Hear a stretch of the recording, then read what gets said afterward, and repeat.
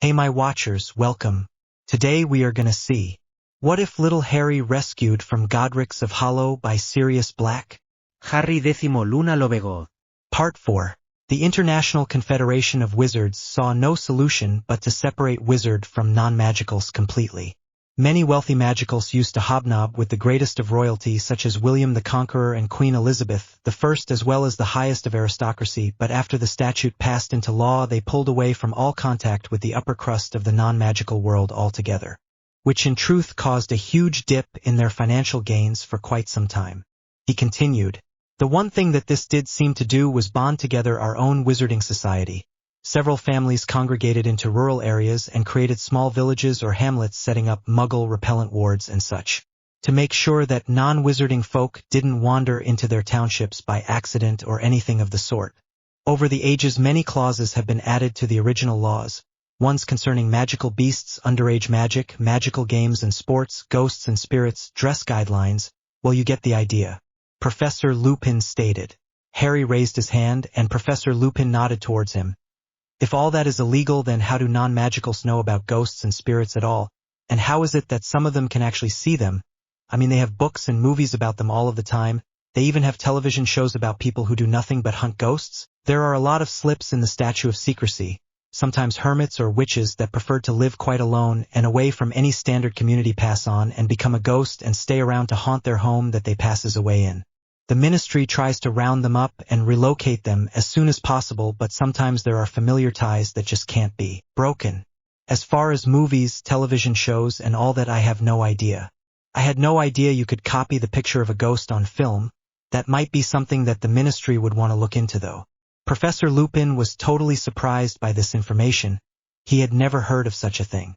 Maybe he could find a couple of books about it and take it into Amelia and see what she would do about it.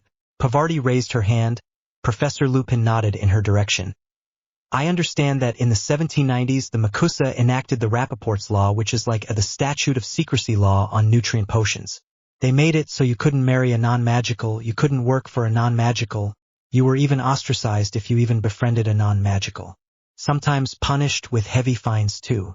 It wasn't until 1965 repeal of the Rappaport Law that a student could even take their wand home during the summer months. You have to apply for a wand license when you are 17 in order to earn the right to carry a wand, and you have to have your license on you at all times or else face serious fines, possibly jail time. That's right, Professor Lupin stated. The United States of American version of the Secrecy Act was by far more strict and demanding, but thankfully has since been repealed. Oddly enough, it was repealed at the same time as the non-magicals were having all of their racial riots and civil rights riots all across their nation, and have since passed the Civil Rights Act in 1964 and the Voting Rights Act in 1965. Segregation was becoming a thing of the past in America in more ways than one in the 60s. Remus Lupin agreed. Now their magical government is still completely separated from the non-magical government, and in many ways that does form some hostiles within the populations, but the non-magical government demands its independence and solidarity, therefore it maintains its distinction and therefore its separation.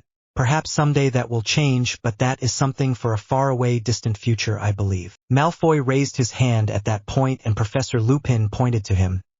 Do you think it would be better for our world to be more exposed to the non-magicals or less exposed, Professor? That honestly is a hard question. In many ways I think our world would benefit from mixing of both worlds, like I think television or movies, or even books and magazines that non-magicals have would be interesting to have.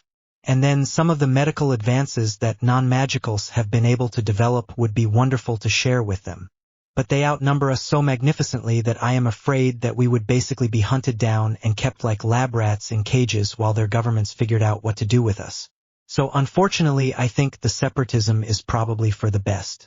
I mean, think about it, what would an army do if they had a team of soldiers that could apparate in behind enemy lines, plant some of their explosive devices and apparate back out without anyone being able to stop them?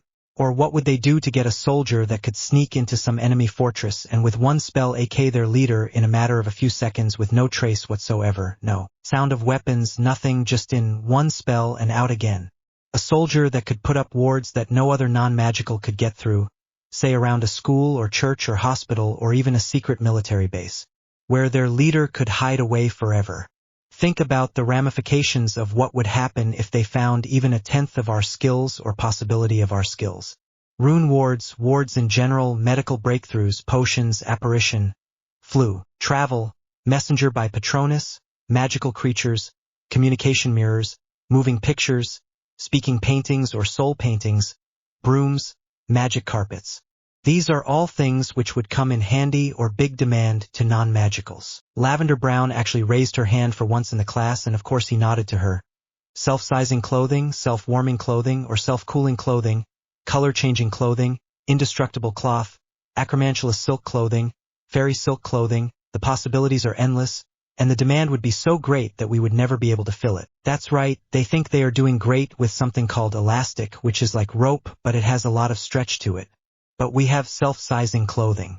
When you put it on, it sizes itself to match your body exactly. What else do you need? If it is hot out, we have clothing with built-in cooling charms that will keep you cool. If it is cold out, we have clothing that will keep you warm. If the weather doesn't know what it is doing, we have clothing that will just keep you at 72 degrees and make you comfortable no matter what. We have clothing with cushioning charms in it, like riding pants for riding horses or brooms. We have pants that are made to keep your legs invigorated if you have to make a long walk. We have invisibility cloaks, impervious cloaks, and fireproof cloaks. Again, well beyond the imagination or possibilities of non-magicals at this time. Professor Lupin stated. Luna raised her hand, and Professor Lupin nodded. Unicorns, dragons, fairies, gnomes, trolls, imps, pixies, darkhorns, thestrals, nifflers, hippogriffs, abraxans. They would all be hunted to extinction. That's unfortunately true. As soon as the non-magicals found out about the other creatures that inhabit our world that they are not aware of, they would want to keep them in a zoo somewhere or have one as a pet maybe. Or even exterminate them. The first to go would probably be the dragons.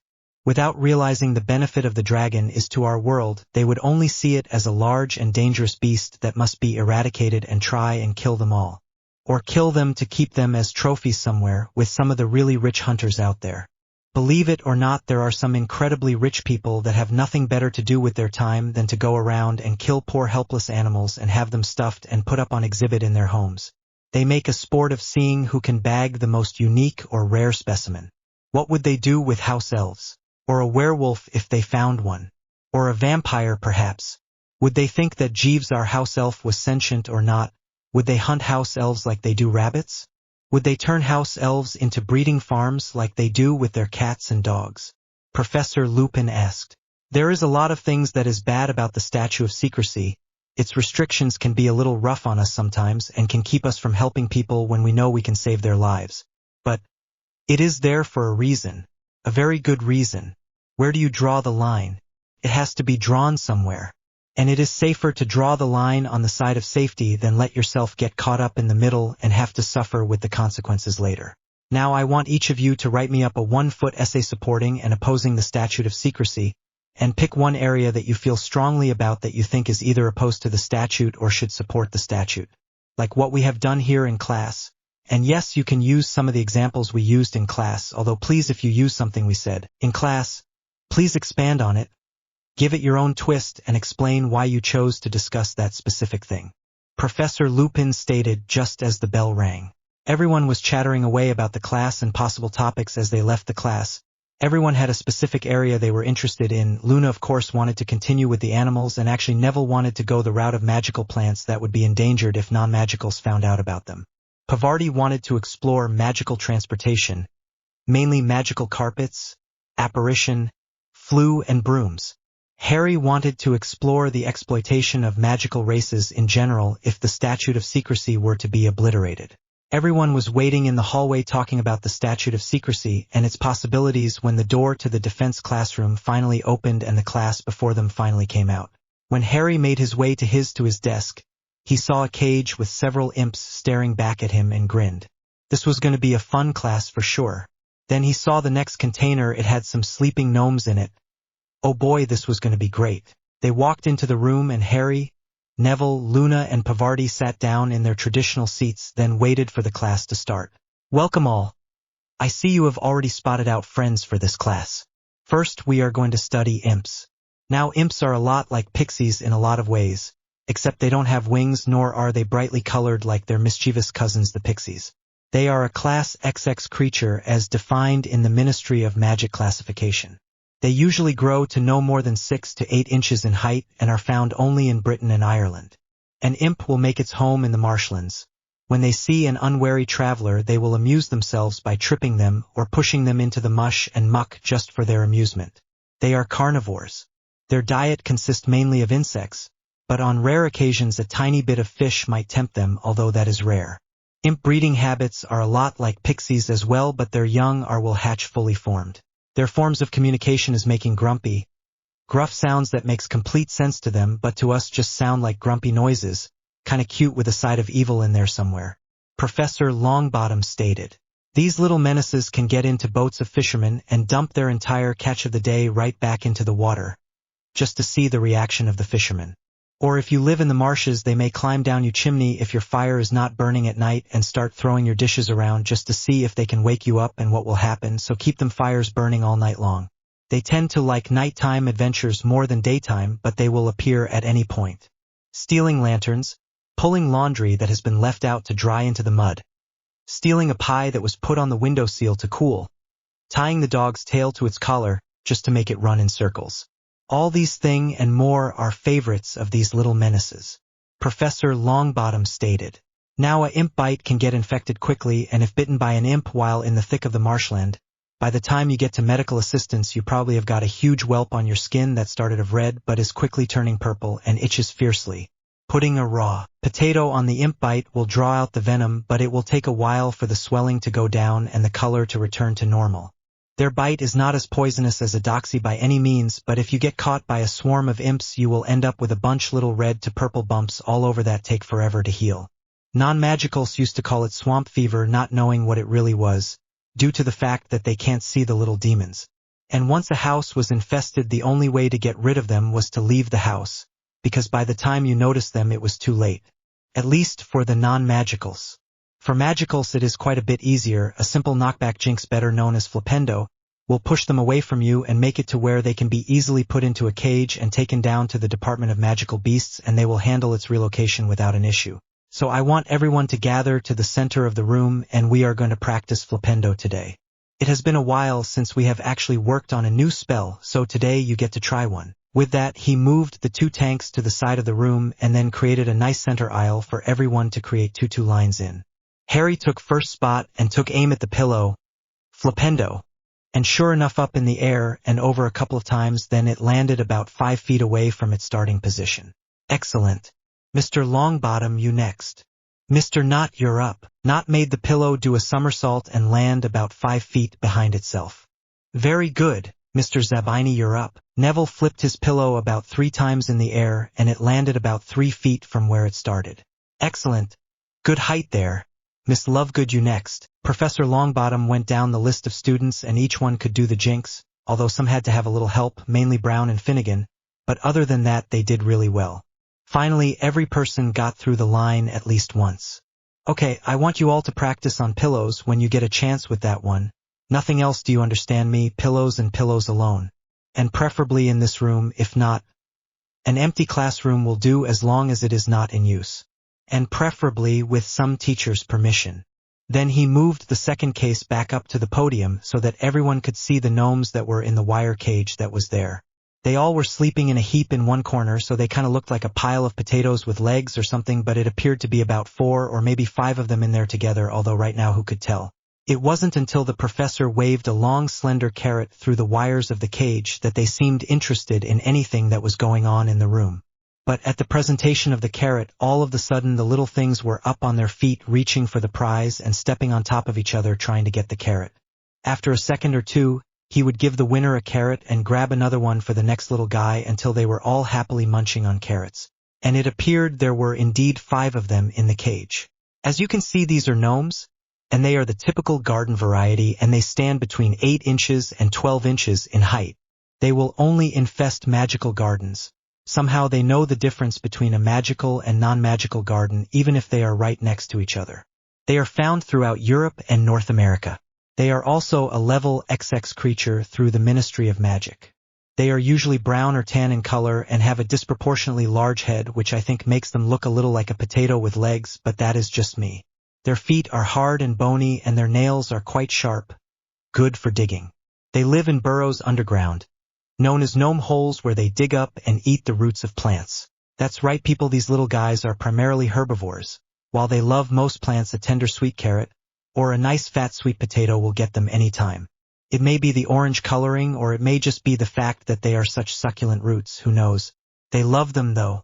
You want to keep them out of your garden. Make a peace offering for them. Keep a plate of sweet potatoes or carrots on at your garden gate and they will accept that and go no further. Some say that they will eat worms in the winter to stay fat, so that is also a possibility. Although normally they hibernate in the colder months.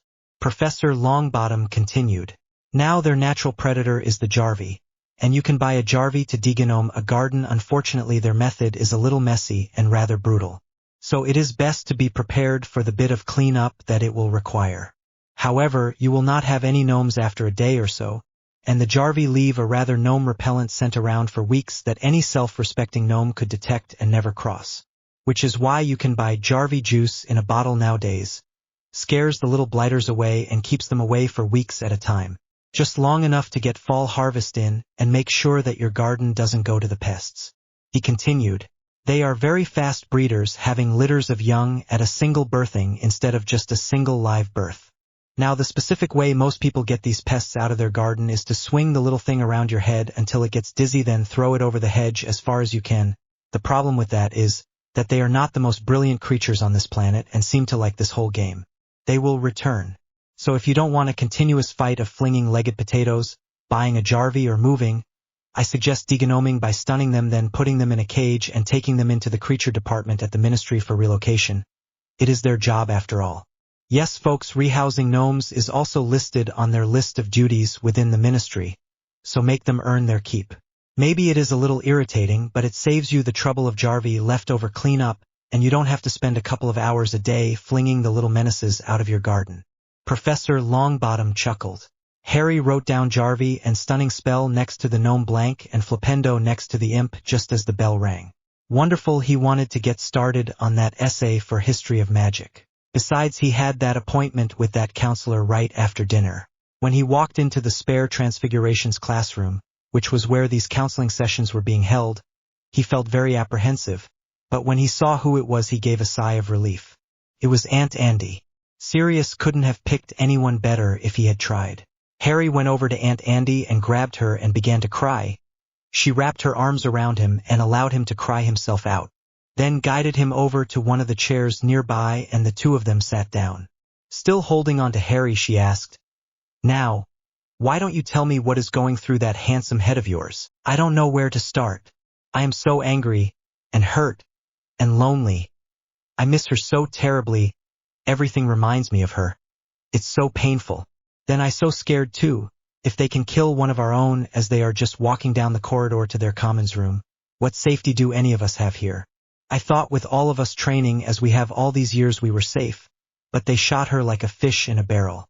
One minute she is fine, the next she's dead. I thought for a while I was angry with Susan and Hannah for letting themselves get attacked. Then I realized that isn't quite right. I'm angry that they were in a position to be able to get attacked. It was kind of like when Neville and I got attacked by Bellatrix Lestrange. This is the second attack on students in 1 year here. This place has no security at all. Nothing set up to alert a teacher that shellfire was underway in that hallway except to let them know that someone cast a spell in the hallway. Not that someone was dying in the hallway, or that the spell was dark. And there is nothing like that at all on the grounds whatsoever. I'm mad because this never had to happen at all. If McGonagall had punished Parkinson like she should have, then people would have thought twice about being bullies and picking on others. They would never have even thought of something like attacking them and shooting them in the back.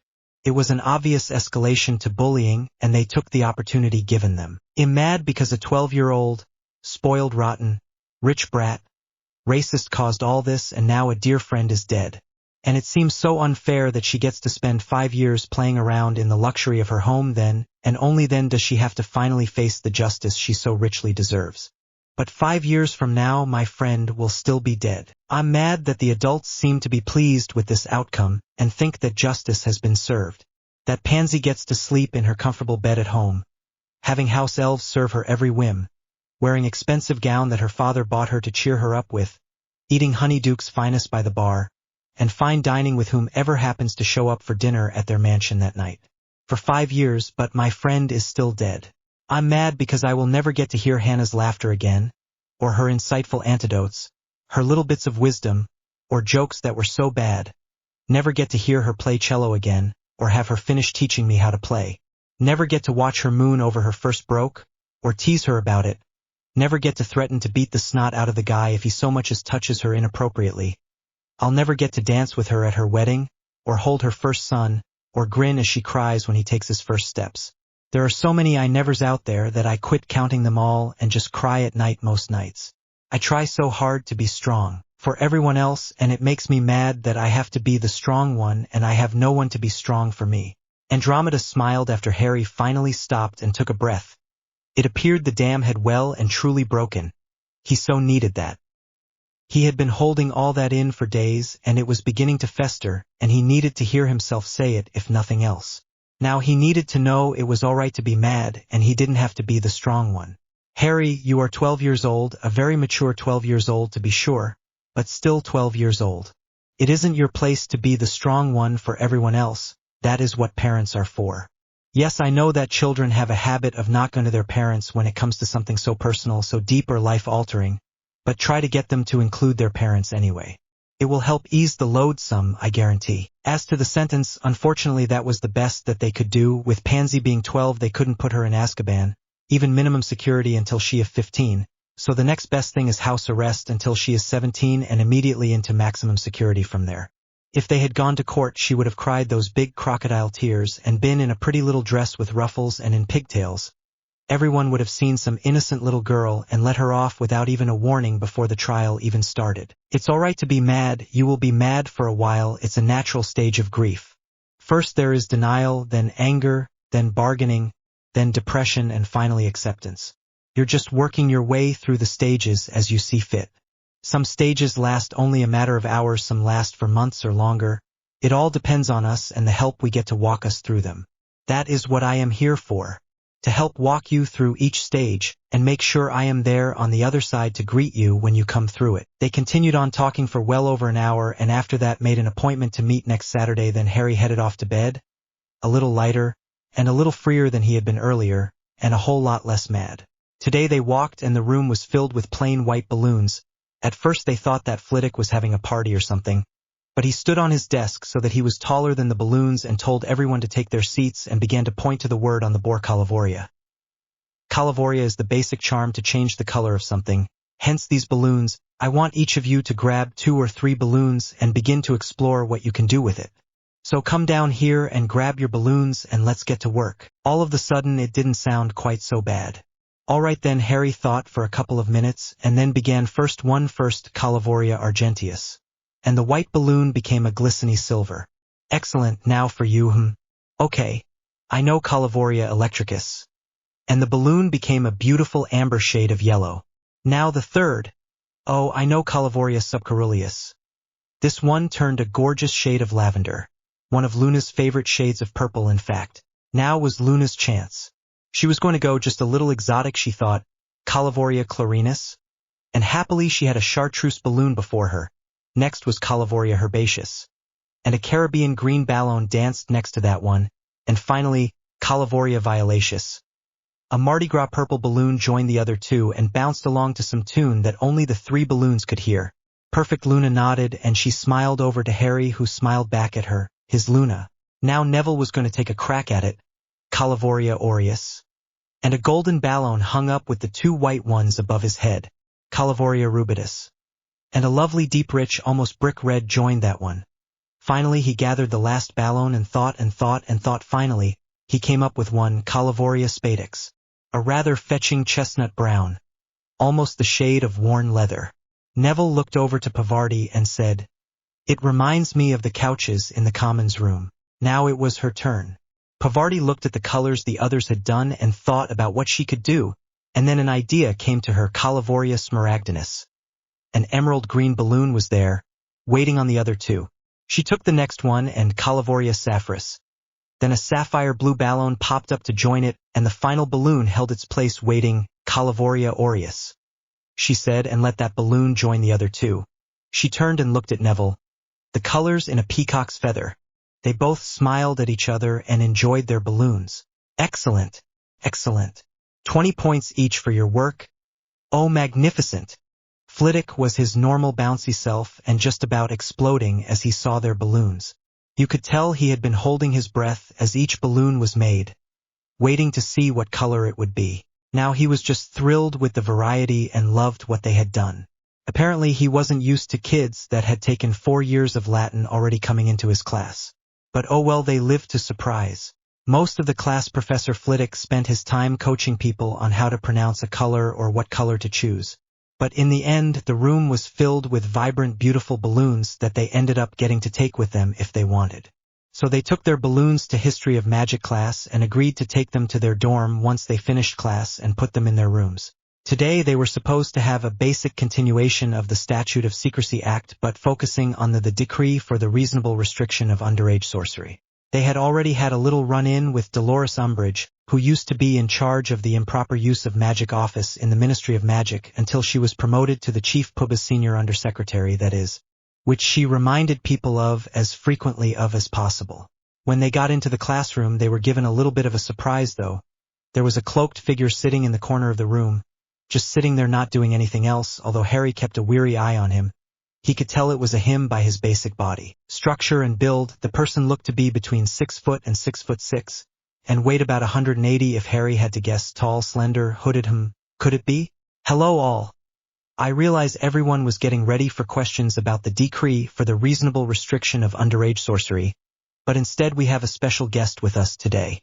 Today we have a member from the Department of Mysteries here, and so I thought we would wait on the other discussion until tomorrow. Now Mr. Green here is an unspeakable and usually does not make such appearances. So please show your respects and act appropriately. With that, the classroom began to clap, and everyone in the classroom began to raise their hands to ask questions of their guest.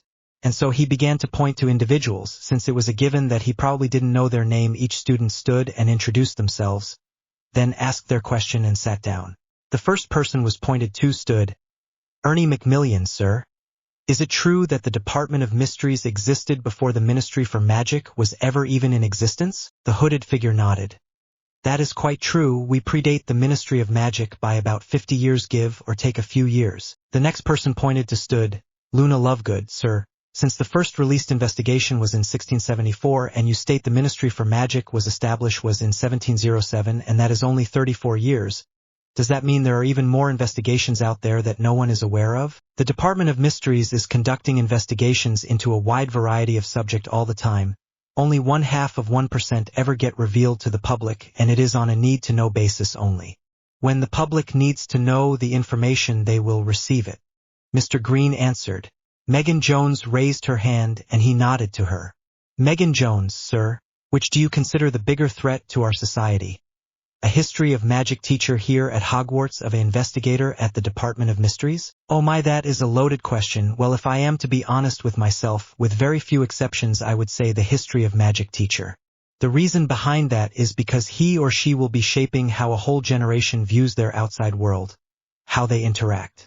They will learn about war, about conflict and justice. They will learn about their government, their laws, their career choices, how to mold their future.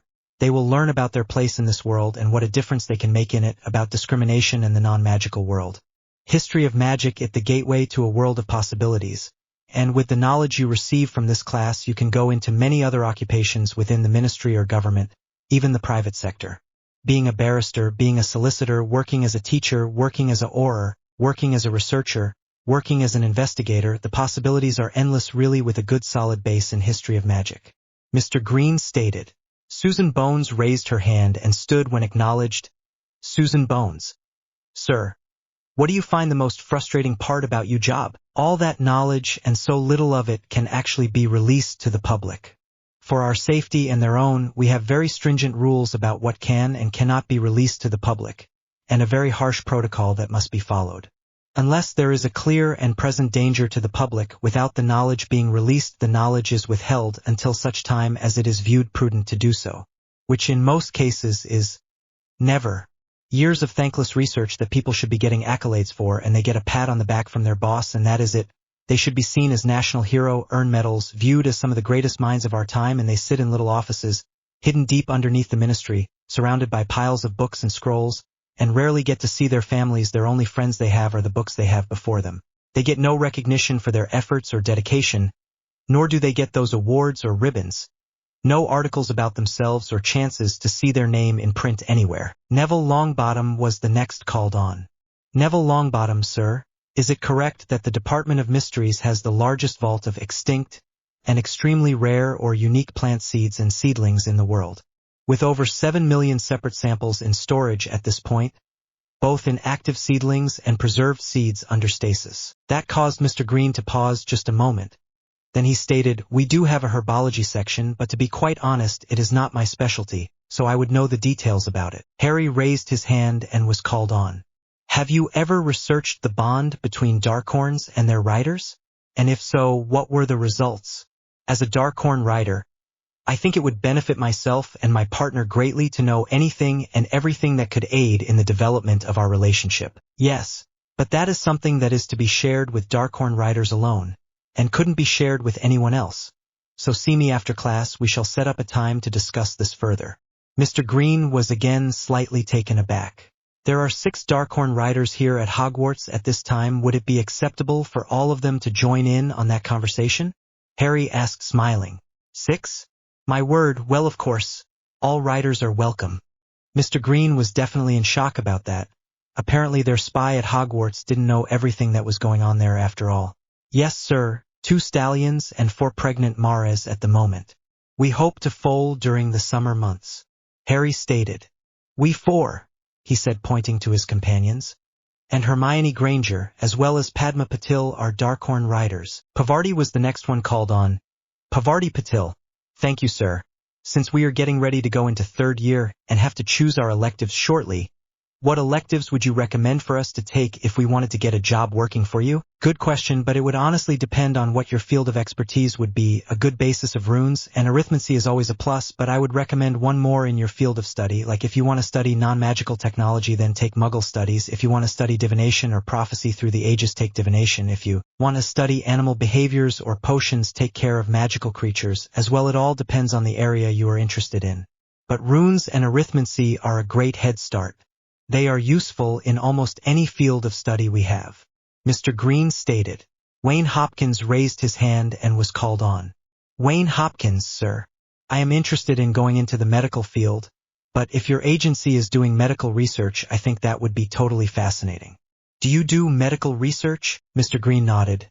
"Yes, we do, and that is one field that does indeed get some of its research passed on to the appropriate sources from time to time. Especially cures for certain diseases or inoculations, no methods of surgery, better potions, things like that. It is definitely our most rewarding area of study." "Way cool, indeed," Mr. Green chuckled. Dean Thomas raised his hand and was called on. "Dean Thomas, sir, do you currently have people working on the problem with the non-magicals having movie cameras everywhere? People are carrying them around on their person, taking pictures of everything they see and putting it on their computer, and then millions of people see it in a matter of an hour or so. It is getting to be big business to capture the strange and unusual occurrence and put it on the internet for people to see. And if you don't, why not?" "Very observant young man. Actually, we are working on that, although we have had little to no breakthroughs as of yet. Our research in that area is classified, so I can't honestly talk about it, I am afraid," Mr. Green stated, like he was going to tell a 12-year-old kid that they had the WWW set up inside the Ministry of Magic just to observe what was going on. Oh, it was a bitch, setting it up, finding a squib to do the wiring, another squib to set up the electrical for them, and another squib to train the team how to use the damn thing. But they have had it up and running for 2 years now and were very aware of what all was going on out there. Far more so than people thought, at least. Wayne Hopkins was raising his hand and Mr. Green pointed to him. "Wayne Hopkins, sir. It has been said for a while that the Department of Mysteries has some control over the Minister of Magic that we get. Is that true?" Mr. Green chuckled and shook his head. "There are times like these that I wish that was true, but no, we have no control over who the minister will be from vote to vote. We have to suffer right along with the rest of you." And he chuckled again. Leon Moon raised her hand and he indicated towards her. Some people say that it is best to get an apprenticeship first before you seek out a position within the Department of Mysteries, and that it will give you a better chance of getting a position.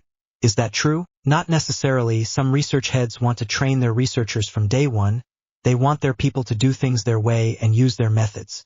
So previous advanced training is just a waste of time and money. They like to take someone fresh from school and train them, how they like things done, mold them like they were a piece of clay into the fine piece of pottery that they know is in there somewhere.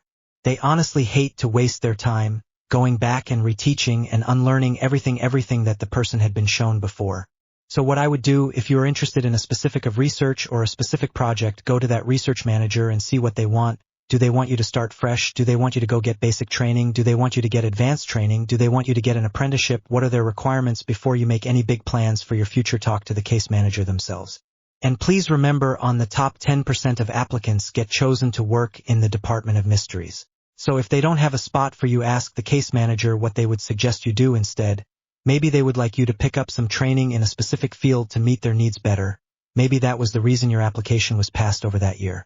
And never, ever give up.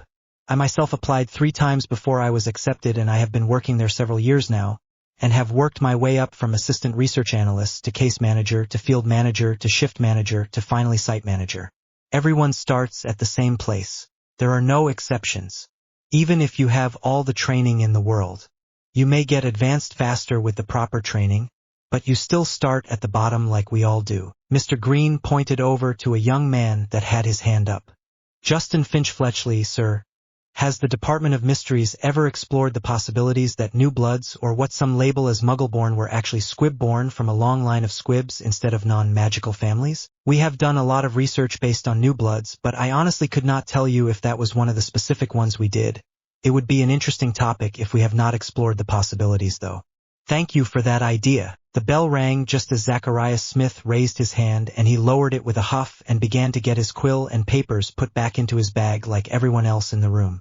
For the first time, Mr. Smith noticed that all of the kids had been taking notes on everything that he had said, and from the looks of things, rather detailed notes. This whole experience had not been anything like he had expected it to be. He had expected a couple of interesting questions perhaps, but every question was well thought out and respectful. Each child had introduced themselves and knew exactly how to speak in circumstances like this. All in all, it was well worth giving up his afternoon for. He even got a few interesting ideas and a better view of just exactly how aware the younger people of this generation really were, which to some degree was quite frightening. Their knowledge and insight was astounding. All right, kids, we will be going over the laws on underage witchcraft on our next meeting, so do come prepared. Class dismissed. With that, the kids headed over to the potions classroom, and all of their potions were on their stations ready to start work on them as soon as they got to them. The stasis charms were still in effect, so Professor Lovegood would still have to take that off before you could do anything about starting to work on your potion, though. So each student went about setting up their equipment at their station and work on their potions. Each student would call over Professor Lovegood as soon as their station was set up to have her remove the stasis charm, so they could continue working on their potion, and class continued as normal. Thankfully, class was pretty benign in potions that day. Neville, Harry, Luna, and Pavarti handed theirs in first, followed closely by Malfoy and Greengrass. The last to hand theirs in was Seamus. I want a 10-inch report on the dangers of this potion and what could go wrong during its manufacturing. Do next, class, please. For herbology, they were working with magical tiger lilies. Oh, they had their non-magical counterparts to be sure, but the magical tiger lilies looked a great deal different. In the center of their fronds was a tiny tiger head, or what resembled one at least, fangs and all, and it would bite you if you got too close. So gardening gloves were a must on this one. The petals and roots of this plant are used in the strengthening potion you just completed in potions class. So we are going to restock the stores today, and I want everyone to be particularly careful of these little beauties. They will bite. Professor Sprout started. Now what you do is to take good aim at the central fronds of the plant and point while stating quite clearly glacius. This will freeze the plant and therefore allow you to pick the petals without getting bitten, and you can pluck the plant at that point. Next, I want you to pull up the plant and cut the roots off the plant 1 inch above where the brown of the roots are at. She continued, the whole while she was demonstrating how to do this on one of the magical tiger lilies that was within her reach. Then take the special mixture of soils that you will find in the blue barrels on either side of the room, It is high in many wonderful nutrients that are excellent for rerooting plants. This mixture is made up of coir, compost, aged pine bark, rice hulls, earthworm castings, and dragon dung. You will find it has just the right mineral balance for rerooting a plant and will help things along quite quickly. Professor Sprout started. Now I want you to put about an inch of small gravels in the bottom of the pot to make sure it has plenty of drainage. Then an inch of fine grained sand on top of that to make sure that the new roots don't get bruised by the gravel when they are forming. Then put in 4 inches of the mixture in the blue barrel, and finally we put about an inch of the regrowth mixture that is in the yellow barrel. That is a special mixture of compost that will act as food for our budding roots for several days and speed up the repotting mixture. So let's get this done here. And here we go. Again she demonstrated exactly how to perform the glacious spell. Then she quickly plucked the petals off the flower and snipped the roots from the bottom of the stem. Finally she repotted the whole thing in a fresh pot and added a good amount of water to it and put the freshly harvested potion ingredients in a basket off to the side. Everyone proceeded to do the same. Well, almost everyone. Seamus must not have done his glacius very well because he got bit, and quite hard if his squeals were anything to judge by. Apparently a magical tiger lily bite is nothing to laugh about because Professor Sprout sent the bleed student into the Medi ward to get healed quite quickly. But thankfully that was the only catastrophe that there was in class. Everyone else managed to get their petals and roots and repot their plants without a problem. Harry tried so hard not to laugh at Seamus, but it was difficult, since he was dancing around doing what looked like an Irish jig holding his finger, and cursing in Gaelic. Who knew he even knew how to speak that language? Today we have a special treat in care of magical creatures. We have a whole litter of cruppies. Crups are wizard bred and native to southeast England. They look very much like the non-magical Jack Russell Terrier except that a crup has a forked tail. Now if you live near a non-magical neighborhood you will have to have your crup's tail cropped or removed entirely, depending on the length of the forked nature of the crup. The crup is S-Class XXX beast according to the Ministry of Magic classifications. They are hostile towards non-magicals and squibs, so you must have a special license to have a crup if you live in a non-magical area, to prove that you can control your crup adequately if needed. Professor Lovegood started. These little guys we have here will live to be about 13 to 16 years old in the wild, but if they have a owner and a home their life expectancy can go up to as much as 25 years. They will weigh up between 13 and 18 pounds and be between 10 and 15 inches in height when full grown at the withers. They are playful, stubborn, energetic, fearless, athletic, vocal, intelligent, and good scavengers. They can run up to about 38 miles per hour when going after prey. And they enjoy going after anything from gnomes to foxes. They are a lot less messy than a Jarvie to cleaning up after a gnome invasion, so it might be a good solution to that if you happen to have that problem in your garden. The crup definitely love playing with and finally eating the gnomes. It is a good way to keep them occupied. He continued. The biggest problem is their insistent barking, and a little bit of crup sleeping draft will take care of that. It will keep them sleeping for up to 48 hours. The common color of a crup is white with brown spots. On rare occasions you will find one that is white with black spots, or even the occasional white with black and brown spots. The ones we have today are all white with brown spots. So the breed standard. The pups we have are 3 males and 4 females. A larger litter to be sure. The average litter is 4 to 6. The largest litter on record is 12. Crup puppies are constant chewers, so if you don't have something for them to chew they will find something to chew. Like your new racing broom. Make sure they are kept in a secure area at all times. They are not in constant supervision or you will regret it. Believe me, I know. Now a good crup may cost anywhere from 10 galleons up to 80 galleons for a show-quality registered breeding crup. I know they can get extremely expensive, but people go crazy over these little guys. And crup breeding is big business in many places, due to the rarity around the world, since they are native only to southeast Britain. He concluded. Michael Corner raised his hand and Professor Lovegood pointed to him. Are crups hard to house train? Actually, they are easier to train than a standard dog. They are much more intelligent than their non-magical counterparts, the Jack Russell Terrier. Professor Lovegood answered. You stated that they bark a lot. Is there a way to train that out of them? Harry asked. They have been trying to do that since the mid-1700s and have had no success, so I would say that is a no. Professor Lovegood chuckled. Padma Patil raised her hand and asked, Does the gender of the krupp seem to make any difference on the general disposition of the dog? The males seem to be more territorial and the females to be more protective of children or families. But other than that, no, there doesn't seem to be any great difference as a whole. Harry Black raised his hand and waited to be noticed and asked, "You stated that they are excellent gnome hunters. Which would you recommend to actually get to take care of a gnome infestation, a jarvie or a krupp?" Professor Lovegood thought for a moment, then answered, "That one has several answers. The jarvie is quick and deadly, quiet and to the point, but messy, and there is a lot of cleanup. With the krupp the kill takes longer because they like to play with their catch first, which is fun to watch actually, but since the krupp actually eats the catch in the end, there is little mess. What I would recommend would be to rent either a krupp or a jarvie to take care of your gnome problem, and then when the problem is solved you don't have the additional issues again. Or perfection would be to rent a krupp and get rid of the problem, then use jarvie juice on your garden to prevent gnomes from reinfecting your garden for a while." Lisa Turpin raised her hand. "What is most difficult problem about having a krupp as a pet?" Professor Lovegood thought about that, then said, "That would probably be the barking, although the constant flow of energy is another problem. The krupp is a little powerhouse when it comes to energy. They have more energy than they know what to do with, running and playing all the time or wanting to run and play all the time. But I defiantly think the barking is the most annoying part of a krupp. The constant barking has had more than one witch or wizard evicted from their homes, unfortunately." Luna Lovegood raised her hand and asked, "You stated that the average krupp lived 13 to 16 years in the wild, but if they have an owner, do you feel this is magic-related or care-related?" "A little bit of both actually. The care and health-related issues might count for about 30% of that increase, but the rest is the pure magic. The krupp is a very magical creature, and without that magical support their lifespan is cut dramatically," Professor Lovegood explained. Mandy Brockenhurst raised her hand.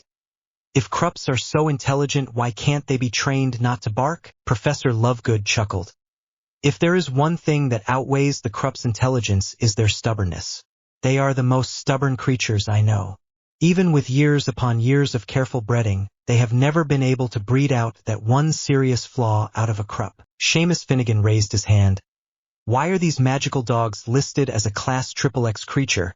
They seem pretty harmless to me." "They are listed as Class XXX creatures due to their serious aversion to non-magicals and squibs. It makes them quite dangerous, and therefore they must be put in that category. They can be unpredictable around them and attack without a moment's notice.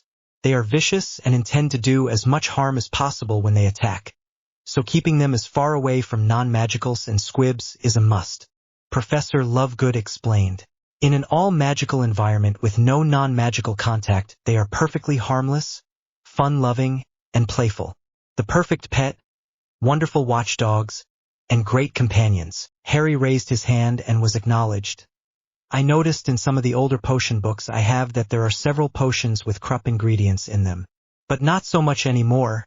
Is there a reason for that?" "Actually yes, before people started domesticating the krupp they didn't mind using them in potions, but once they started domesticating them and having them as pets it seemed to be too cruel and heartless. So a huge petition went around and there was a ban placed on all krupp potions in 1923. To date, I don't know of a single potion that is still legally made that has krupp harvested ingredients in it. Now there are some dark potions and illegal potions that are made, but no one risks making them unless they want to risk a long stint in Azkaban minimum security section." Professor Longbottom stated, "Glad that that subject was brought up actually. He had forgotten to mention it, but it was quite relevant when krupps were discussed and he was glad that Harry had mentioned potions and krupps. The idea of using these adorable creatures in a potion was sickening as far as Xenophilius was concerned, as he watched the puppies play with the students and wrestle about in the grass for the class." Professor Lovegood continued, "Along the same lines, krupp furs or fur coats are also illegal to own, or purchase at this time as well, and have been since 1901. The only place it is legal to have a krupp fur is a museum at this point. It isn't even legal to have one in your family vaults as a historical item anymore. That is how serious the law is. But think about it, some of those coats took as many as 20, even 30 or 35 krupps to make.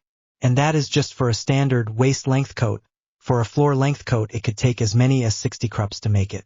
At one point krupps were on the verge of becoming extinct, then the laws were passed and the krupp breeding programs were started, and now krupps are rare, but not on the verge of extinction any longer. Most of the classroom that was playing with the cruppies shivered or gasped at the idea of these little guys being made into a coat for some wealthy person just to wear around.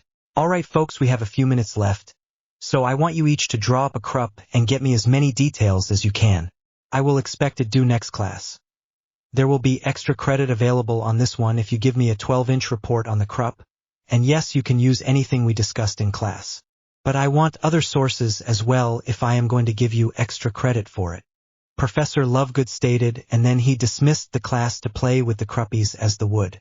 Chapter 17. Chapter 17. It was getting to be that time of year, when spring was just around the corner, and that meant end of the semester tests were right around the corner. With all the studying they were doing, days became weeks, and weeks became months, and before you knew it, it was 2 weeks before the end of semester, and they were looking at end-of-term pretests and practice quizzes from teachers all over the place. It was horrible. The charms class wasn't that bad, they learned carpe retractum from it, and that was fun. What it did was created a magic or invisible rope and pulled whatever you aimed at to you. I know it sounds confusing, but think of it like you're throwing out a fishing line and reeling in whatever you catch. That is what it was like, ha ha ha. Harry caught Luna on his first try and she squealed, not exactly knowing what the feeling was. It surprised her, and then she ended up doing the same to him. They had people pulling each other around the room all over the place during the class, right and left. Some people were real good with the spell and others needed a little help, but our four needed no help at all. Pavarti had a lot of fun pulling Neville off his feet when he wasn't looking and surprising him. It was like a game to her and she played it well. They also covered Ascendio, which Harry seemed to master in one try. Ascendio allowed the caster to lift or hover in the air. Harry figured out if you combine the two, then you could have one person running and the other person pulling them along without them ever touching the ground. And now all they needed was a feather light charm and it would be effortless on that person and they could go for hours like that. Talk about strategic advantage if necessary. Harry and his strategic thinking. Then came potions class. They finally did the fire protection potion that Harry thought they were going to cover a long time ago. Thankful no one made a mistake on that one. It really is a straightforward potion, to tell you the truth. And then they did something everyone needed right about then, headache potion level 2. They had done level 1 last year and this one was just a harder, more advanced version of that one. Plus it is a stronger one for worse headaches. Finnegan messed his up and had to redo his, but that isn't abnormal either. He just forgot to keep stirring his potion when he added his Ashwinder eggs and it melted his cauldron. In Transfigurations class they learned Crepundicacatulus. It was hard to say but easy to perform really. And it turned a stuffed kitten into a real kitten for a limited time frame. And Luna had a ball with that one. She was surrounded with cute and cuddly kittens that just loved to lick and cuddle with her. It was so cute. Harry decided he was going to get her a real kitten for her birthday this year. The way she was giggling and laughing, she would love it. Then they learned Crystalumcancrum and turned a standard crystal into a crab. Everyone had a different style of crab to choose, of course, and everyone knew they were going to be doing the spell. So they had looked up the most weird crab they could find. Harry went with the spider crab, Neville went with the Chesapeake blue crab, Pavarti went with the Ossipiduti crab, and Luna went with the flower crab for their first crabs. Then for their second crabs they decided to have some fun and took a standard Dungeness crab and turn it all kind of interesting colors. But Luna's rainbow Dungeness crab seemed to be a hit, and so did Pavarti's snowflake Dungeness crab. This got everyone in the room making all kinds of Dungeness crabs. Malfoy had a particularly beautiful one that had the midnight sky with realistic stars on it and got 20 points for his effort on that one. The kids had made crabs before so they didn't get points, but Pavarti did, and she got 20 points for her deep rich blue crab that had little moving snowflakes on it too. Although even she couldn't figure out how she got the snowflakes to move. She just said that's what she wanted it to do, so it did. This got everyone trying to make something that moved on their crab, and so Harry made one that was aquatic and had little fish swimming by, and joked no one would ever see that crab now. In the end it was a real fun class, hard to pronounce but a fun class. In History of Magic, the first week of reviews they did nothing but study all the laws they had covered for the last year, the underage laws, the squib laws, the werewolf laws, the muggle laws, the laws of secrecy, how laws were made, punishments for breaking the laws, etc., etc., etc. Then Professor Lupin thought they needed a break, so he invited more guest speakers. This time it was Theodore Tonks, who is a barrister, Andromeda Tonk, who is a healer, and finally Kingsley Shacklebolt and Nymphadora Tonks, who are aurors. The class had a lot of fun asking all kinds of questions and didn't want the class to end. and everyone said they would love to come to the other second-year class as well, so they stayed around and appeared for the Slytherin Hufflepuff class as well. In defense against the dark arts, they studied Erklings, little elf-like magical beasts that are about 3 feet tall that like to lure children to them with their high-pitched laugh and kill them then eat them. They also enjoy throwing darts at people. They are a class XXXX magical beast, but they are easy to kill by using Carpe Retractum or bashing them over the head with the closest heavy object. They appear to be made of roots, thorns, and vines, so anything that will kill that will also kill a Erkling as well, so fire works just as well. A good incendio would do a wood of good against them. And that is exactly what Harry put on his list, Carpe Retractum and Incendio. In herbology, they had the chameleon carnations which could change color depending on what was near them, making them very sought after in bouquets by florists. They learned how to repot them and give them the best nutrients to help keep their color-changing ability at its peak, and how to harvest them without harming them so they would maintain their color-changing ability even if they had been harvested. All in all, it was a fascinating plant. For care of magical creatures, they had a moke, silly little thing that it is a lizard found only in Great Britain or Ireland and is about 10 inches long, not including its whip-like tail when it is full grown. A moke has one unique ability: it can shrink its size at will. This makes its hides very valuable. Moke skin bags are frequently used to make money bags or purses in the wizarding world. Mokes are very fast and hard to catch, but other than that they are easy to farm if you have a moke license, that is. It lives mainly on bugs, but it will occasionally go for some nice juicy larvae when it finds some. They make fair pets but cost quite a bit to get them live, so don't expect to be getting one on your birthday or anything. With the last week of classes finished, it was time for testing to start, and no one felt they were ready for that. Well, except for the regular 4, they had been studying and working hard for almost a month now. Even using the room of requirements and setting up their trunks as potion rooms and working on potions together. Of course they included Susan in everything, hoping she wouldn't feel left out. Of course that was when they could pry her away from Cedric. Hell, they even invited him to most of their study sessions as well. And let him borrow Neville's trunk while Neville and Harry worked in Harry's trunk together on potions. After all, he had all those potions books in there anyway.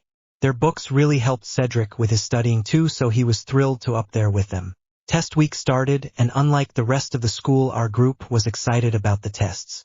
They had studied and were well prepared and had even spent last night playing music and dancing the night away with the whole band included. Even Prickly Percy came down for a break, just to get to play guitar with Cedric again before the summer started. Who knew when they would get another chance to play together would be. They had a blast. The room was set with the acoustics just right and the echo was perfect. About 10:30, the adult came to check on everyone and caught them dancing to the Wizarding Wireless and joined in on the fun, and had the elves bring down refreshment to the room too. It was close to curfew when the gang finally stopped playing and dancing. Everyone so had needed that stress relief. Percy wouldn't admit it, but it probably did him more good the reading all night anyway. Monday from 9 a.m. to 12 p.m. Transfiguration. Monday from 1 p.m. to 4 p.m. Charms. Tuesday from 9 a.m. to 12 p.m. History of Magic. Tuesday from 1 p.m. to 4 p.m. Potions. Wednesday from 9 a.m. to 12 p.m. Herbology. Wednesday from 1 p.m. to 4 p.m. Defense Against the Dark Arts. Thursday from 9 a.m. to 12 p.m. Care of Magical Creatures. Thursday from 1 p.m. to 2:30 p.m. Astrology Part 1. Thursday from 9 p.m. to 10:30 p.m. Astrology Part 2. The test schedules were handed out at breakfast on Monday, and Harry realized it was going to be a lot like last year, with only a couple exceptions. Once again, Thursday was loaded and Friday was free. Thankfully. First was Transfigurations. It was basic, matching the name of the transfiguration with the result for the first half of the test. Then it was fill in the blank for the other half. For the practical, they had go all the way back and turn a block of wood into a flower. Thankfully they had practiced that one right along with all the rest of the newer ones that they had learned. Next was Charms, and it was mostly fill in the blank, with 3 essay questions at the end, with the history of Tarantaligra, Expelliarmus, and Scourgify, which the kids did great on. Those were easy to remember since they made such a big impression on the 4 of them. The practical was Tarantaligra, where you had to make a pineapple dance. Harry got extra points because he made his pineapple do the cha-cha perfectly. Tuesday started off bright and early with History of Magic, was mostly about the laws they had studied. It was fill in the blanks for 20 questions and matching for another 20. Then the final 10 were essay questions that were based on the visitors they had come in during the year. There were 2 extra credit questions that they all filled out as well. They were completely subjective but interesting anyway. Then it was potions, it was all matching, which would have been easy, but you had to match the ingredient list to the potion. They had 3 essay questions on the history of 3 different potions, and then their practical was the smoke screen potion, so that was a breeze for them as well. Wednesday was starting off so well. Then they had herbology and had to prove they knew how to feed leaping toadstools properly, which of course they all did, and the how to properly prepare a tiger lily for harvest into potion ingredients. Then they had a 20-question quiz on various plants they had explored during the year with some extra credit on a couple they had talked about but hadn't had a chance to really explore yet, just to see if anyone had gone and looked up the information on those plants, and of course thanks to Neville they had looked them up and knew all about them. Defense against the dark arts was fill in the blanks, and was basically that list that they had been working on all year. If you had filled it in and studied it, then you knew all the answers.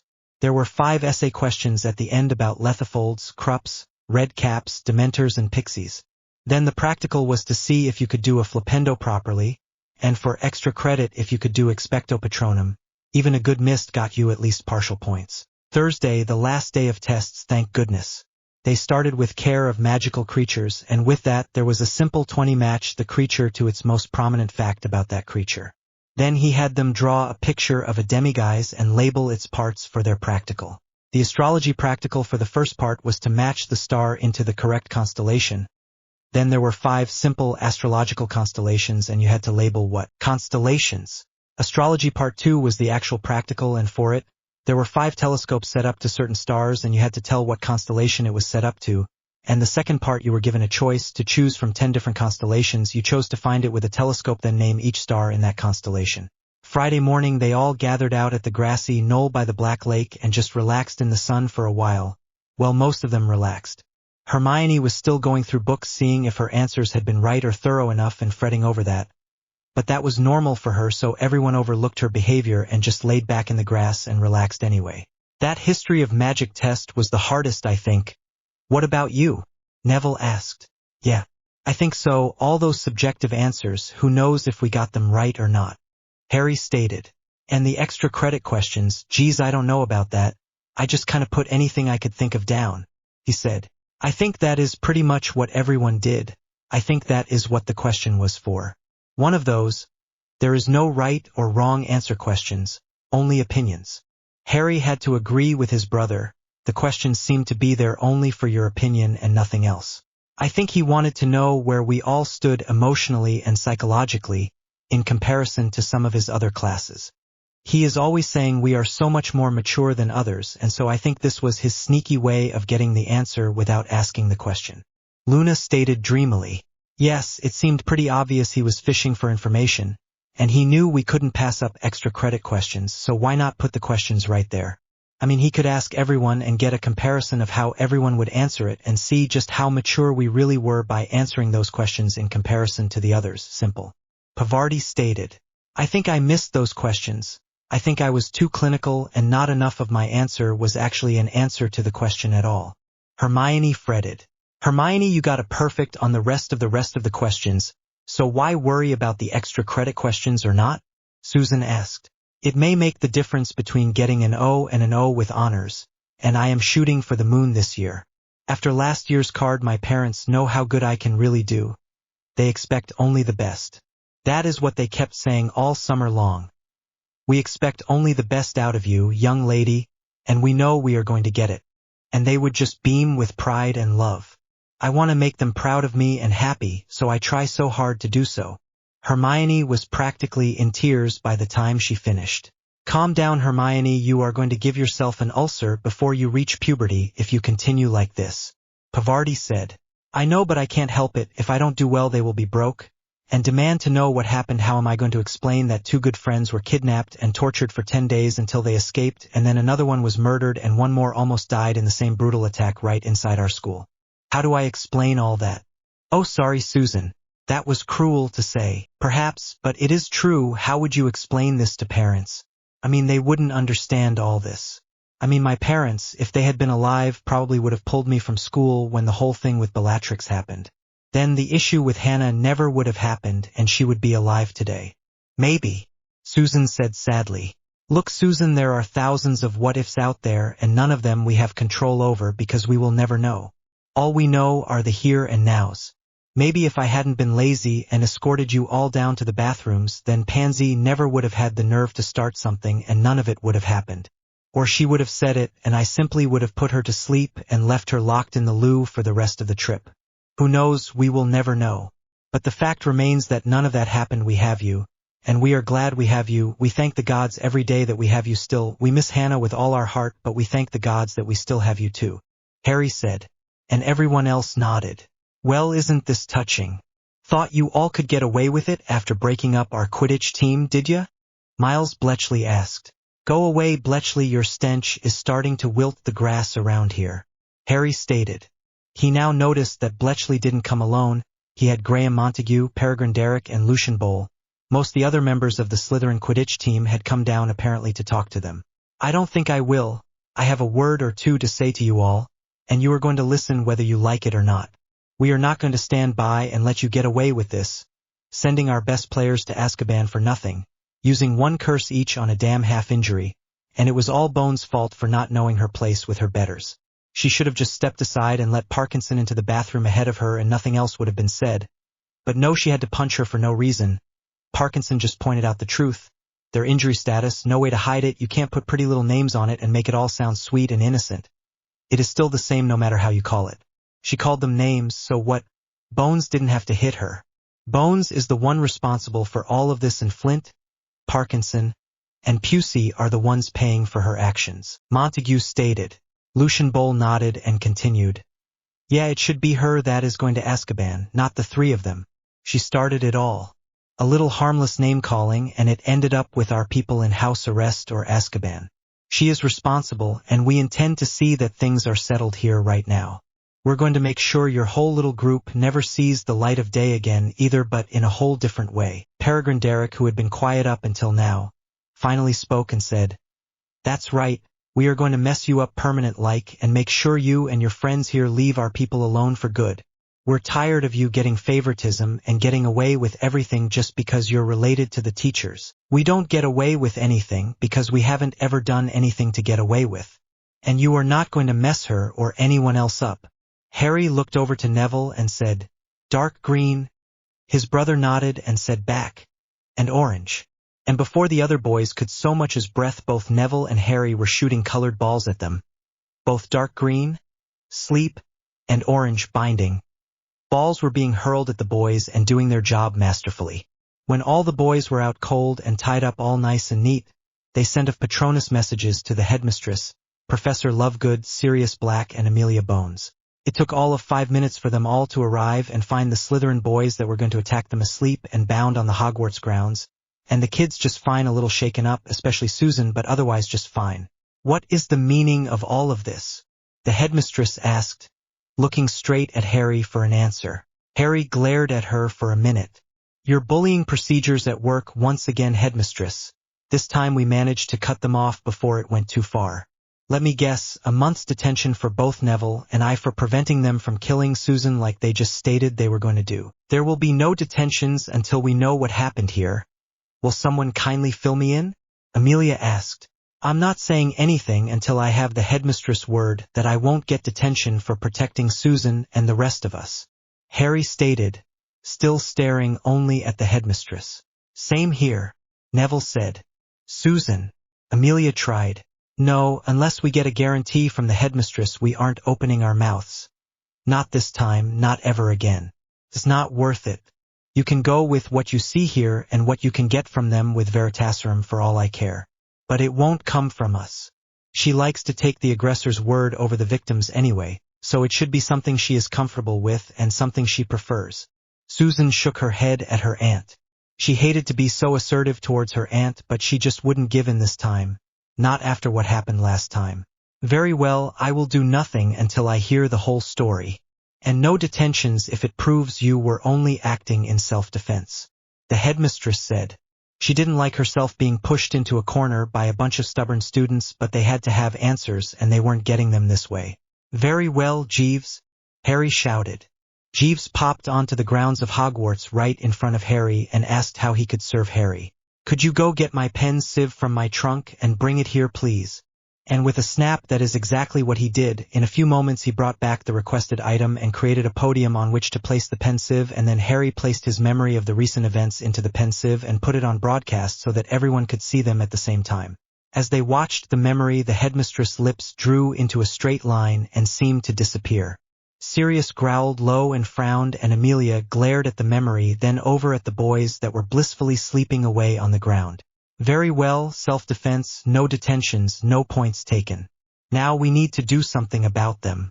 Threatening to kill multiple students is a little more than wanting to punch someone's lights out. They had every intention of killing these children, so what do? They were stopped before they could follow through with anything, so who should handle this? The headmistress turned to the Bones, Lovegood, and Black for advice this time before she acted. Terroristic threats is still a crime, one that will get them 3 to 5 years in Azkaban even at their age. And we have all the proof we need for that. Multiple witnesses and pensive memories will see those charges placed and stuck. I think it best if we approach this from a completely legal point of view. What they did was illegal and now they are going to pay.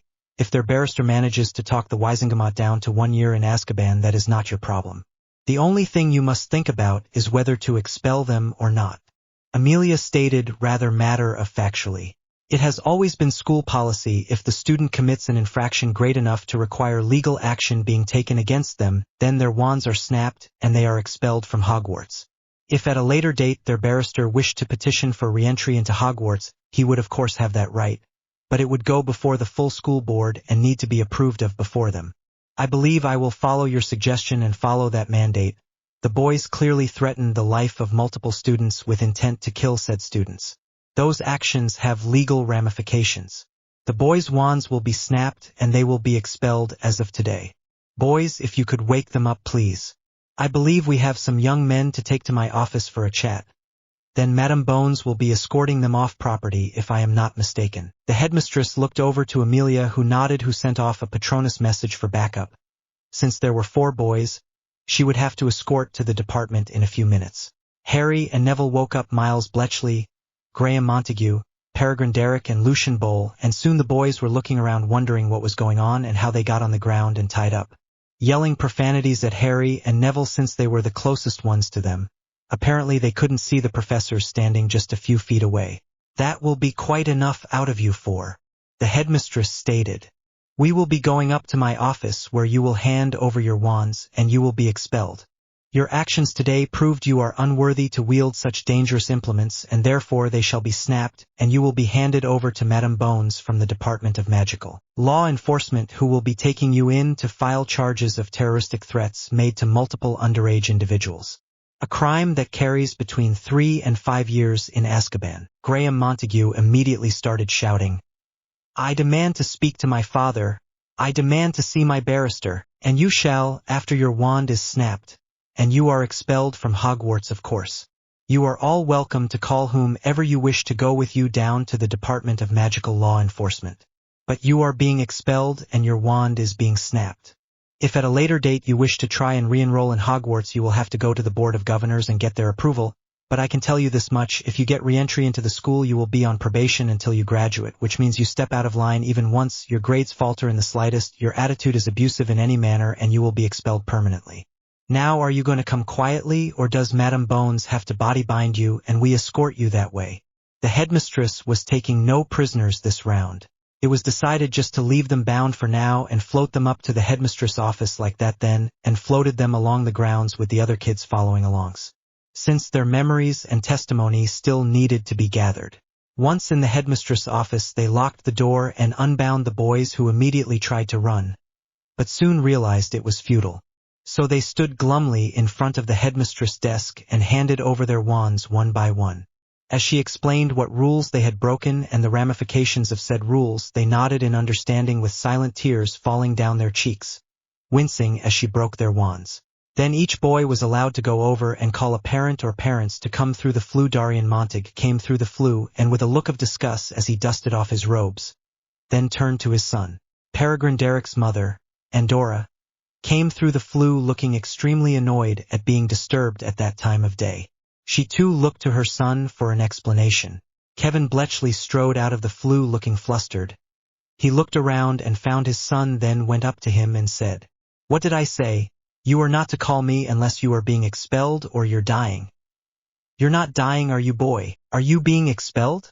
"Well, tell me, boy, are you being expelled?" "I'm busy. I have a meeting and I need to get back to it." "Are you being expelled?" Kevin Bletchley grabbed his son by the front of his shirt and started to shake him. "Actually, Mr. Bletchley, he is," the headmistress stated. What have you done now, boy? What trouble have you caused? How could you go and get yourself expelled?" "What did I tell you, boy?" And with that he slapped Miles across the face as hard as he could, knocking the boy to the ground. Sirius went over there and grabbed Mr. Bletchley and wrapped his arms around his back before he could strike Miles again. Miles was curled up in a fetal position on the floor with his arms over his head, trembling as if waiting for his next blow to hit. "Mr. Bletchley, perhaps you would like to meet Madam Bones, the head of the Department of Magical Law Enforcement," the headmistress stated. This announcement caused the man to quit struggling with Sirius and focus on the three women in the room. "I see that I have your attention, Mr. Bletchley. I am, of course, Minerva McGonagall, the headmistress of Hogwarts. This is Amelia Bones, the head of the Department of Magical Law Enforcement, and this is Persephone Lovegood, his head of Slytherin House. And Sirius Black, our Transfigurations professor, as well as Harry James Potter Black's father." About that time Havgard Bowl joined them in the room, just as confused as all the rest of the parents. Looking to his son for an explanation, all he got was a view of the top of his son's head, when he wouldn't even lift his head to look his father in the face. "I know you all want answers and I wish to give them to you, Harry, if you would please." The headmistress once again indicated to the pensieve, and Harry floated the pensieve over to her desk and set the pensieve to project once again, and again it played a picture of the event that had triggered the snapping of the wands and the expulsion of the four boys. After the memory played, Mr. Bletchley came back with, "That was just some boys joking around, and you expelled them for that. I will have you sued for this." Considering terroristic threats are a crime that maintains a penalty of 3 to 5 years in Azkaban, Hogwarts is mandated to expel these young men for their threats, even if they didn't have the opportunity to go farther than words. "What you would have preferred they have been allowed to kill someone first, then they be stopped?" the headmistress asked. "That's not what I'm saying, but it is just schoolyard stuff, bluffs, no more. They would never have done it." Mr. Bletchley tried again. "We just buried one 12-year little girl 2 months ago on something that started with mere words, and one of the children that was being threatened was a survivor of the very same attack. We almost lost her as well. They threatened to kill her this time for good, all because the ones that murdered that poor child were made to face their own actions. Your son was stopped before it could go that far, for a very good reason. And he has been expelled for the same reason. If you and your barrister wish to petition the school board for re-entry into Hogwarts after they have served their time in Azkaban, then by all means do so, but I should let you know that the threats they made are not taken lightly and are very real in nature. We have multiple witnesses and multiple memories of said event, as you just watched one of those memories. They will be charged for their crimes as adults undoubtedly, since they are all 16 and 17. That means they will be facing those 1 to 3 year sentences." The headmistress stated, "I want those boys that raised their wands against my son also charged with something. I want them charged with assault." Demanda Andorra Derrick. "That is impossible, since no wand was used. Harry James Potter Black and Neville Longbottom used a form of spellball that is not illegal to use or re-registered as a form of magic on any books that we currently have on file." Amelia started, "Dragon Dung, I bet it is just some fancy wand work and fake lights. I want them charged," she demanded again. Harry and Neville both handed their wands over to the headmistress, then turned and looked at each other. "Purple?" Neville asked. Harry nodded. "And orange," Harry added. And with that they turned and 2 spell balls were hurled at Mrs. Derrick, knocking her to the ground with a shriek. And that, madam, were spell balls, courtesy of Harry Black and Neville Longbottom. No wands, as you can see, just spell balls that they create. They have been doing them since they were less than 2 years old. They captured Bellatrix Lestrange both times with those spell balls, and they captured Albus Dumbledore as well. So they have been registered in the Magical Court of Law several years ago. Therefore I wouldn't go the route of saying they used a wand on your boys, because no one would believe you when the boys tell them they used spell balls," Persephone Lovegood stated. The boys released Mrs. Derrick from her bindings and helped her up, which she accepted. Surprise, surprise. Once back on her feet, she seemed to have a new respect for the boys and nodded to both of them, acknowledging both of them and thanking them both. They simply nodded back and left it at that, not wanting to embarrass Mrs. Derrick or anything. All right people, enough of this. The prisoners are going to be going down to headquarters with me for booking and formal questioning. If you wish, please follow. If you wish to contact a barrister, please do so once we get to the Ministry of Magic's legal offices. With that, Amelia gathered up the memory from the pensieve and nodded to Shacklebolt to place the port key on each handcuffed prisoner that would take them to separate holding cells that were already prepared for them. Amelia was so glad that Minerva had figured out how to alter the wards to allow some very limited port keys through the wards, and the list was very short indeed. That list included a port key created by one of Minerva's staff, herself or Amelia, and those are the only ones that could get through. And even those only specific staff members are allowed the ability to create a port key. That included the 4 head of houses, Professor Longbottom, Professor Lovegood, Professor Black, Professor Lupin, and Madame Pomfrey. And of course herself. McGonagall had trained each one on how to make a port key, and each one had agreed to use the ability wisely. Soon the boys were gone, and Amelia, Shacklebolt, John Dawlish, and trainee Nymphadora Tonks along with her mentor Alastair Moody came through to take control of the boys, now stepped back through the flue to go tend to their prisoners and prepare them for questioning. It turns out that Marcus Flint's father, Orion Flint, had contacted the boys and offered them 1,000 gold each to kill Susan and her friends. Their confession took the charges of simple, terroristic threat to attempted murder. It was lunchtime when they received their grades back, and everyone was in an uproar to see them. Well, all but Hermione. She was too afraid to look. Harry got all O's with honors in Transfiguration, Charms, Potions, and Care of Magical Creatures, but with distinction in Defense against the Dark Arts and History of Magic. Number 1 in the year. Neville got all O's with honors in Potions, History of Magic, Charms, and Defense against the Dark Arts, and with distinctions in Transfiguration and Herbology. Number 2 in the year.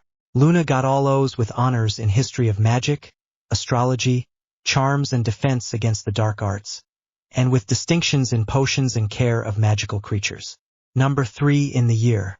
Pavarti got all O's with honors in History of Magic, Care of Magical Creatures, Defense against the Dark Arts and Potions, and with distinctions in Charms and Astrology. Number 4 in the year. Harry James Potter Black, Neville Franklin Longbottom, Luna Selene Lovego, Pavarti Patil, Padma Patil, Susan Amelia Bones, Hermione Jean Granger, Draco Lucian Malfoy, Daphne Elizabeth Greengrass, Anthony Webster Goldstein. Pavarti looked at the list and smiled. Padma made it up 3 slots to number 5 this year. She must be so proud of herself. I am so proud of her. I can't wait until I tell Mata and Papa.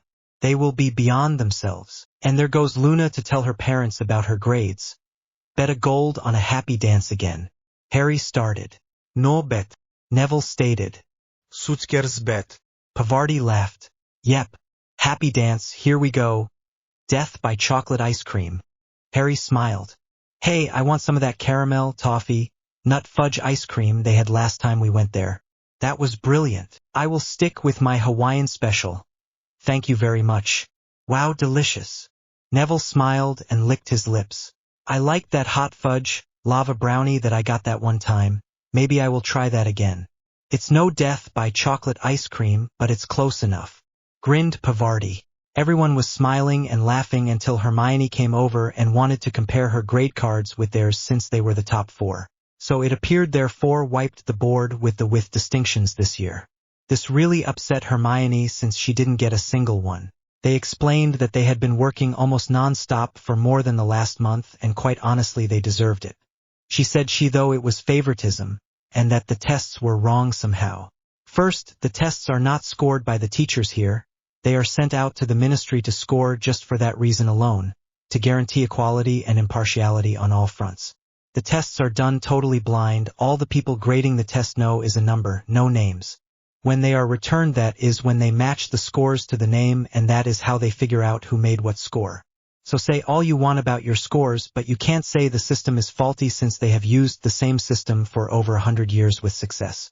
If you are upset that we happen to get all the with distinctions and you got none, we are sorry, but we worked our asses off to get those scores, and we deserve them.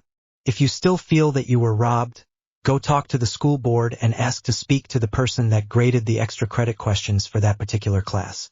See if you got full marks or what you could have done to get full marks. That would be the only place we could have differed, Harry said. With that, Hermione gathered her things and left in a huff. What is she griping about? She got all O's with honors in potions, charms, astrology, transfigurations, and defense against the dark arts. That's saying a lot right there. Honors if 5 subjects. Why is she griping? Harry asked. You know her, if we had honors in 2 subjects she had to have it in 3, if we had with distinctions in 1 she had to have it in 2. It is all some form of competition to her, and of course she has to win. I know that Padma will be upset that she couldn't get any with distinctions either, but then again she will be so proud of mine she will not care very much. I know she will have several with honors on hers that I will be thrilled for her anyway, Pavarti stated. Luna nodded. Unfortunately, that is very true for Hermione. She sees our success as her failure. Instead of being happy with us, she is mad at herself for not doing better, so she is demanding to know why she wasn't given a higher score, so she doesn't have to feel like such a failure anymore. Last year, when you 2 came up with 2 new transfigurations, she just had to try and do 1 too. She tried all summer to come up with 1 and none of hers worked. She spent her whole summer miserable at her failures instead of enjoying her time off. This summer she will probably try and figure out how you make spell balls and see if she can conquer that one. Anything to make herself your equal, or your superior I should say. I like competition, but only when it's fun, not when I feel like I am out to prove something, or better yet when I have to prove something. Then it becomes a chore and those are no fun. I have to say I am glad I have no more classes than I do with her. She is always trying to outshine us when we talk, trying to expand on whatever we say or point we make. Why can't she come up with her own ideas or talk about her own suppositions? It makes no sense to me. It's like she just wants to outshine our own instead of coming up with something unique on her own. If I say the Minister for Magic is a good minister because he has ratified more crime-based judgments during his tenure, she will add, and he has done so in half the time of his predecessor. If I state he has more werewolf laws ratified during his reign, she will jump in and state that his predecessor had none. Why can't she state that his seriousness towards law enforcement has upheld in crime prevention, but he needs to update and enforce better laws surrounding the care of prisoners in Azkaban as well, since laws pertaining to prisoner in Azkaban haven't been changed since the early 1900s. Why not do something like that? Why not come up with her own thought? Harry asked. Hermione was one person he just couldn't figure out, and he wasn't quite sure he wanted to. He decided a long time ago he would just accept her the way she was and forget her idiosyncrasies and go on about his business, but times like this it makes it hard to overlook some of them. That is just the way she is. She is afraid her idea might not be what the teacher is looking for, or not be on the right subject or get the right response. So she piggybacks on your idea and adds to your idea hopping to get brownie points for doing it. But don't worry, the teacher just sees it for its worth, trying to outdo the rest of the class, not actually participation in the class. That is why her class participation score is always an average grade and not outstanding. That is probably why she doesn't get her with distinctions she wants so bad. Class participation and original thought. Oh, she can regurgitate an entire book for you, but where is the original thought in that? Her scores on her extra credit questions will never reach their highest point until she learns to write her suppositions with some form of original thought in them. Maybe it is some wild and unimagined hair-brained idea like mine sometimes, but you have to admit it is original. Luna smiled sweetly. That is one thing people have to admit about you, Luna. You're nothing if not original. Harry laughed. Luna giggled, thank you. That is the sweetest thing you have ever said to me. And she blushed so sweetly that it made Harry blush. Neville just rolled his eyes and shook his head. His brother didn't even realize how bad he had it for Luna, and how bad she had it for him. At least he realized how much he was beginning to feel towards Pavarti. Oh yeah, he was very aware of his feelings. And he looked over to her as she watched him watch them. This caused him to blush. Well damn. Okay, now he was doing it. Have to think of something else. Did Professor Lovegood say when he thought Ventus and Tony True were going to foal? Okay, so it was the first thing he could come up with, so sue him. Late June, early July from the looks of things. I can hardly wait. They are already beginning to start to nest. They have each picked out a stall they like and are beginning to fix it up the way they like it. We put extra bales of hay in there for them to tore down and build a nest bed, for they're full. We are also mucking their stalls more often, It seems to make them more happy. And so does the massages we have been giving them. Fred, George, Susan and Cedric have been coming down to visit them almost every day, now that they are getting so close to foaling, and the girls don't seem to mind at all. Which is strange because they are really being short-tempered with everyone else. I wonder if that means anything. Not giving Neville a chance to answer, she rambled on. But who knows with Darkhorns? It could mean something real important, or it could just be they think they are really nice and they like our friends. Pavarti stated after thinking about if for a moment or two. I've been going down twice a day and brushing Tony True and giving her a rub-down. She love her rub-downs. I think it helps with the heaviness she is feeling from the pregnancy, and I have been giving her snacks, lots of boar meat goodies while I am there, on top of her regular meals. Luna and I have been walking Ventus and Tony True around the lake in the afternoon. I take a little bag of boar chunks and rabbit chunks for her to nibble on as we go. She seems to really enjoy getting out of the stall, and just taking the slow walks around the lake seems to help her some. Well, both of them, I mean. Luna has been giving Ventus rabbit and deer, and she just prances right along sniffing the bag every now and then, and Luna hands her a piece of meat from it. She is really enjoying her pregnancy, I can tell you that. Ventus is on a deer and rabbit kick, and Antony True is on a boar and rabbit kick. Pavarti said. She continued. And get this from what Padma says, Fulgura is also on a boar and rabbit kick as well, although Prakella is on a deer and buffalo meat right now, although she was going through a stage of wanting the Restrel and bear for a week or so. Go figure, she nearly broke out of her pen to go after a herd of Therestrals. She wanted one so bad. And we had to get some Therestral meat for her, which is very, very expensive, mind you. And then she got picky with deer and decided she wanted bear instead. Something with a little more fat on it, but sweeter. So we had to find someone that sold bear meat. We had to go to the Americas for that. That Darkhorn fits her rider to a T, outdoing everyone in some way or other. A little more unique, a little more different, a little harder to find, a little more difficult to work with. It is always something. You would think Hermione would get the hint, but all she does is praise her Darkhorn and turn around and spoil her rotten. But then again, I do with Tony True too, so I can't fault her for that. Neville knew once he got her talking about the Darkhorns that there would be no stopping her, but good grief. How have Thunder and Storm been? From what I can see, they go around strutting and acting all big and proud out in the corral whenever there are any visitors, as if to say, see what we did. We did that. For Mares. That's right, for Mares. And especially Storm, you would think his is the head rooster out there. He prances so proud of himself. Good Lord, he is ridiculous sometimes. It is adorable to watch how he will herd together his three and nuzzle and love on all three of his. Like saying, I played tag with all three of these Mares and won. See, there's the proof. Thunder isn't quite so bad, but he still has his moments. He gets his tail swishing and his steps get high and he starts throwing his head all about, as if he is saying, you may have three, but look at my little beauty over here, just look at her. Prakella just goes nuts when he does that. She gets all prance and sweet, she nuzzles up to him and whinnies. They end up just rubbing their necks together and whinnying together for so long. I think it does Prakella a lot of good to have Thunder so attentive to her. I'm kinda glad she was picked separately instead of one of several like Tony True was. Tony True has fun playing with the other Mares and teasing Storm, vying for his affection. To her it is like it is a huge game and she won it. She is waiting for the delivery of her prize now. Pavarti giggled as she described her Darkhorn. Yeah, like Hermione, I don't think Prakella would do well if she had been picked by Storm after he picked the twins. She would feel left out all the time or in constant competition and be moody or grumpy instead of happy and playful like Ventus, Fulgura or Tony True. She would have been depressed and probably sick most of her pregnancy, and who knows about the foal. No, she is definitely after a one-mare stud. Neville observed. I think so too. Pavarti nodded. By now they all decided to head out and take the Darkhorn some real treats. They had some exquisite elk meat they had just brought in recently. See, if the Darkhorns wanted it as a treat, they cubed it up nice and big and added a little bear meat that was left over from the other shipment just in case Prakella was having a craving or something. Then headed out. Everyone was sitting down for dinner in the dining hall when Hermione came in a huff. At first everyone ignored her attitude, but eventually Padma asked, and she told her why she was in such a mood. The headmistress refused to demand a recount of the scores of this year's tests.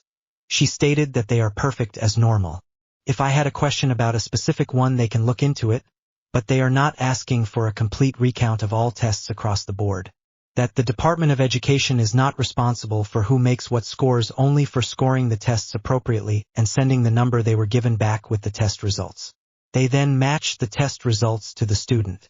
She went through each test result on my insistence and checked to see if there was an error anywhere, and there was not. The grades stand, she said. Padma looked at her confused. So what's the problem? You got 5 with honors. That is an incredible feat, you should be thrilled with that. Hermione shook her head. But I didn't get a single with distinction, and neither did I, plus I am 5th in the school when you are 7th in the school. If anyone should be upset about not having any with distinctions, it should be me. But do you see me getting all bent out of shape? No. And why not? Because I got 4 with honors and I am thrilled with that, and all straight O's. See, it doesn't make sense. I have 5 with honors. I should have a higher place than you. I demand that my points be re-examined. I should have 5th place, not you, Hermione stated, not really realizing just how bad her voice was carrying. Miss Granger, for the last time, your points are correct. Your overall points lead to you being in 7th place, while Miss Patil's points lead to her being in 5th place. No, we will not tell you what the overall points of another students are. That is their prerogative if they wish to discuss that with you. But that is their business. Not any of yours. If you wish to write to the school board about the process we have here about our scoring system, then feel free to do so. But the listing stands.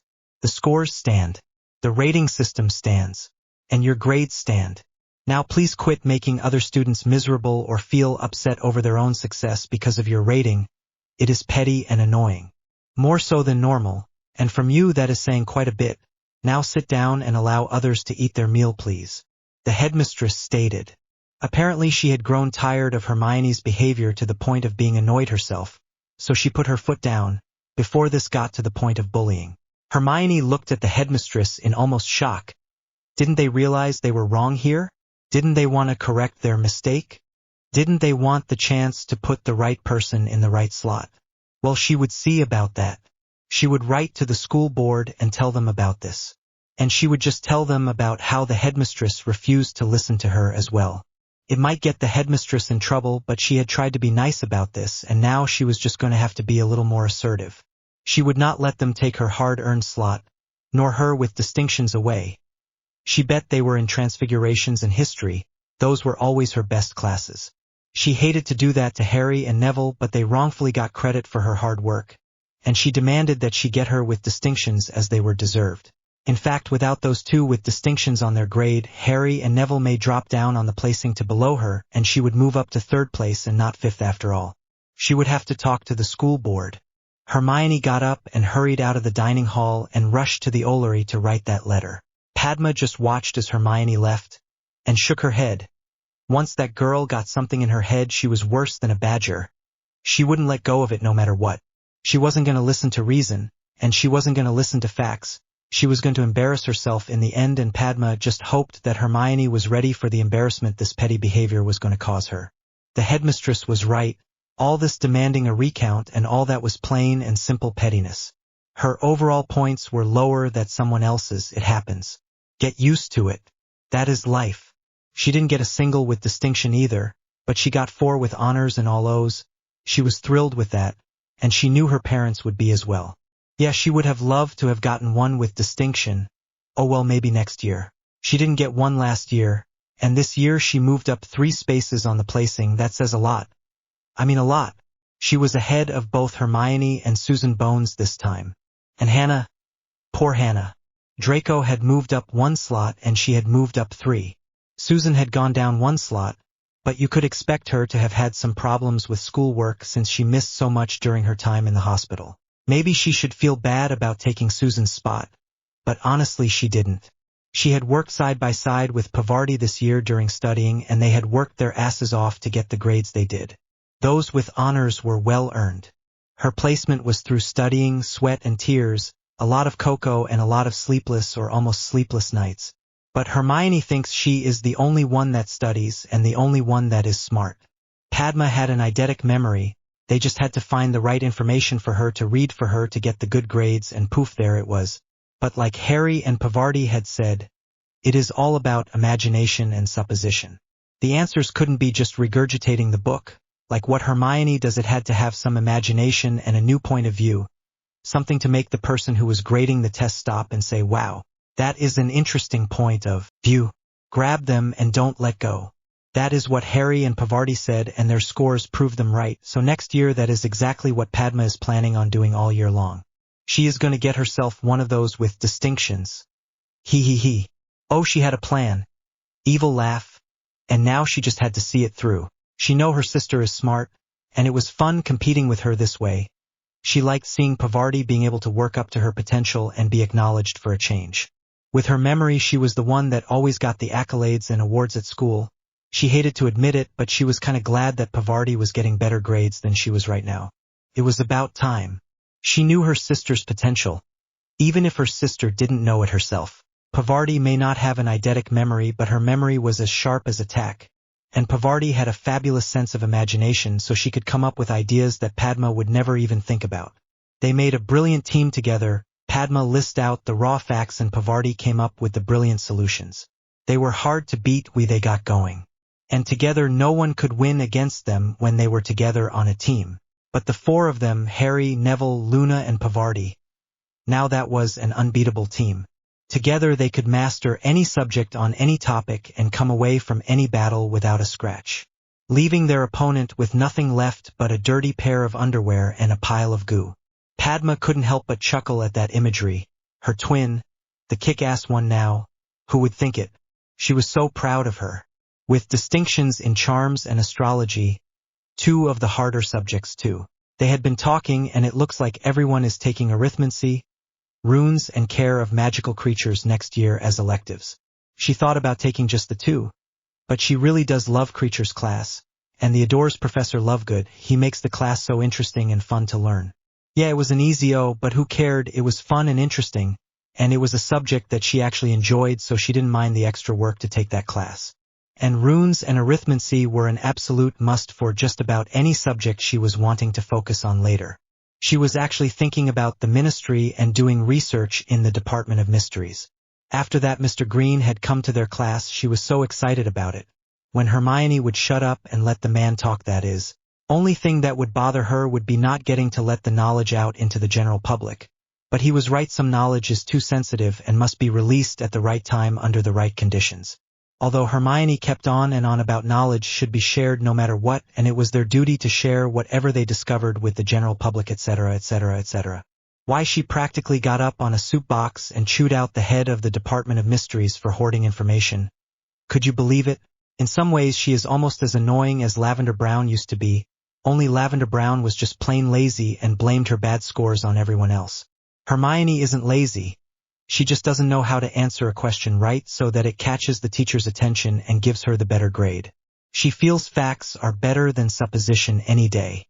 Supposition is just your original ideas based on the facts that are available to you, or the facts that you yourself have uncovered. The facts in the books that Hermione is always quoting from are nothing more than the supposition belonging to someone else based on the facts they had discovered and that were available to them at that time.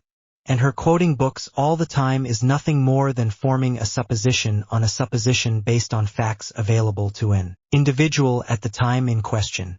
Without original thought or imagination, her logic is flawed. Her concepts are circular and her bases are unfinished. She can't win a debate on faulty and partially complete statements or logic. It just won't get her the grades she is seeking. But you can't tell her that, she won't listen. Oh well, enough dwelling on Hermione. Everyone was going to gather together in the Roar and have a music session. It was only 2 more days before they left, and they needed the break anyway. Percy and Cedric especially needed the break, with Cedric taking his O.W.Ls this year, and all he needed a break really bad, she was sure. And Percy always pushed himself so hard. About the only thing that would get him away from studying was a jam session. Everyone knew he was trying for the head boy position next year, and he had a real good chance of getting it too. Perfect scores his entire time here, never a detention one, and always top of his class. Oh yeah, he was going to be head boy or heads were going to roll. It was almost 1 o'clock when they had agreed to meet in the room of requirements. So Padma got up and left the dining hall and headed upstairs to the 7th floor, and sure enough met Cedric and Susan on the way there. They were laughing and joking about some of the stupid questions on their tests so far. And Padma joined in on the ones she thought were stupid. So they all three were laughing and snorting as they walked down the hall and into the Roar. What's so funny? Harry asked curiously, looking at his friends. We were all laughing at the last question on the history exam and thinking of all the possible ways to answer that and it still be the right answer. We came up with some doozies. Padma giggled. Yeah. I couldn't believe the professor left it so open-ended like that. Wow, the answers he must have gotten. You're right. That is hilarious. Harry laughed. Yeah, I thought about putting down a bogbear breeder just so I could see what they would say, but I didn't. I put down I had 3 that I was trying to choose from. Department of Mysteries. I want to work on new and upcoming items for the Aurors, and there was no place like there to get a look at the most recent information. The Aurors department, although I would prefer to work as a detective than a beat Auror. I know you have to work your way up to that though. And Transfigurations teacher. While I am working on independent research and developing new transfiguration spells. Neville stated as he got out his violin and began to tune it. That is pretty much what I put down to my brother, and we didn't even talk about it beforehand. Weird. Harry smiled at his brother and continued. I think that whatever we do, we will probably end up in it together though. It is just a feeling I have. I don't think that either one of us would be happy working too far away from the other one. If we couldn't be hired at the same time, we probably just wouldn't accept the job, end of story. That's how I feel too. I just wouldn't like it if you weren't there with me. If we took a position here at Hogwarts, maybe it could be like I take Transfigurations and you take Defense, then we could both be teaching at the same time. Maybe we could like take over for our dads, but in reverse, you take over for my dad and I take over for yours. When they retire, that is. We could always work for the Department of Mysteries until our dads want to retire and then take their place. Who knows, they may want to work here until Lillian, Sebastian, and Astria graduate, and that will be 17 years from now. So that gives us a while anyway. I mean, we don't graduate for 5 years anyway. Then 12 years of working at the Department of Mysteries or with the Aurors or both, work with one but be on loan to the other kinda, I guess. The only thing I worry about the Department of Mysteries is they would want to rip us apart to figure out how we make those spell balls, and we honestly don't know. We have always been able to do it. You made it first, then I just copied what you did. And could do it too. It's always been that way. You do something and I copy it, I do something and you copy it. It is just the way we work. I just worry that they would want to put us under a magnifying glass and study us to see if they could figure us out or something. Neville stated, pondering the idea. Not if we put it in the contract, he wouldn't. Mr. Green cough, cough. Croaker cough, cough. Definitely wouldn't want to lose us once he had us. So he would do anything to keep us. And if we put it in the contract that we were not to become a part of any study or research project and leave the end date open, then we can make sure that they won't be poking and prodding us while we are there or use any information they gather about us in a research project regarding us. Harry pointed out and then smiled. I think we are thinking too much. Let's play some music. What will it be, tonight? Neville asked, tuning up his violin. Harry laughed and turned to his piano and thought for a moment, then all of a sudden he started with a Queen melody. Don't Stop Me Now by Queen just had to make its way out of Harry's piano and voice, and he was having a blast with it. And soon the twins were pounding away with it too. Before you know it, the whole gang was laughing and going for it and having a blast playing the song. Then next idea ran through someone's head and they were off and running like they always did. They took turns playing what each other wanted to play, and it didn't matter if it was Chopin or White Snake if it was music. Joan Jett had just as much chance getting played in their little corner of the universe as Beethoven, and they all loved it that way. They loved all music, any music, as long as it moved your soul, it was music. And they loved to play it. Tonight seemed to be an especially happy time because they were playing light and happy songs. All deep and depressing songs were out the window tonight. They even played some American country songs like Walking in Memphis, Old Time Rock and Roll, and Unchained Melody. But of course Dancing Queen and Bridge Over Troubled Water and Wild Horses all made it on the more popular musics. Then Strauss' Blue Danube, Tchaikovsky's 1812 Overture, and traditional Greensleeves was played along with Chopin's Nocturne. People were really enjoying the day today. A lot of violin and flute music tonight with a backup on the piano, which was just gorgeous together. Susan and Neville were really getting a workout, but then again so was Luna. The only thing that Harry could think of was that Hannah should be here. She so loved the choices that they had made. She knew them all by heart. He was kinda glad when someone would pick a country or rock song so that they would get off the classicals that were Hannah's expertise. They ended with Harry singing The Gambler, one of his new favorite songs. He loved the guy who sang it. His voice was so cool. Kenny Rogers was his name. He just had a way of singing that was different somehow, almost magical. He couldn't help but wonder if he was a wizard, but the song reminded them of playing poker, and that was always fun. So after the song they hauled out their cards and played several hands of poker. They didn't know Cedric and Percy knew how to play, so that made it that much more fun. They were going to have to make this an every-time event. After they play music, they play poker for a while, if they aren't dancing, that is. Since Cedric and Percy didn't know they were going to play poker, Harry and Neville let them borrow some every favor beans, and the game was afoot, as it were. After about 2 hours of that, the girls got bored and turned on the wireless, and then the dancing started. Harry called for Jeeves for refreshments and had some sandwiches and juice sent up, and everybody ate lunch in the room of requirements and danced with the music until almost dinner time, then headed down to their dorms to take a shower and change for dinner. Everyone on their table was talking about the music and dancing when they heard a big argument starting over at the Ravenclaw table. It seemed to be between Padma and Hermione. Padma actually got up and walked over and sat down with Pavarti and the rest of the gang and started making a plate that appeared for her on the table. "Want to talk about it?" Pavarti asked. Hermione is now saying that the transfigurations and history of magic with distinctions should be hers and not Neville's or Harry's, and since they would only have one with distinction apiece at that point, and she would have two, that would put her in 3rd place and they would be in 4th and 5th place. And in reality she should be 1st, since that would give her 2 with distinction and 5 with honors, and that is more than anyone else, so she should be in 1st place. I told her to get real, the numbers don't lie, and she said that apparently they do, since she knows for a fact she was supposed to get the transfigurations with distinction and the history of magic with distinction, so you two will just have to live with the adjustment of her being 1st and you being 4th and 5th. She refuses to listen to anything anyone is telling her. No one can get it through her head. No one, Padma stated as she put some chicken and rice on her plate. She is going to be so embarrassed when this all blows up in her face. Harry shook his head and bit down on his fried chicken. "Yeah, we earned those grades, and nothing she can do at this point can take them away from us. It was hard work and a lot of it that got us those grades. Hell, if she wanted us to take the injured thing again just to prove a point, I would. But by damn, that would be the last I better hear of it." Neville stated, "We are not taking the tests again. We took them once, and once was quite enough, thank you very much. She wants to get a barrister that demands that we retake the tests, then sure we will. But that is the only way I will, is after we have been through a court of law and been instructed to do so by the court. Otherwise she can just go annoy someone else with her drivel, preferably teachers, so that they inform her of the impossibility of what she is saying." Harry continued, "She wants to claim favoritism. Well, one of the classes that she is claiming favoritism from has no association with us at all, so how can we get favoritism there? Why does going to school have to have such drama? First Lavender Brown with her jealousy, then Pansy Parkinson with her bullying, then Marcus Flint with their attack, and later Miles Bletchley and those others, now Hermione and her hysterics of pettiness and competitive nature. Drama, too much drama. I just want to go to school and learn, play some music, have my dark horn and grow up some while I am doing it all. Is that too much to ask?" Harry picked at his chicken, eating bits and pieces now and then. "Apparently so, because here comes Hermione," Luna stated as she made a sculpture with her mashed potatoes. No one looked, but they all knew she was right when a new shadow hit their table.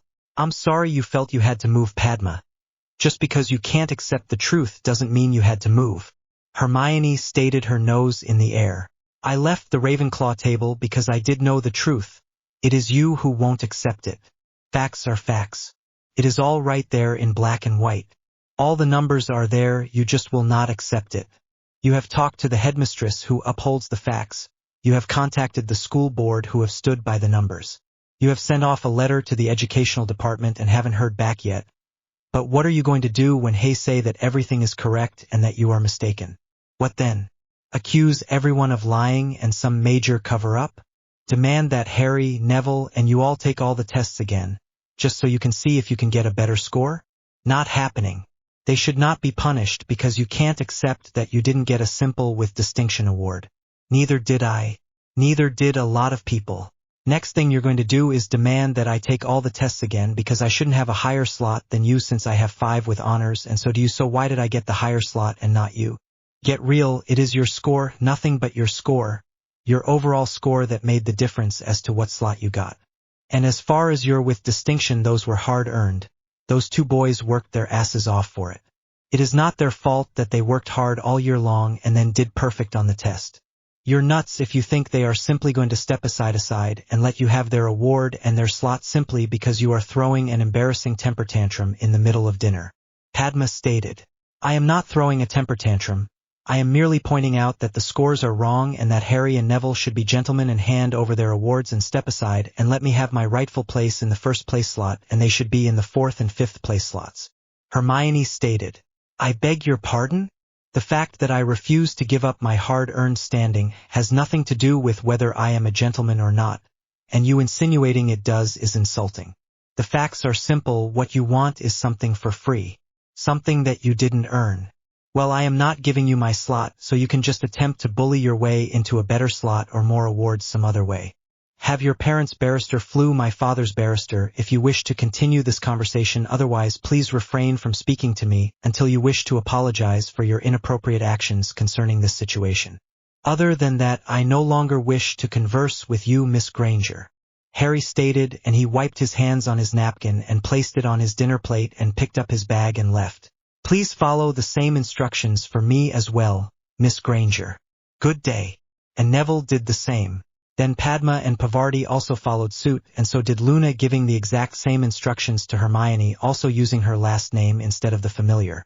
With that, the whole crew went down to the kitchen and sat down to eat. It was much quieter, and the elves were happy to have them. And Hermione didn't know how to get into the kitchens, so they were safe from her here. I hated to be like that to her, hell to anyone, but especially to a friend, or someone I thought was a friend. But the way she is acting now, he wonders if she ever really was a friend at all. Harry hated situations like this. He had never had a time that he had to question a friendship, or doubt someone he called a friend. It made him feel very hollow inside, and he didn't like that feeling. The Darkhorns say she is a friend, although right now she is immature. She's just incredibly self-centered and stubborn, Luna stated, which was surprising. She rarely said anything negative about anyone, no matter the situation. I guess the whole situation of trying to force Harry to give up his first place slot and his hard-earned with distinction award was just a little more than their sweet little Luna could tolerate. You're right on that one, Luna. I guess the Darkhorns can see things we can't, and so we will have to wait and see about how this all turns out though. But the other points, yep, and yep. Harry agreed wholeheartedly. I have never met someone who can be so intelligent and say things so stupid in my life. Basically, she was saying that we should give her those awards because she thinks she is smarter than we are, and so we should just hand over our awards and take a lower standing because she said so. Well, she can go kiss my, Neville started. Neville! Pavarti stopped him before he could finish that sentence and smacked him on the arm. Neville grabbed his now bruised arm and grimaced. Well, what do you expect me to say? Sure, here, take 2 awards while you are at it. They only clutter up my wall anyway? Of course not, but there is no reason to use that type of language. You can be correct and proper at the same time, you know. She smiled and leaned over onto him to let him know she was teasing him. That just made him blush. His arm still hurt, but who cared? It really didn't matter after all, did it? You're right. I'm sorry, that was in poor taste. I'm sorry, Luna, Padma. The disrespect was not intentional. Forgiven. And if she tries to kiss your behind, can I take a picture? Luna asked. This brought about a whole lot of laughter, which is exactly what they needed right then. She said it so innocently too. Good grief, she was good. It was about 20 minutes later when one of the elves came over and told them that the headmistress is wanting them up in her office at their convenience, and that the password is the Highlands. Since the elf didn't specify who all should go, they decided they should all go, and they all grabbed their bags and threw them over their heads and headed up to the headmistress' office. The headmistress had seen Hermione Granger just make an absolute fool of herself right in the middle of the dining hall, and what is worse is the girl doesn't even realize what a fool she is yet. Oh, but she soon will. Miss Granger, I thought we had discussed this and I had made myself perfectly clear. The scores are correct. They will not be changed. Your placement in the listing will not be altered. You will remain number 7 no matter who you try to bully or threaten. I am tired of your innuendos that those 2 boys cheated somehow, or that members of my staff cheated for them. What you are doing is slanderous, which is against the law. If they wished to press charges, they could. With as many people you have contacted and letters you have written, they would have no problem proving their side of the slanderous charges. Continue to harass Mr. Harry James Potter Black, and he very well may get an order of protection against you. which will state that you must stay a certain number of feet away from Mr. Black at all times. Which means that when you are in class together you will have to have your class moved to the other time slot, since you are the offender. So instead of taking your charms class with the Ravenclaws you would be taking it with the Slytherins and Hufflepuffs. The same with any class you had with him, and dining hall you would have to eat in the anteroom so that you make sure you meet the distance requirements. The hallways would always be a problem, but you would just have to do your best not to encounter Mr. Black. Do you understand the severity of what I am trying to describe to you yet? The headmistress asked. Yes, ma'am, but I still think that when the Department of Education responds they will agree with me. My scores throughout the year prove it. The transfigurations and history of magic with distinctions should have been mine. And if I manage to get those returned to me, the fact that I have 5 with honors, which is more than anyone else, mind you, that would put me in first place, because then Mr. Black and Mr. Longbottom would then be lowered to spots 4 and 5 since they would only have 1 with distinction each. It is as plain to see as the nose on your face. As soon as I get those 2 awards returned to me, that is. Hermione stated, still looking as if she had one of those she was right and McGonagall was wrong. She just didn't realize it yet. Looks on her face. McGonagall looked as if she wanted to explode. She took a couple of deep breaths and turned toward the teacher's table and requested Black and Lupin to join her in her office. Oh, and Flitwick may wish to be there as well. Then she stated that Miss Granger was going to be joining them in her office to continue this discussion. Once there she called a house elf and had him send for Harry and Neville at their convenience, of course. She knew they were probably eating and didn't want to disrupt their meal. The others had just finished arriving when Harry and his group also arrived. They followed right behind Sirius into the headmistress' office. Ah, Harry, Neville, I am glad you could make it so promptly, although I am unsure why the rest of you are here. McGonagall looked perplexed. Headmistress Miss Granger states that if she gets the with distinctions in transfigurations and history of magic that she should be placed in first slot on the board, because she has 5 with honors and Pavarti and I have 4. This would mean giving not only would Harry and Neville lose their spot as first and second and be moved to 4th and 5th, but instead of our moving up to those 2 spots, which is what should happen if the spots were vacant, that she would jump from 7th spot to 1st spot just because she has 1 more with honors than we do, not taking into account our overall scores whatsoever at this point. So she is talking about displacing the 4 of us, not just Mr. Black and Mr. Longbottom, but also myself, Pavarti and Padma Patil as well. Luna stated, I see very well.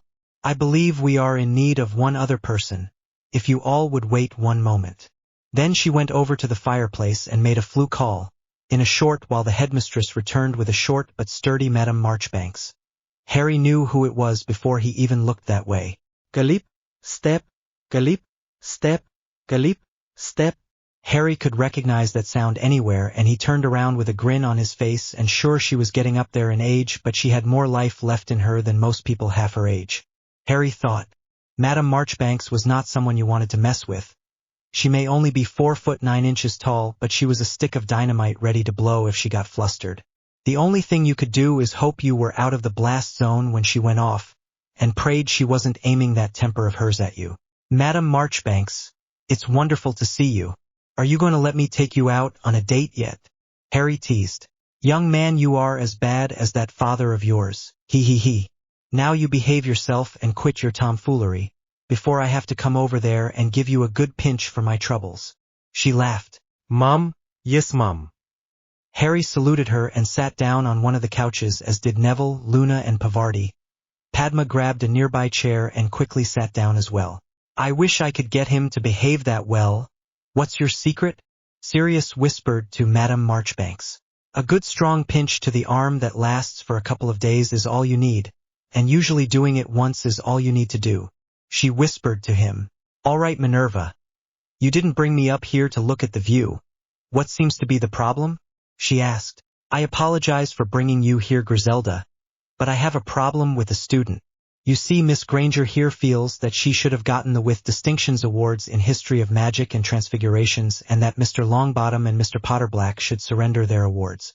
And that by surrendering their awards, that means they no longer have the right to the number 1 and number 2 positions that they so proudly maintain at this point, and since she has 5 with honors, if she had the 2 with distinctions on top of that, it should be she that has top spot, not Mr. Potterblack.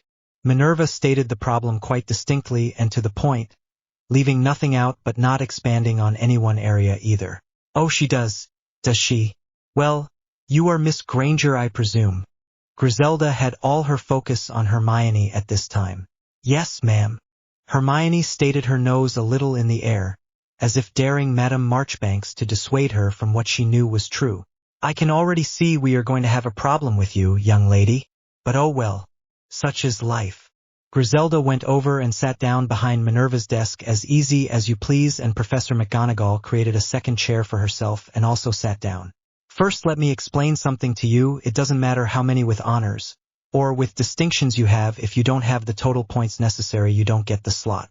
So thinking if you will get Mr. Potter's spot if you somehow steal his with distinction award is a load of dragon dung. He wouldn't have gotten the spot if he didn't have the points to back it up. So get that little idea out of your head right now.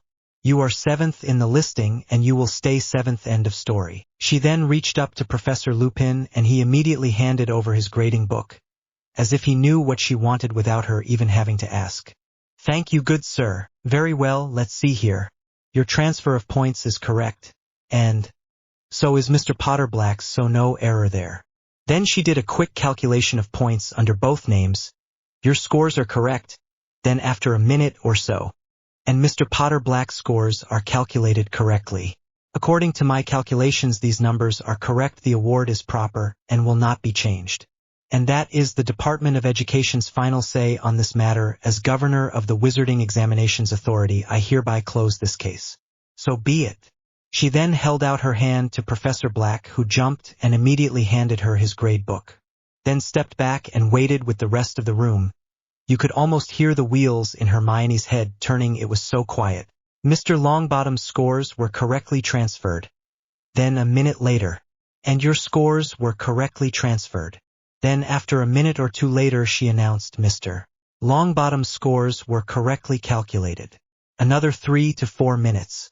And your scores were correctly calculated. According to my calculations, these numbers are correct. The award stands and is proper.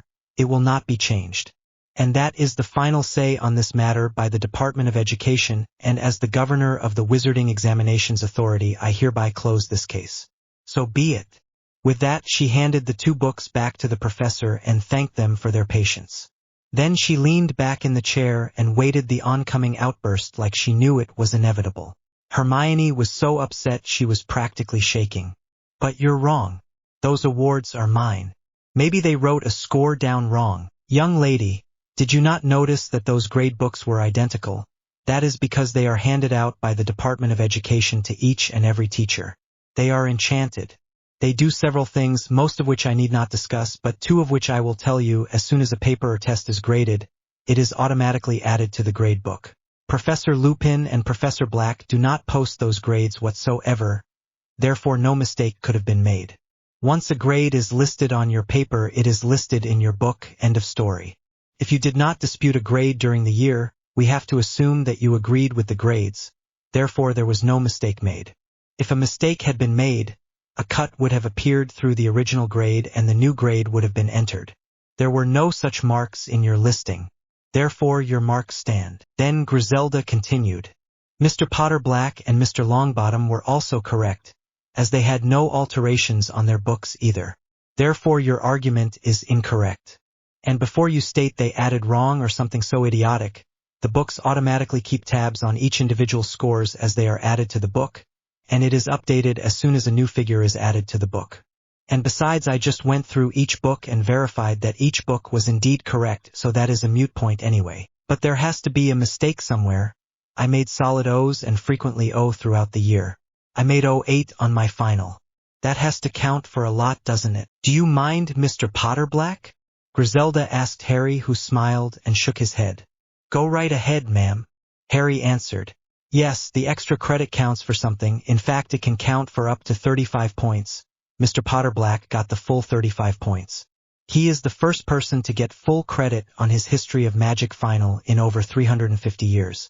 And Elizabeth Pendle, I believe her name was, although I may be mistaken, since I didn't bother to look up that information before coming here. Brilliant individual, I believe she went to work for the Department of Mysteries and did research for them for many, many years. There was a big to-do in the witch trials, but the Department of Mysteries came in and took care of that mess, and adjusted everyone's memories. Consequently, she was never seen or heard from again in their realm. She spent the rest of her days doing medical research, and I must say she came up with some brilliant work. You should look her up someday when you have a moment. Brilliant person. Madame Marchbanks stated. But to say the least, Mr. Potter Black scored 27 points higher than you did on your final, and that is just one place that you can compare points, and you received the lower amount than he. And before you start in on favoritism, the whole boy who lived garbage, which I am sure is next to pop out of that mouth of yours, we have no idea whose tests we are grading. We receive a test with a number on it. The number is randomly chosen by the scoring book. Even the teachers don't know what it is until they receive the test back and it is fully graded. Then they match the number on the test to the number that will appear next to the student's name, at which point the test results will appear on the bottom of the book and be added into the total. This is when the book gives out the final scores.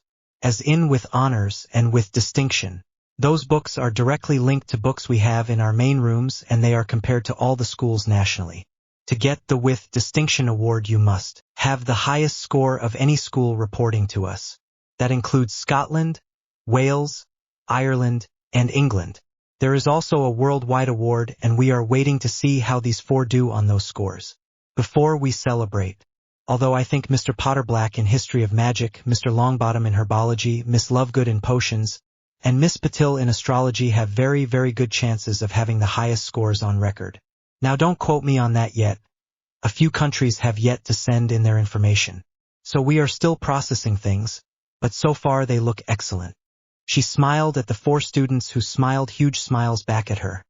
Their eyes huge at the idea of a worldwide award. Wow, this only made Hermione that much more frustrated. It should be her with those accolades, not Harry or Neville. Well, I demand that there be a recount of scores. There must be one of my papers or tests missing. That must be it. Apparently one of my tests or papers didn't get graded or something. I demand something be done to right this travesty. Are you saying that a teacher would deliberately hold back a paper that you handed in order to make your scores look less than your schoolmates? That is a serious charge you're making, young lady. Madame Marchbanks stated, almost glaring at Miss Granger by now. Well, that is the only way that my scores are less than they should be. I did beyond excellent work in both classes and have all the papers to prove it. I will be happy to bring each one down, and we can find out which one was forgotten or left out. Hermione quickly stated. Griselda raised her hands, and 2 books immediately filled them.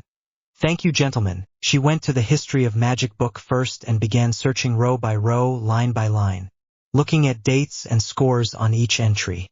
Then closed that book and went over to the Transfigurations book and did the same, line by line, row by row, until she came to the calculations at the end of the rows. Miss Granger, there is not a single missed assignment in either of the 2 logs. There is the exact same number of entries on all occasions. With the exceptions of the extra credit work done by 12 individuals in History of Magic, they are exactly the same. Madame Marchbanks stated, and she knew what the next question would be before she even looked at the book. Extra credit. I didn't know we could do extra credit.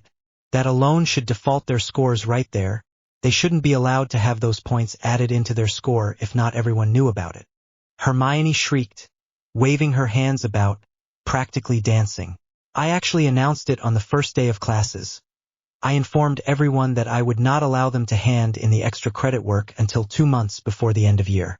You asked what you could write about, and I informed you that you could choose any topic that we covered during the year up until that date. You asked how long I wanted it to be. I informed you no more than 60 inches, that I didn't want to be reading books so near the end of the semester. Later in the year, after we had had our guest speakers come into the class, Mr. Potter Black, Mr. Longbottom, Miss Patil, and Miss Lovegood asked if they could do an interview of the people that had been in the class and ask anywhere from 20 to 25 questions. Although they may have to edit it depending on the length of the answers the guest speaker wrote. I told them they could as long as they didn't all pick the same individual to interview, that is. Their papers were brilliant. Their questions were insightful, in-depth, probing without being rude or disrespectful. They were well written and well thought out, to the point and absolutely worth every point they received. The fact that you did not remember the extra credit offer is your responsibility, not theirs.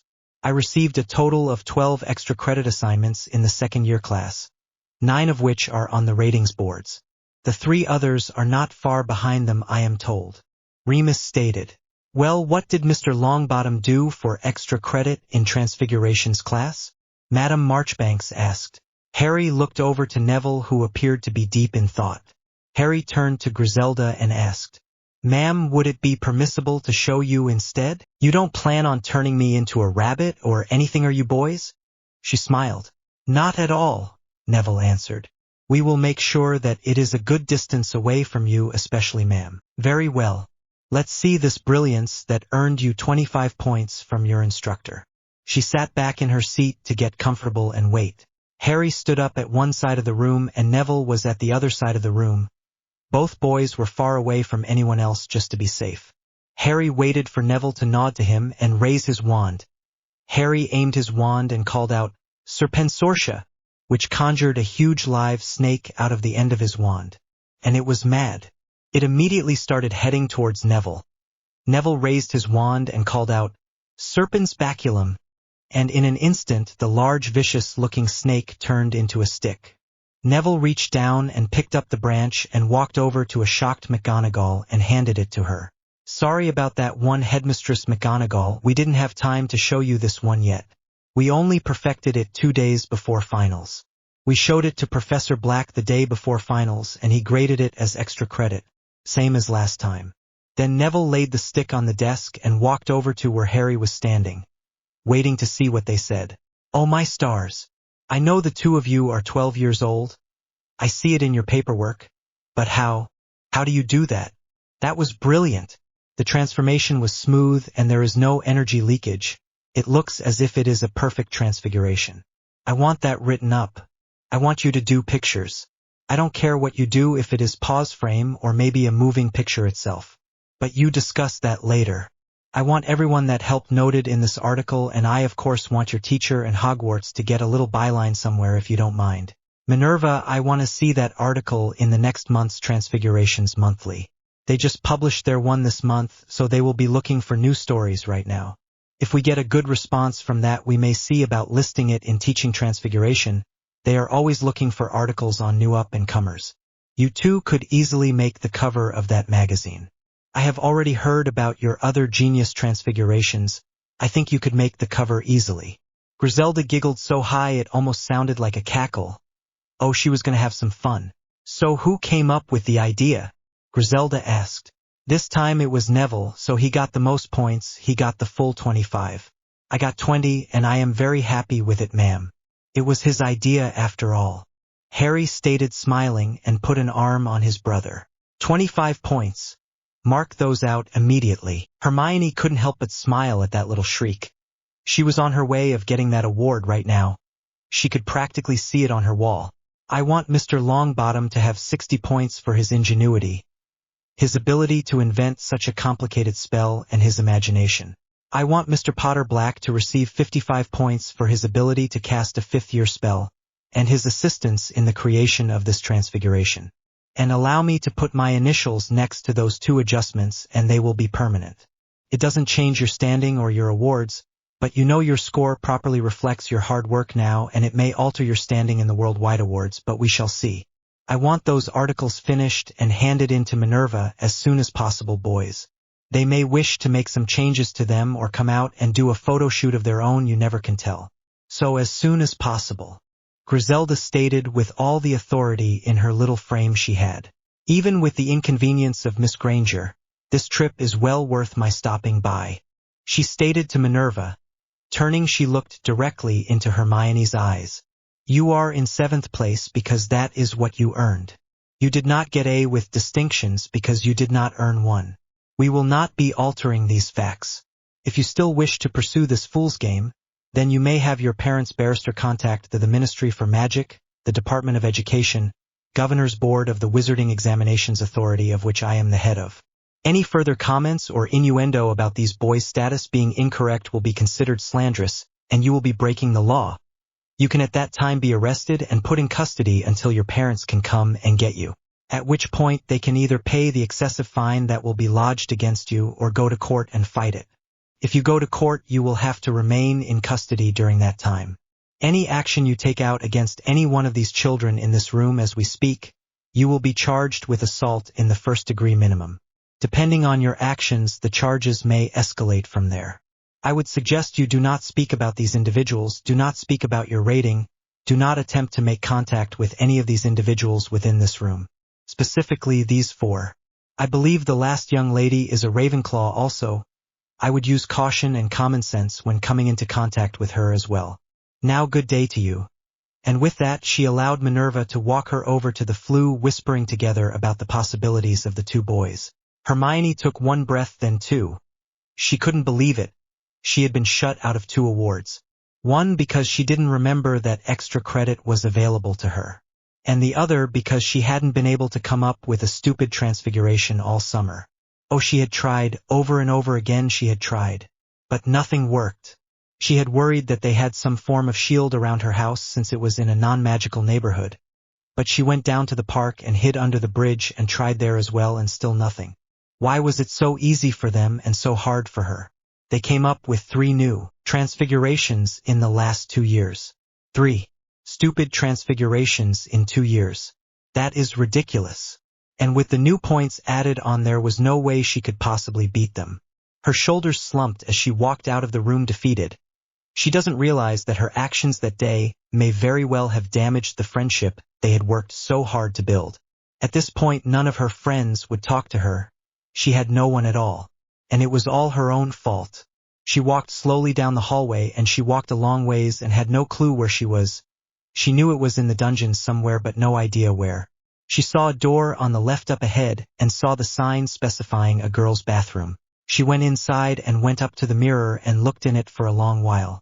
What she was looking for she couldn't say. But she didn't find it. She took out her wand and lifted her left wrist. She remembered the spell from herbology. Defindo. She said it and slit her left wrist. Then changed her hands and held her wand clumsily in her left hand and said it, Defindo. The injury was starting to cause little rivers down her arms. It was kind of beautiful if you took the time to watch it. Then she stumbled to her knees. Why was she so dizzy? Her mouth was dry. She wanted a drink of water, but she didn't have a cup. The injury was beginning to get all over her clothes. The world was looking funny shades of gray around the edges. I wonder why it does that? Her arms felt like they weighed a ton. So she laid down on the ground, in a pool of the dripping injury. It didn't seem to matter now. Her chest felt heavy. I wonder why. All of a sudden there was a crash and people talking. It sounded like they were a million miles away. Someone was grabbing her arms and saying something over where she had cut herself. That felt better, but it was too late. The person grabbed the other hand and did the same thing. Then the person picked her up and started running down the halls. There was someone else in front of them, and the person appeared to be following whoever the other one was. They were going up. She could feel this person who was carrying her having problems carrying her up a bunch of stairs. Did she go down some stairs? 2 more flights, and someone stopped them. She was handed off to another person, someone taller she thought. And they were off running again. Soon she was laying down on something warm and comfortable, and her outer robes were removed and her shirt was cut out of the way so that they could have access to the wound. Jeeves! Harry called out. Master Harry called Jeeves? The little elf quickly tried to take in the situation and sort out what might be needed. I need you to go find Madame Pomfrey. She should be in the dining hall still. Tell her we have a student that slit both her wrists and need help immediately. Then ask if she would like you to elf pop her over here. Got it? Harry spoke quickly as he tried to pull the edge together and used Episky spell on the cuts, but they were too deep. He didn't know anything for deep cuts, not really. All of a sudden there was the sound of banging coming from downstairs. It sounded like someone was trying to tear down the door to Hogwarts, which is silly since it isn't even locked. One of the first-year-olds in the area went over to the door and opened it up only to be pushed aside by a huge Darkhorn. It was Prochella. She was racing through the halls of Hogwarts and up the massive stairs that lead to the Medi-ward. At the doorway, Prochella looked around and found what she was looking for. She spotted Harry and Luna working on her person, trying to save her life. She moved over to stand next to the bed and lowered her head down toward the 2 injuries. Then Harry nodded and reached for the left hand first and removed the wrap that was on it, and Procella touched the wound with her horn. In an instant she had healed the gaping wound, you couldn't even see a scar at all. Then Harry did the same for the other wrist, and she did the same thing. A slight blur of magic, and the wrist was as good as new. No sign of injury at all. Then all of the sudden Procella whinnied and took a step back from the bed. Her legs began to buckle and she was going down. She had used too much magic at this stage in her pregnancy. It started her into early labor. Thankfully she was only 3 weeks early, but still, it was incredibly dangerous. Then Madame Pomfrey Elf popped into the room, totally confused. She went to Harry since he appeared to be in charge. Hermione went to some hidden out-of-the-way bathroom in the dungeons to cut her wrists. If it wasn't for Luna's foresight, we wouldn't have made it on time. I think she used Diffindo on her wrists, at least that is what it feels like. Luna dragged me through the castle until we found the bathroom where she was laying on the floor covered in her own injury. I tried Episki and it helped some, then I bandaged her up, put on a couple of tourniquets and grabbed her and ran. Luna led the way and then we met Cedric and Susan. Cedric took her the last story and put her down here. Harry continued to clean up the injury off of Hermione where he could. The problem we have is that Hermione's Darkhorn could feel her dying and came to rescue her. She placed her horn against each wound and now you can't even see where the wound was. But she used too much magic and is going into early labor. She is 3 weeks early and she is going down fast. Madame Pomfrey, we need Professor Lovegood immediately. Madame Pomfrey went and got several large sheets and spread them out on the floor. Then gently moved the Darkhorn around to where she was in the middle of the nest of sheets. About that time Professor Lovegood popped into the room holding onto an elf. Jeeves to be exact. Apparently he took it upon himself to get more help too, which Harry really appreciated right now. Luna, get me some fresh rats, cube them up, soak them in chicken injury and light elvish wine. Nothing too strong, mind you, just something light for her. She may not take it, but let's have it ready if she wants it. Susan, she seems the most comfortable with you. That is very important right now. I want you to check and see if the foal is crowning. Oh no! It's breech! She tried to stay calm for Procella, but she could feel herself shaking. And now was not the time to faint. Okay, deep breaths, who was saying that? Oh, it was Cedric. He had his hands on her shoulder and was rubbing her shoulders. Okay, she had read all about breech births from the library. She had to sterilize her hand, then stick them up inside Procella, and gently rotate the baby until it is coming out head first. She felt the sterilization spell done on her arms all the way past her elbows. Whoa, really? Ick. Then slowly she moved aside Procella's tail and began to assist her. At first she was bucking as if she wanted to get up, but she didn't have the energy to. So Harry went around to Procella's head and began to sing to her, and Luna joined in together. They had almost an ethereal sound. They went from one song to the other, no one really picking one, they just started singing. This seemed to calm Procella immensely. As the contractions got closer, Susan was able to slip her hand inside Procella and gently rotate the foal around to where it was pointing in the right direction. With the next contraction Susan could see the head crowning. It's crowning! A little further help and a couple of contractions later, they had a beautiful little female foal in the Medi ward. Susan began to help Procella clean the baby off and gently wiping her down with towels and warm water. After all the contractions stopped and the afterbirth was birthed, Mr. Lovegood announced that this fowl was special and would be named only by her rider as normal. The only visitors allowed are those in the room at this minute, and the other Darkhorn riders. Her heart rate is slowing down. I think she lost too much injury. I think she is going into crisis, Susan said, panicking.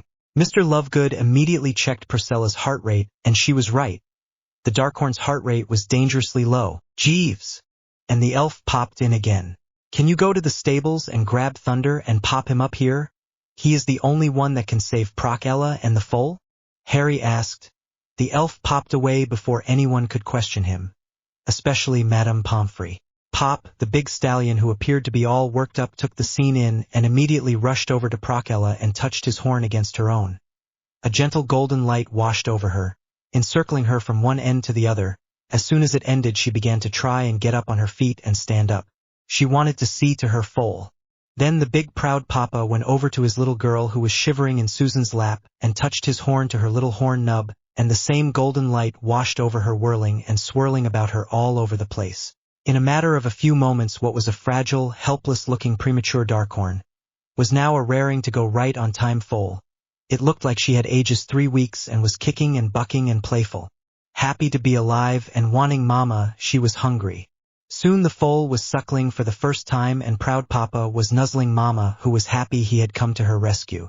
It was such a touching sight it made Harry's eye water up. A few moments later Hermione started to come around. Apparently the injury replenishers that Madame Pomfrey had magicked into her stomach were taking effect. And she was coming around. Who, where am I where? Procella, what? Procella was nuzzling Hermione's face as soon as she began to speak. Procella saved your life, Harry said. Procella. Hermione was confused. Oh yeah, the bathroom, the injury. Oh no. Procella. Hermione started to get up, but was held in place by Madame Pomfrey. No, you don't, Miss Granger. You just went through quite an ordeal, young woman. You are laying here for a while. While she also made ready a round of whatever else she thought of that she might need in case they had another issue of whatever made the young woman think suicide was her only solution. Procella is here because she felt you dying and she ran to save you. She climbed all those stairs and used magic to save your life. It sent her into early labor. We nearly lost her and the baby. Would have lost them both if it hadn't had been for Thunder here. He saved both Procella and the foal. It's a girl. Luna said gently. Hermione looked over Procella's muzzle and saw a brand new muzzle resting, not the covers of her bed. Oh, she was so beautiful. Such great big eyes. And a tiny little horn nub. She was so cute. Hermione reached over and gently patted the new muzzle. Oh, it was so warm. So precious. And they almost lost her because of me. Hermione began to cry. It would have been her fault. This precious angel would have been gone, and it would have been my fault for being so selfish. Just about then they heard running coming down the hallway outside the Medi ward and... Where is she? Where is my Hermione? It was Jean Granger. Dear God, where is she? And Dan Granger. They spotted her at the same time, Hermione, and rushed over to her bed, followed quickly by the headmistress. It was Hogwarts policy that whenever there is a suicide attempt that the parents are immediately contacted and brought to Hogwarts, and this was no exception. Now they did have to wear special bracelets that allowed them to see the castle, but they could come right through and race down the hallways to the Medi ward to where they knew their daughter was at. Oh no! Hermione gasped. She was in such trouble now. They would never understand. They would be so disappointed in her. She didn't get A with distinctions and was still only in 7th place. She was so ashamed. She turned to where she wasn't facing them. They thought it was because she was embarrassed about her suicide attempt and started to gently talk about it to her. But then after a few minutes they got her to explain why she had done it and the dams broke. You mean you tried to kill yourself over a grade? Dan shouted. Jean shook her head, her hand at her neck in disbelief. Didn't we tell you how proud we were of you for getting those scores last year? Didn't we tell you that you were so smart, so talented? That we loved you and we thought that you were a wonderful daughter? She asked. Hermione was crying but nodded. But I didn't improve. I should have but didn't. Who cares? You maintained your standing and that is saying a lot. You got 5 with honors. Who cares about with distinctions? You can try for that next year if you must. But to try and kill yourself over a grade, surely you are smarter than that. Surely we did not raise someone so petty or shallow that would think we would only love you for the grades you bring home. Dan fumed. He was having a real hard time reining in his temper. His little girl tried to kill herself over an injured grade, a grade. Did they put too much pressure on her? Was this all their fault? Did they stress her intelligence too much and not how much they loved her in general? Did they make some mistake along the way that they were just not seeing until now? To think that could have forced their little girl to turn to suicide as the only choice rather than face them was terrifying. Was she that afraid of them? Had they really made their little angel afraid to even confront them about something so simple as grades? What if it was something important like a boyfriend, or her Heath, or other problems at school? How could they know she would come to her about anything if she was afraid to come to them about even grades? The thought were racing through Dan's head so fast that he was giving himself a headache without meaning to. His little girl was afraid of them, that was the bottom line. Jean had caught onto his line of thinking and was crying outwardly by this time. She couldn't believe her little girl was afraid of them. All the times in Hermione's life she had praised her, supported her, encouraged her, and awarded her, had all come crashing down on her all at once. Had it been too much for her fragile little girl? Had they unintentionally been trying to build her up but hadn't given her a good enough foundation to stand on? Was her self-esteem so low that she really thought the only reason they loved her was because of what grade she could bring home to them? Soon all three of them were crying and Hermione was laying there begging for forgiveness. For all of it. Not getting the better grade, trying to kill herself, scaring them, scaring her friends, almost killing Procella, almost killing the new foal. She would have kept going until her mother reached over and pulled her into a hug and sat there rocking her and singing to her as she cried. Her mother hadn't held her and sung to her until she was really sick since she was little. Finally, Hermione cried herself to sleep and everyone left the three of them alone to try and work things out. Professor Lovegood escorted the Darkhorns out to the stables carrying the newest member of the herd himself, with Procella trotting proudly by his side and Thunder following close behind, making sure that no one got too close to the little one and his mare. Cedric and Susan followed the Darkhorns out to the stables and helped set up the stall for Procella and the foal, mucking the stall and spreading a fresh layer of hay about, then adding a couple of bales of hay in there for Procella to tore down to make a nest bed for her new foal. The other students headed home that next Monday, and everyone that was staying at the castle for the summer were anxiously awaiting the birth of the remaining three foals. Procella's little foal was coming along in leaps and bounds, quite literally. She was always jumping around and leaping in the air, dancing to her own form of music, Harry said. She never got very far from Procella, but she was always nearby playing some imaginary game or something. The other three Maras looked on longingly as they watched the little foal play, waiting for their foal to get there. They knew that Procella had almost lost hers, so they were quite happy to keep their own for a couple more weeks, but it didn't stop the longing looks every time they saw that pretty little foal jumping and leaping in the air. It was a misty June morning when an elf popped into the dining hall during breakfast and announced that Tony True had gone into labor. Before the elf could finish the sentence, the kids were running out of the dining hall and heading out to the stables. They could hear a soft whinnying coming from inside one of the stalls, and Storm was kicking at his stall, want to be let out. So Harry opened his stall and let him out. Storm went over to Tenitru's stall and she was down on her knees. About that time Fulgura started to whinny as well. Padma rushed over to her stall and sure enough she started to go down. Both Maras were having contractions at the same time. Talk about a twins thing. It was 4 nerve-wracking hours later and Hay had 2 adorable new foals born practically at the same time. Poor Storm was running himself ragged, running between the 2 stalls, checking on both of this Maras and foals. But it was worth the wait. 2 brand new stallions were welcomed into the herd with a proud papa prancing around, throwing his head around and whinnying all over the place. 2 sons, yep, 2 strong Heatha sons, and they were gorgeous too. Each one was a little wobbly on their feet, but boy did they enjoy falling down. They would get right back up just so they could fall back down again. It was so cute. They were so funny. Harry thought of the Weasley twins immediately and sent off a message to them and told them that they had new foals had been born, only minutes apart. Well, those 2 just couldn't be kept away. They fled over to Hagrid's hut and hurried down to see the new addition to the herd. Soon they were out there laughing and playing with the new foals who were prancing around and leaping and dancing with them. Harry said at once he saw them clowning around.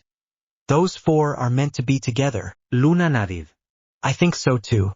I think the foals have already chosen their riders. In fact, I think that the other little one chose Susan.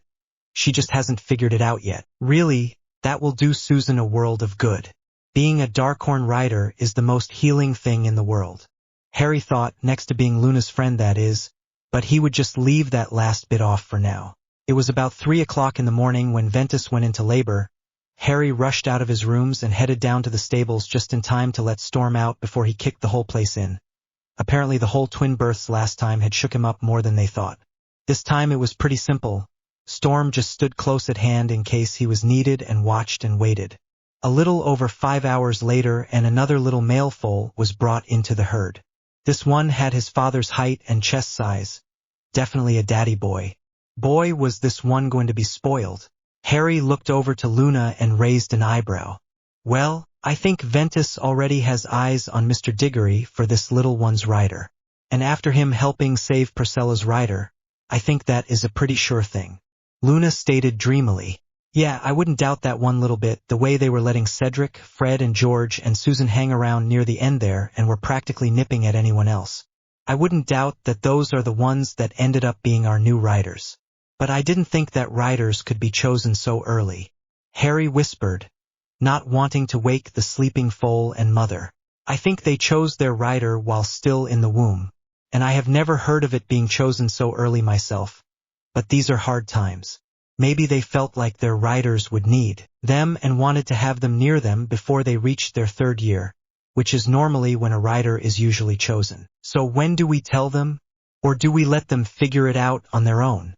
Harry asked. Luna chuckled softly. Let's see how this one acts around Cedric, then we will see about telling them. We already have our answer about the twins though. Those two couldn't be a better fit than if they were glued together. As far as out little girl, I just think we need to invite Susan down to have a look at our new herd and see how our little precious acts around her. If she acts like I think she will, then she has already chosen.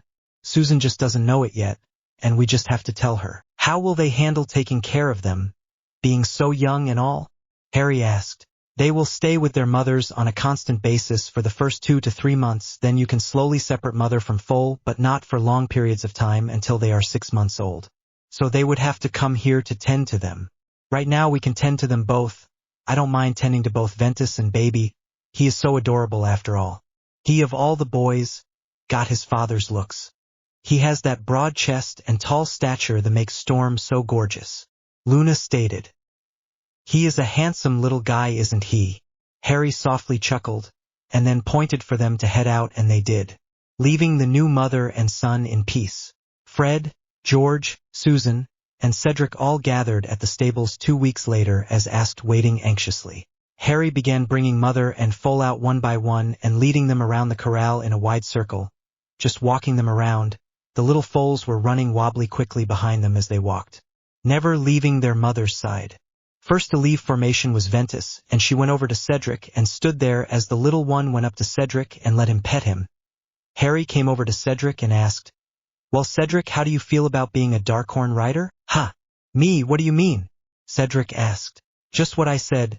This little one just chose you to be his new rider. It's a little young to choose one, but I think they chose a long time ago. They're just letting you know today. Harry stated. Oh, Merlin, I would love to be a Darkhorn rider. But I couldn't ride this one for years yet. Cedric said. No, you would have to see to his care and train him and watch him grow, and then between 2 and 3 years from now you could actually ride him. But it is worth it, I can tell you it is so worth it. So do you accept? Harry asked again. Are you stupid or something? Of course I accept, Cedric said, and he pet the muzzle of the gorgeous little Darkhorn. He is so gorgeous. Okay, then give him some of this bottle. Harry handed over a bottle of mixed Mara's milk and chicken injury, and Cedric took it and gave it to the little guy who loved it, and drank the whole thing rapidly looking for another. Whoa, they're big fellow, those are special treats right now. Too much can make you sick. Talk your mama into it and you can have another, but no more than 2 a day, Harry told the young foal. Now you have to name him Cedric. What's this little guy's name going to be? Justice. I like the name Justice. He is going to be just as big and proud as his father, and he is going to bring justice wherever he roams. Yeah, Justice is his name, Cedric said kinda teary-eyed. He was a Darkhorn rider, his father was going to be so proud. Oh, Merlin, his father was never going to shut up about this. He was bad enough that he made it to 2nd in his year. He was the only Hufflepuff on the board at all, and he was just behind a Ravenclaw, Bradley Brackenhurst. So his father was extremely proud of him for making that rank. He was 2, to tell you the truth. And he couldn't have done it without Susan and her friends though. He only got an O in potions because they let him use their trunk to work on his potions, and without it he wouldn't have done better than an EE, and he knows it. He is going to try and talk his father into getting him a trunk for his congratulations present. It would make things so much easier. The next Darkhorn to separate from the walk was Ventus, and she walked up to Susan. The little foal just pranced right up to her and nuzzled her and nibbled on her fingers. Harry walked over to Susan and the foal and asked Susan the same question. Well, Susan, how do you feel about being a Darkhorn rider? Me? But I am not worthy? Oh, sweet one, you need someone who is worthy of you. Someone that is so much more than I am. Ouch! Hey, not little thing. Susan pulled back her hand. Apparently the fowl didn't like that thought.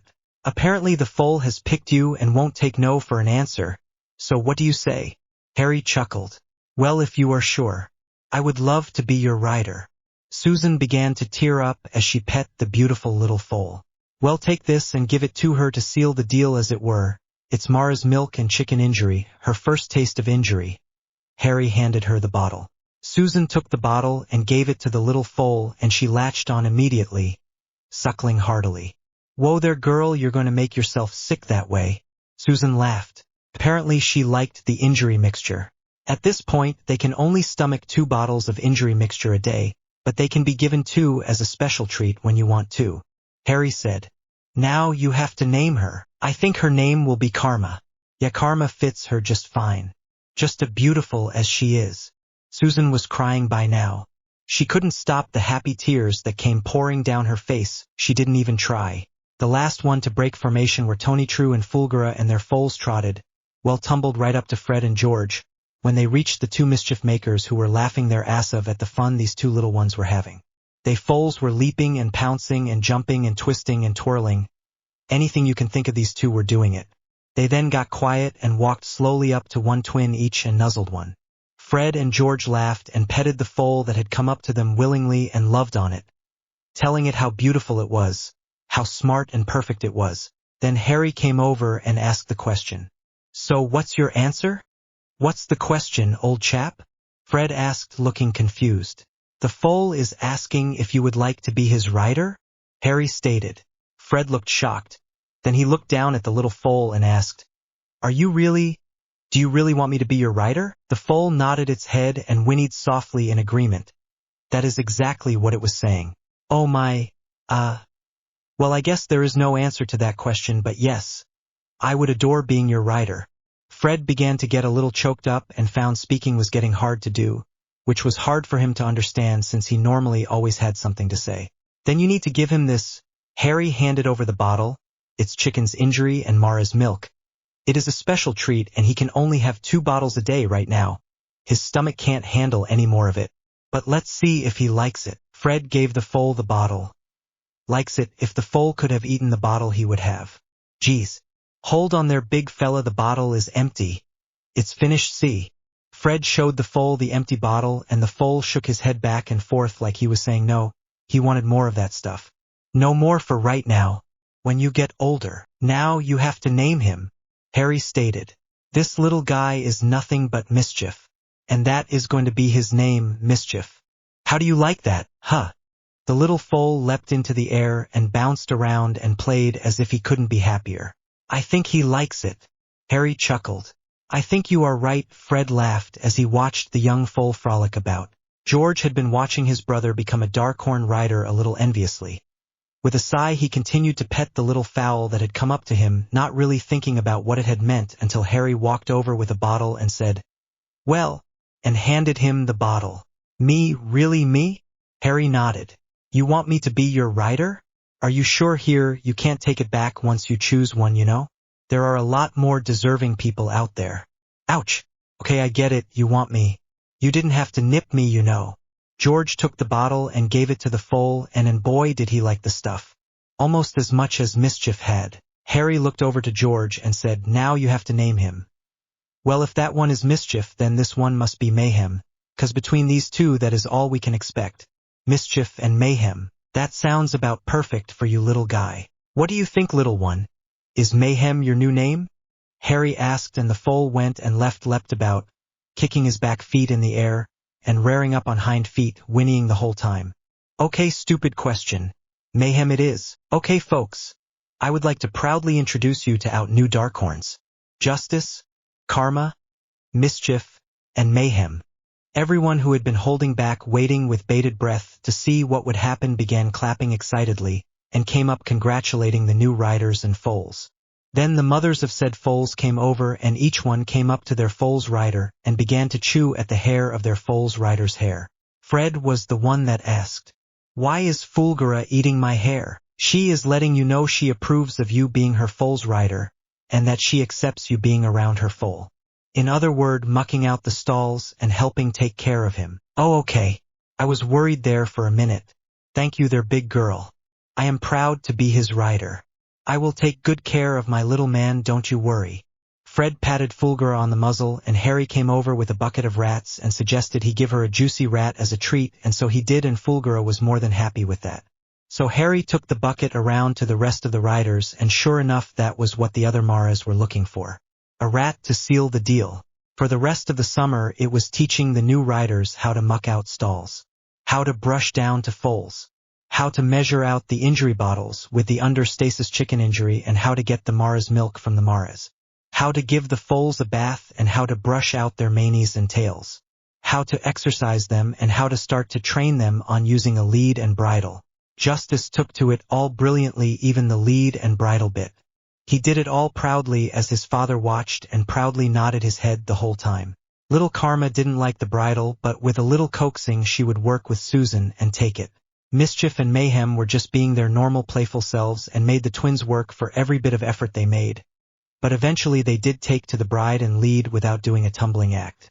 For some reason both foals thought it was a better idea to try and knock both their riders down than it was to wear a silly old bridle. That was until their father whinnied loudly at them. Then they stopped their playing around and took the bridle and walked in circles with the rest of the foals. Foals, gota loving. The kids even brought their instruments down and played music for the Darkhorn, who really liked it, it seems, especially the Maras. They swayed and nodded along with the music, keeping time with the music as they played. Harry decided they would get a wizarding wireless and keep it down in the stables for the Darkhorns to listen to next time they went into Diagon Alley. Mr. and Mrs. Weasley were so proud of the twins they bought them their very own owl just for them. They threw a huge party and invited everyone to come over. All the riders showed up. It was too bad the little foals couldn't be there, but they were too young to be away from their mothers yet. That would take a few months yet. Anything we can help with, Mrs. Weasley? Harry asked. Oh heavens no, I have it all in hand. If you want to see if Arthur needs some help you might. She smiled. So Harry and the gang went outside to see if Arthur needed help setting up the tables, and he did. So they started with the chairs. While Fred and George helped bring out the tabled, Harry, Pavarti, Padma, Susan, Luna, and Neville helped put up chairs. Then once the chairs were in place the girls started working on place settings. As Harry, Neville and Cedric continued with the chairs. Soon everything was all set up, and the kids just went inside to help bring everything out. It was a kind of potluck since each family had sent something along with each kid that came. Sirius had sent some pizza, freshly ordered that morning and under stasis to make sure they stayed warm. Frank sent over some Philly cheese steak sandwiches for everyone. Amos had provided fish and chips. Susan had sent over hot roast beef sandwiches with cheddar and hot turkey with Swiss cheese. All Molly had to do was make all the fixing and desserts, and boy did she. She had mashed potatoes, potato salad and scalloped potatoes. Then she had green bean salad, yams, carrots and honey, coleslaw, chips, crisps of all kinds, little cheese cubes, regular salad and fruit salad. And that is just the side dishes. Then she started on desserts. She had chocolate swirl cake and strawberry swirl cake, cheesecake and fudge. Of course she made some treacle tart for Harry. Blueberry cobbler, banana cream pie and chocolate pie. There were several forms of pudding too. Mrs. Weasley had surely outdone herself this time. Everyone was having a blast. The food was fabulous and the company was wonderful, well all except Ron. All he did was look at his food until Mr. Weasley told him he could eat, and then he slowly picked up his fork and began to eat. None of that piggish eater that he was so known for. In fact, he didn't act like the Ron they knew at all. He didn't eat anything that wasn't put on his plate, he didn't speak unless spoken directly to, he didn't mouth off or interrupt, he didn't act jealous about the twins getting to be Darkhorn riders and him not, he just didn't act like Ron. Harry looked over to Fred in question. Fred leaned down and spoke in a whisper. He's been that way since he returned from Durmstrang, he just isn't himself. If he isn't told specifically what to do, he just sits on the end of his bed and stares at the wall. He doesn't run in the house anymore, speak out of line anymore, eat too fast or eat messily like he used to. He isn't a pig like he used to be. He doesn't throw a fit like a pig he used to be. He doesn't throw fits at all anymore. He says ma'am and sir all the time and please and thank you. It is scary. He is all polite and well-mannered. He just isn't our little brother any longer. Mum is talking about teaching him herself from now on, since he has calmed down so much. She is going to try him a little through the summer months and see if he is willing to learn from her or if she has to send him back to that horrible place. I can't imagine what they did to him to turn our little Ronikins into this proper Ronald in just 1 year. It's too terrifying to think about, really. Fred whispered. Wow. I wonder how a school can get away with something like that. I mean, yeah, it made him for the better, but what did they have to do to him to get him that way? Harry whispered back. I don't know, Mum tried everything and nothing worked. Not even her spoon made him behave at times. And now there is nothing you can do to irritate or upset him. We've tried. Even put a spider on his pillow. He just woke up, brushed it away, and rolled over. Harry, he is terrified of spiders. I know, ever since you guys pulled that prank on him when you were like 7 years old, and turned his teddy into a spider. He has been terrified of them. Harry couldn't believe that Durmstrang could change someone so completely, but apparently they had. He honestly didn't know if that was for the better or the worst. Mrs. Weasley, have you thought about seeing if Ron could try and see about sorting again, since his behavior has changed so dramatically from before? I bet that he would no longer fit for Slytherin. And if you explained that to the headmistress, she might just let him be resorted. Yeah, he might have to start a year younger than everyone else, but maybe he can get into one of the other houses without a problem now, Mum. Why don't you take him down here and try? Fred said. It sounded like a perfectly wonderful idea to him. Molly thought about it for a minute, then nodded. She definitely wanted her son to go to Hogwarts, and if there was any chance that he could get in, she wanted him to be able to do so. He would be in 2nd year instead of 3rd like everyone else his age, but oh well, it is better than trying to homeschool him again, and she wasn't so sure about sending him back to Durmstrang. While she liked the new Ron, she had loved her old Ron too. She just didn't like a lot of his old habits and had fought night and day with him trying to break him from his old habits. That is an excellent idea. I think I will talk to Minerva and see what she says. He was a student while he was there, so transferring him here should be no problem. And if she treats him as a transfer, she will have to sort him fresh. Yes, I think that is how I will handle it. Thank you, boys. I think I will do that. They enjoyed their lunch, then everyone got together and played a game of Quidditch out on the family Quidditch pitch. Even Ron joined in. They continued to play until the sun started going down, and they decided that it was getting late and they had better head back home. Molly insisted they stay and eat dinner. Apparently there was still enough food to feed an army left, so everyone ate again, and they all laughed and had a blast until it was time to leave. Then they all helped clean up and put things away, insisting that the Weasleys keep the leftover food, that they didn't want to take any of it home with them, which flustered Mrs. Weasley some, but she got over it quickly and wished everyone a good night as they headed through the flue. Not to be outdone, Amos Diggory had to celebrate Cedric getting to be a Darkhorn rider as well, and other than having it announced in the paper, which it was, he had a ball. That's right, folks, a high-fashion, champagne-drinking, orchestra-playing ball. Amos invited all the Darkhorn riders and their parents. Frank and Sirius flipped the bill of getting the twins, Molly and Arthur, new outfits. This flustered her again. But she went along with it anyway, and she looked beautiful in her new gown, and Harry told her so, which brought about a blush and a sweat on his arm. Arthur looked quite handsome in his new robes too, and was complimented several times as well. The twins tried to joke and laugh it off, but they looked real good in their new robes beside their laughing and clowning around. The ball was actually pretty nice. Amos had invited half the Wisengamot, it seemed. Even the Minister for Magic was there. It was the who's who of the magical world right in front of your face. Famous author, singers, musicians, wizards, even a few Quidditch players that Cedric was fond of were there. And everyone seemed to have a brilliant time. Between the buffet, the champagne, the music and dancing, it was all wonderful. May I have this dance, my lady? Harry raised his hand to Luna, who blushed and nodded. And they took of twirling amongst a sea of adults. But they looked so perfect, so beautiful together that several of the adults stepped aside to stop and watch them dance. Over and over again they twirled around, like tiny ballet dancers in a storybook, Luna smiling and her eyes just sparkling. You could tell this is what she had hoped for all night long. Neville walked up to Pavarti and took her hand. May I have this dance, my lady?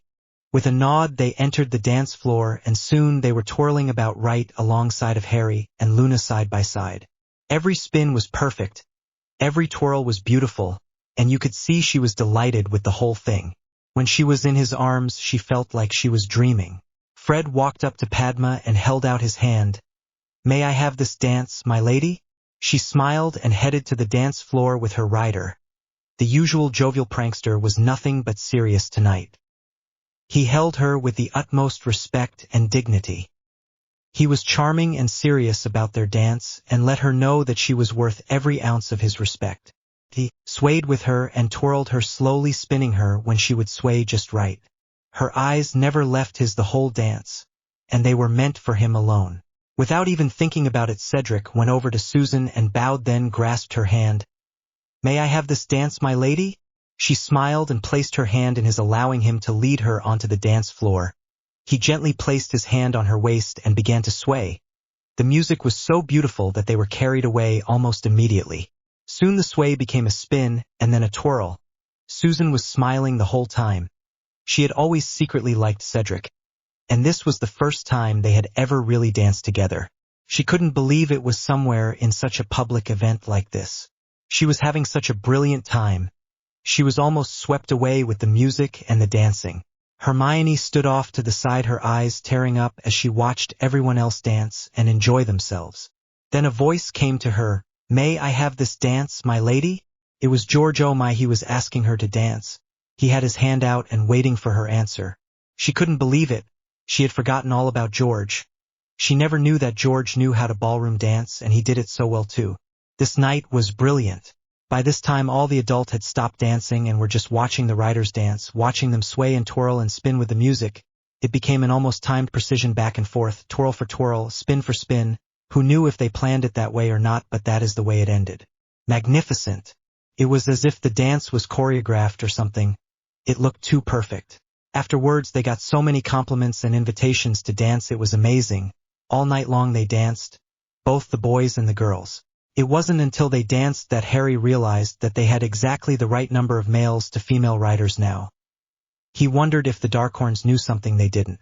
Susan and Amelia decided that they wanted to have a party too, but they wanted something different, so they stoked up the grill and decided on a barbecue. There was steaks and burgers for everyone. She invited a bunch of her off-duty officers and friends and some of Susan's Hufflepuff friends, as well as all the riders and their parents.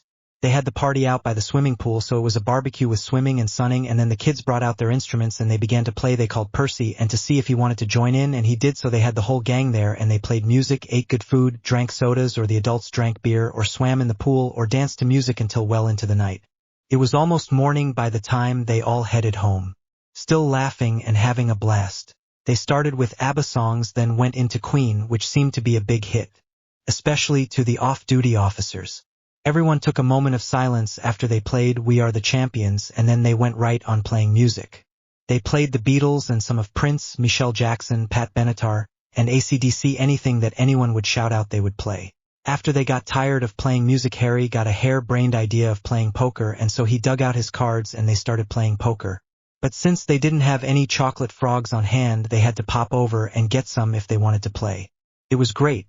They had 2 tables set up: Harry, Luna, Susan, Fred and Padma, Shacklebolt, Dawlish and Tonks on one table, with Neville, Pavarti, Hermione, George and Cedric playing with Amelia, Frank, Sirius and Mad Eye, who promised not to cheat. It ended up with Harry and Cedric raking in most of the chocolate frogs. Mad Eye swore he was cheating somehow, he just couldn't catch him doing it, but that was just because he lost holding a baby flush and was mad about it. Who knew the guy would draw to 4 of a kind? Now really. Throughout the night they kids had let the adults take over the poker tables and had gone back to the barbecue and swimming, and it seems like Amelia and Frank were the big winners on that. And of course they weren't playing for chocolate frogs by then either. Frank swore he hauled in almost 300 gold, but Amelia refused to say. She just grinned and walked away.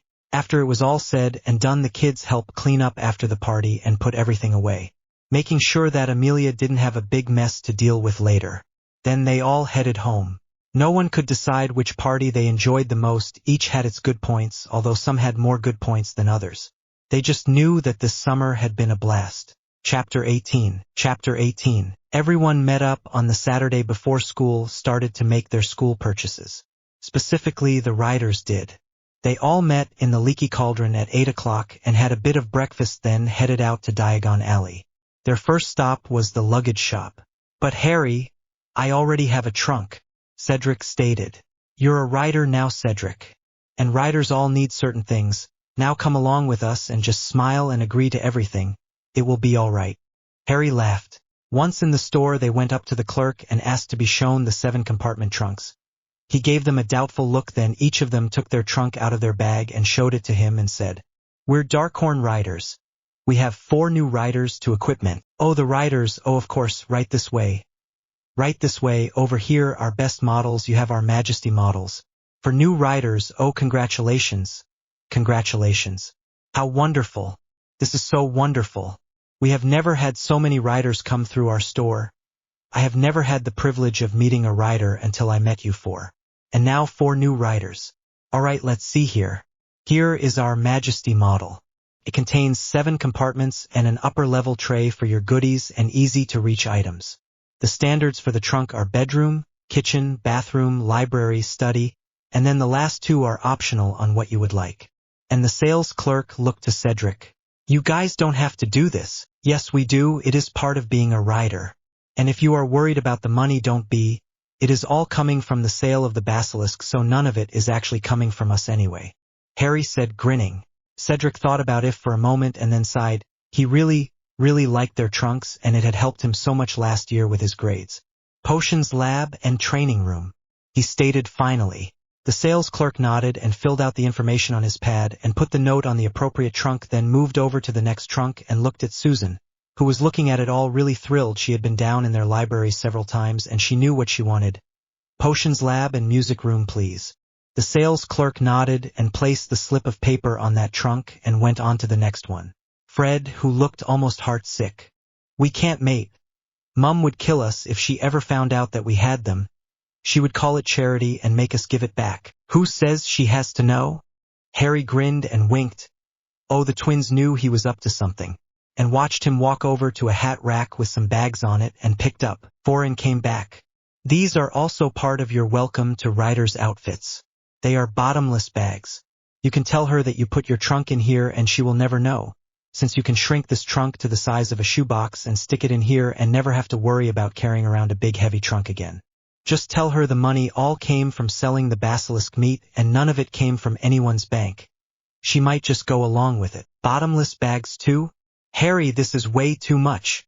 Cedric scratched his head, shaking it in disbelief. He couldn't believe how lucky he was. "It isn't too much, just think about it. How are you going to carry around a big trunk and ride on the back of a Darkhorn? You can't. So the bottomless bags are essential.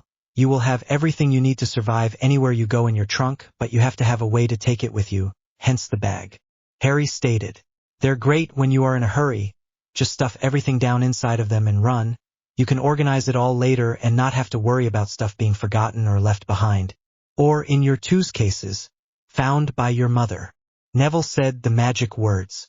"Potions room and a storage room with shelves and all. Lots of space in that room. We will need lots of space. Oh, and George will need the same thing too." George grinned and nodded, rubbing his hands together, as if he couldn't wait to begin making things in his new trunk. "Now remember guys, if you blow up your lab, you just might blow up your trunk, so do be careful with what you make in there," Pavardi said wisely. Both Fred and George got a small frown on their faces, but they still had very calculating looks on. And so Harry suspected that they wouldn't let something like that stop them. Sir, can you put up extra wards around that potions room for us? We would really appreciate it," they said at the same time. The clerk was playing Weasley ping-pong, trying to look them both in the eye at the same time, but he settled to just look at Harry and nod. "I shall see it is taken care of immediately. So we have 4 7-compartment trunks, 1 with a potions lab and training room, 1 with a potions room and music room, and 2 with potions room and storage rooms. Is that correct?" The clerk looked at Harry, who nodded.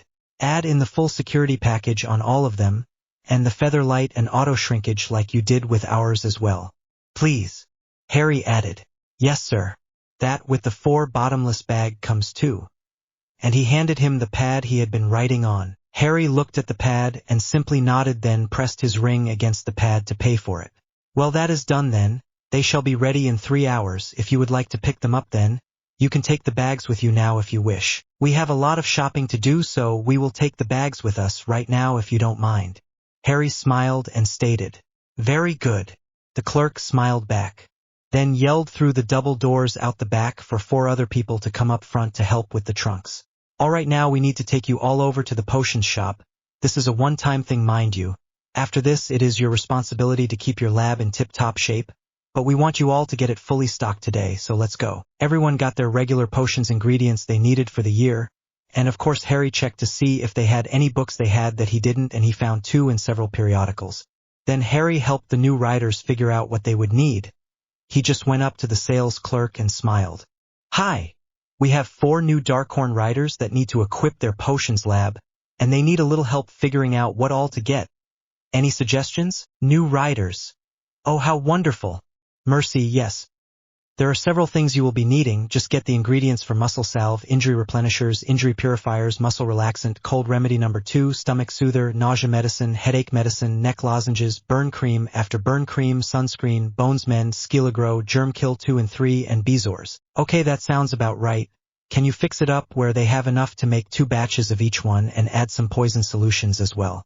Make that up for all 4 of them if you could and set it to my account. Harry! Susan shrieked. Look, this is a one-time thing. You have to have a fully stocked potions lab, and you're getting one whether you like it or not. Now your potion ingredients for your schoolwork is your own business. I don't pay for that. I only pay for your rider equipment. So gather up your stuff you need for school while you're waiting on you equipment for your lab. Harry stated, taking no quarter on this one either. So everyone did exactly that. And by the time they finished, their rider equipment was ready and he signed for it, and they each put their bundles in their own personal bottomless bags, and they all headed next door to the shoe and boot store. Now what? We don't need new shoes, mate, Fred stated. No, but you will need new boots for when you are mucking out stalls, working your foals, and eventually riding them, so we are getting you each 1 pair of boots. This time it was Neville who stated it. That's right, you don't need to be knee-deep in Darkhorn droppings wearing runners and have them ruined. Nope, a pair of boots is a must, Harry added. So everyone sat down and were measured for a pair of boots, and within a few minutes they all had their very first pair or Darkhorn boots. Not dragon hide yet, mind you, but one day, perhaps. Then they went over to Flourish and Blots, where everyone picked up their school books for the year. Harry gave Fred and George 20 gold and told them to remember they had a library to furnish. Remember. Their little eyes just sparkled, and they headed off into the store as fast as they could, racing after this book and that book, until they each had a stack of books almost as tall as they were, floating along behind them. Cedric was doing something similar, as was Susan. Both were going a little wild in the book selections. Not as bad as the twins, mind you, but close. And again everything got shrunk and placed into their bottomless bags. Next came Madame Malkin's robe shop. Everyone got a set of riding robes and all-weather robes. Then they were free to update their own wardrobe as they saw fit. Harry wanted them to have a full set of battle robes, but they needed to be trained before they could qualify to wear them, so just standard robes for now. Maybe in a year or so they could look at getting them battle robes. They then went over to the tackle shop and he bought each on their very own set of brushes and blankets. He got everyone their own bucket and a special new bottle for each one of them, a bit bigger than their old bottle by about half. They got a hoof care kit and a book on caring for your Darkhorns that the gentleman had started to carry, with several other books on Darkhorns that they could choose from. He let them pick 2 they wanted and add it to the piles they had on the counter. While they were there, the older riders picked up a new blanket that was soft fleece underneath and soft as velvet on top. Oh, the Darkhorns were going to love them, and they were going to be so comfortable. Then they headed over to the stationery store and stocked up on stationery. Harry once again reminded everyone that they now had a new office to stock, so think about that while you were stocking up. And he gave the twins 10 gold to get what they needed, in parchment and quills for their new studies. They then went over and picked up their trunks, which were ready to go by that time. And they then headed out to the non-magical side of London. At first Cedric, Susan, Fred and George didn't know why they were going into the non-magical side of London at all. But Harry explained. Well, there are several things. First, food. You have a completely brand new kitchen down there and it needs to be stocked. This first time I am going to set you up with food. After this first time it is your responsibility to see to it being stocked and restocked with whatever, but the first time we take care of it. It has stasis cold and hot chambers, so you can get cold stuff that won't go bad and hot stuff that won't have a problem either. It will stay perfect for up to 6 months. Your dry shelving has an infinite lifespan, so it will never go bad. The place is bug and pest proof. You don't have to worry about those things. All you have to do is, when you stock your shelves, put the fresh stuff in behind the stuff that is already there, and use the stuff that is there first, so that you are always switching out, and always have the freshest stuff. Also, we are going to go to Harrods, which is a huge store. We're going to get you some jeans. Susan, you can't muck stalls in a school uniform, a skirt. Really? And Cedric, you want to get your uniform dirty with that? I thought not. Everyone gets 3 pairs of jeans. Anything beyond that is your responsibility. Also, I would suggest you get underwear that matches the jeans, not to be crude, Susan, but lacy undies that ride up on you when you're trying to muck a stall or walking karma. Step, pull, step, pull, step, pull. Not attractive. No, you need something that it meant for hard work. Ouch! Woman, you don't have to be crude, no matter how true it is, you still don't have to be crude. Luna stated. I wasn't being crude. I was being honest. It is better she learned now that the hard way. Underwear that turns into but floss after 20 minutes of all that bending and walking isn't comfortable. Ow, quit that. Alright, that was crude. Sorry, Susan. And guys, they have a kind of shorts called boxer briefs. Check them out, you might like them. Everyone was laughing at the two of them. They were acting like an old married couple and didn't even realize it. But Neville and Pavarti could see it. They just smiled at each other as reached out for each other's hands to walk together out of the leaky cauldron into non-magical London. They got a couple of cabs to take them to the closest Sainsbury's. Harry loved shopping there. Okay, he was a little bit of a shopping snob, but the place had everything and was great about stocking unique items. They always had the hard-to-find trail mixes and granolas that he loved so much, and the dried fruits and veggie sticks that Luna was fond of. Plus, they had the most unique array of fruit drinks of anywhere in town. So it was his favorite place to shop. Bar none. Everyone went in, and he told them to just take this card, and he went over to an empty register to show them how to work it in the little machine and handed each one of them a little card with their name on it. They are all linked to the same Basilisk account, don't worry. Now let's go stock up. I know I have got to get a bunch to refill my kitchen. And soon they were all going up and down aisles looking at all that was there. At first Harry was afraid that Fred and George were going to go manic on him being in a totally new environment and all. But he guessed the whole being a writer now made all the difference in the world. The way people had treated them all day, as if they were some heroes or something special, someone to look up to respect. It gave them a whole new outlook on life somehow. There was a time to play and a time to be serious, and now was writer time. Fred and George each had picked about half a cart full of granolas and trail mixes. Then they went over to the prepared meals and got the rest of their cart filled with them. Even a few pizzas and a bunch of sandwich fixings. Then of course they got all the staples like sugar, flour, rice, beans, salt, etc. The last things they got were some of the hot foods from the deli they wanted to try. They got a few pre-cooked chickens and some hoagie sandwiches, some wraps and some salads too. All in all, they did pretty good. Susan was more of a fresh fruits and veggie person. She wanted salads and fruit a lot. So that is what she picked. Then she went over to the dried fruit section and went wild. She tried it all, regular and yogurt covered. She even got some that was chocolate covered just to try. She also got all kinds of nuts to go with it and to put on her salads. Oh, she was in heaven. She picked several different kinds of bakery breads that looked fresh and a couple of their pitas and tortillas that they has fresh. Then she went down the different teas and fruit juices and picked out several of each, thrilled with the selection. In dairy she had a blast picking out all kinds of cheeses to go on her salads.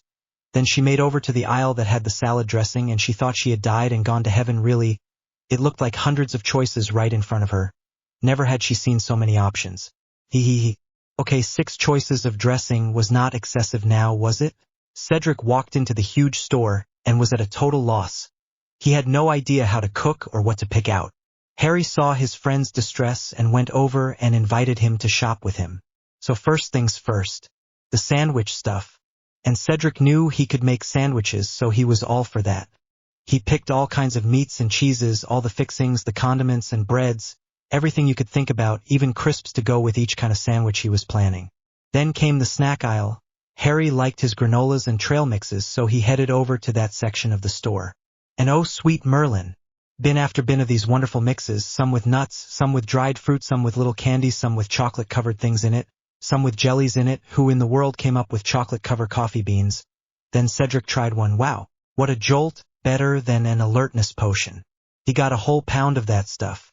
Harry gave him a weird look, and Cedric reached into the bag and handed him one, and then the next thing you know, Harry is buying a pound himself. And he got a spare bag. He sat aside. Who knew Then Cedric picked through the dried fruit and jellies and picked out several he liked and finally finished up. Next Harry took him down the aisle with the frozen foods.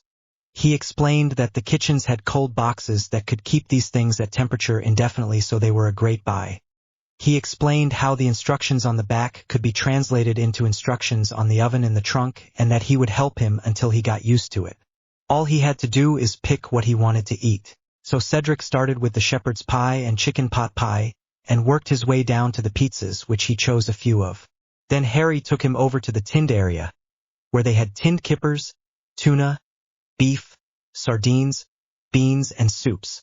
So Cedric chose several soups and a few of the meats and beans as well. Finally they went over to the deli, where they picked through pre-made sandwiches, chickens, meals ready to eat, and all kinds of neat stuff. About that time Harry ran into Neville and he handed him his bag of coffee beans he had gotten him. Neville looked at him curiously, but Harry just told him to try one. He did, and his eyes shot up wide and his eyebrows shot up high. He looked over to Harry and asked what in the world were they. Chocolate-covered coffee beans. They put our awakefulness potion to shame. We have got to take some of these to Pomfrey and have her test some of these and see if she can use these on students instead of that nasty potion. One of these beans could probably keep one of us going for hours.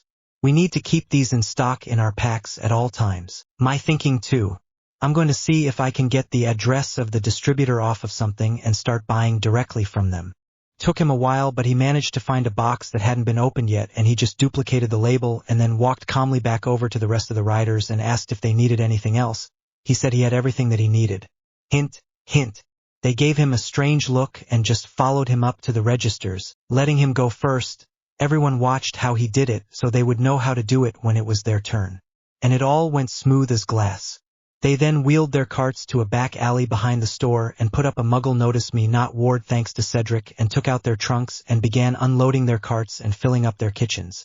The kitchens came fully stocked with dishes and flatware, so thankfully they never had to worry with that unless of course they wanted to, which of course Luna had. She had set hers up with those iris motifs she had made that first month of school with the iris water goblet she had designed and the iris silverware that she had designed. She also designed a plate with an iris in the center. She had gone to Sirius and he had found the correct transfiguration for her, and there she had it, a full set of dishes. Just like she wanted them. She picked purple bowls, salad plates, and teacups to go along with it, until someone could come up with the transfiguration for those as well. It took almost an hour to get everything unloaded and put up. But by the time they finished they had a pretty good idea of what their kitchen was really like, or at least the new riders did. The old riders already knew, they were just putting stuff up and figuring out what all they had and didn't have. Harry couldn't help but think he needed to get more containers for his snack mixes while he was as Herod's. He guessed he went a little overboard the trail mixes and granolas, but he loved the different kinds that they had. He loved getting so many different ones. He was glad he was going to Herod's though. Last time he was there he got this great set that was snap-on lids for freshness, 48 containers for £48. Not bad after all. They were high-quality plastic containers and had the 4 snap-on lids. Yeah, that was a good price. He was so gonna look for that again. Although some of the containers were so small all you could use them for was ingredient storage, they still came in useful, just not in the kitchen. Now it was Herod's time. Everyone put their trunks back into their bags and they looked around carefully to make sure no one was looking and lowered the Notice Me Not ward. Then hailed 3 cabs and headed to Herod's. Susan had been to Herod's with Amelia once before, so she was a little prepared, but the twins and Cedric were definitely not. Neville took charge of the twins and Harry took charge of Cedric. And Pavarti took charge of Susan. Then they headed off. First they looked at jeans. He needed jeans that moved with him and stretched some, not the skin-tight, form-fitting jeans the salesgirls kept trying to get him to try on. Harry explained for the final time that he needed work pants, not hot pants, and then turned to a male coworker and asked him to see if the young woman could help someone else. This put a frown on the man's face and he immediately did so, then came back and helped them. Harry told them that they were to be working in the stables at their private school this semester for extra credit, and they needed working jeans, not jeans that show your butt off in. The man just laughed and took them to a different section of jeans and started getting them fit for jeans, apologizing the whole time for the young woman's behavior. It only took them 20 minutes to find what they needed once they were in the right section. They also picked up some shirts while they were there too, might as well. They went over to a different section of the men's pants section and found some pants to wear as everyday pants under their cloaks and when they weren't in classes. So they both picked out a few new dress pants. Although Harry really didn't need to, he was still working on some he had gotten for Christmas that they had gotten that would grow with him. But he went ahead and got the non-magical kind as well, and then he took Cedric over to the underwear department and showed him the boxer briefs. Odd thing is he already wore them. A buddy of his in Hufflepuff turned him onto them years ago and he preferred them to regular boxers now. He just didn't know they came in so many colors. They each bought 4 packs and some new socks too. Oh, and some swimming trunks. The ones they wore at the party at Amelia's were getting a little dated for them. He needed to remind Neville to get himself some new trunks too. Then they headed over to the kitchen section. Harry was serious about getting that canister set. He showed it to Cedric and Cedric bought one too. They also looked at some other things while they were there, like knife sets and other utensils. Harry bought a cool knife set. But Cedric refrained for now at least. He said he wasn't the cooking type, so he didn't see the need to buy a bunch of stuff for the kitchen if he didn't know how to use it right. He did get a nice spice set for his mother though. She loves to cook and he thought she would adore it. But that was totally on him. Then they headed off to find the others. The girls were still in the underwear department, no surprise there. Harry just rolled his eyes and went over to Luna and hugged her. She squealed and put her hand over his eyes. Telling him not to look, then escorted him out of the section and back to the shirts and shorts section. Then told them to give them 5 more minutes and they should be done. Both boys rolled their eyes at that, and found a place to sit down and wait. It was 10 minutes, but they waited anyway. About that time Neville and the twins came up and joined them waiting. The guys got tired of waiting and went over to the nut shack and got some salted nuts and sodas, and were happily munching away when the girls finally finished and showed up. Now it's time to head up to bedding, Harry said. Huh. Cedric didn't get it. Each one of your trunks has a complete bedroom set in it. Bed and all. No bedding. You need a whole new bedroom set for your trunk now. So to bedding they all went, then to bathworks to pick out toiletries and towels. I didn't realize this was going to be like setting myself up with my own little apartment or something, Cedric said. That's exactly what it is like. And you will love having it. Anytime you want to get away, flake out, want some privacy, need a place to study, or are out with us and our Darkhorns, you will have your own home with you at all times, exactly as you designed it. Always. Harry grinned. Pure unadulterated safety. Can't beat it. Just have to make sure no one steals your bag. And we have spells for that. Neville stated. Luna nodded and smiled. Lots of them. We even have alarms set up in case someone other than a rider tries to take it off of you. We will give you a rider ring and you will press it to the emblem in the middle of the bag and it will come off without setting off the alarms, but it will let us know that someone is in distress, since that is the only reason that someone else should be taking off your bag. So if Harry is getting frisky with Luna and uses his key to remove her bag, then he is going to have a whole lot of company before long. Just to remind him of rider policy number 1. Rider bags are sacrosanct. Pavarti said, much to Harry's embarrassment. What is rider policy number 2? Fred asked. A rider's trunk is sacrosanct. All current riders said at the same time. Wow, they take being a rider very seriously. Cedric had never been so proud to be a part of something in his whole life. To be part of such a chosen few. Why was he chosen out of so many people? That thought kept running through his mind. He couldn't help but wonder, but every time he did he kept coming up with the same thing. Luna saying, the Darkhorns know things that we don't and can see things that we can't. We may not understand it right now, but sooner or later we will. Was he still going to be able to have a career? Harry told him not to be stupid. Of course he would. Everyone would.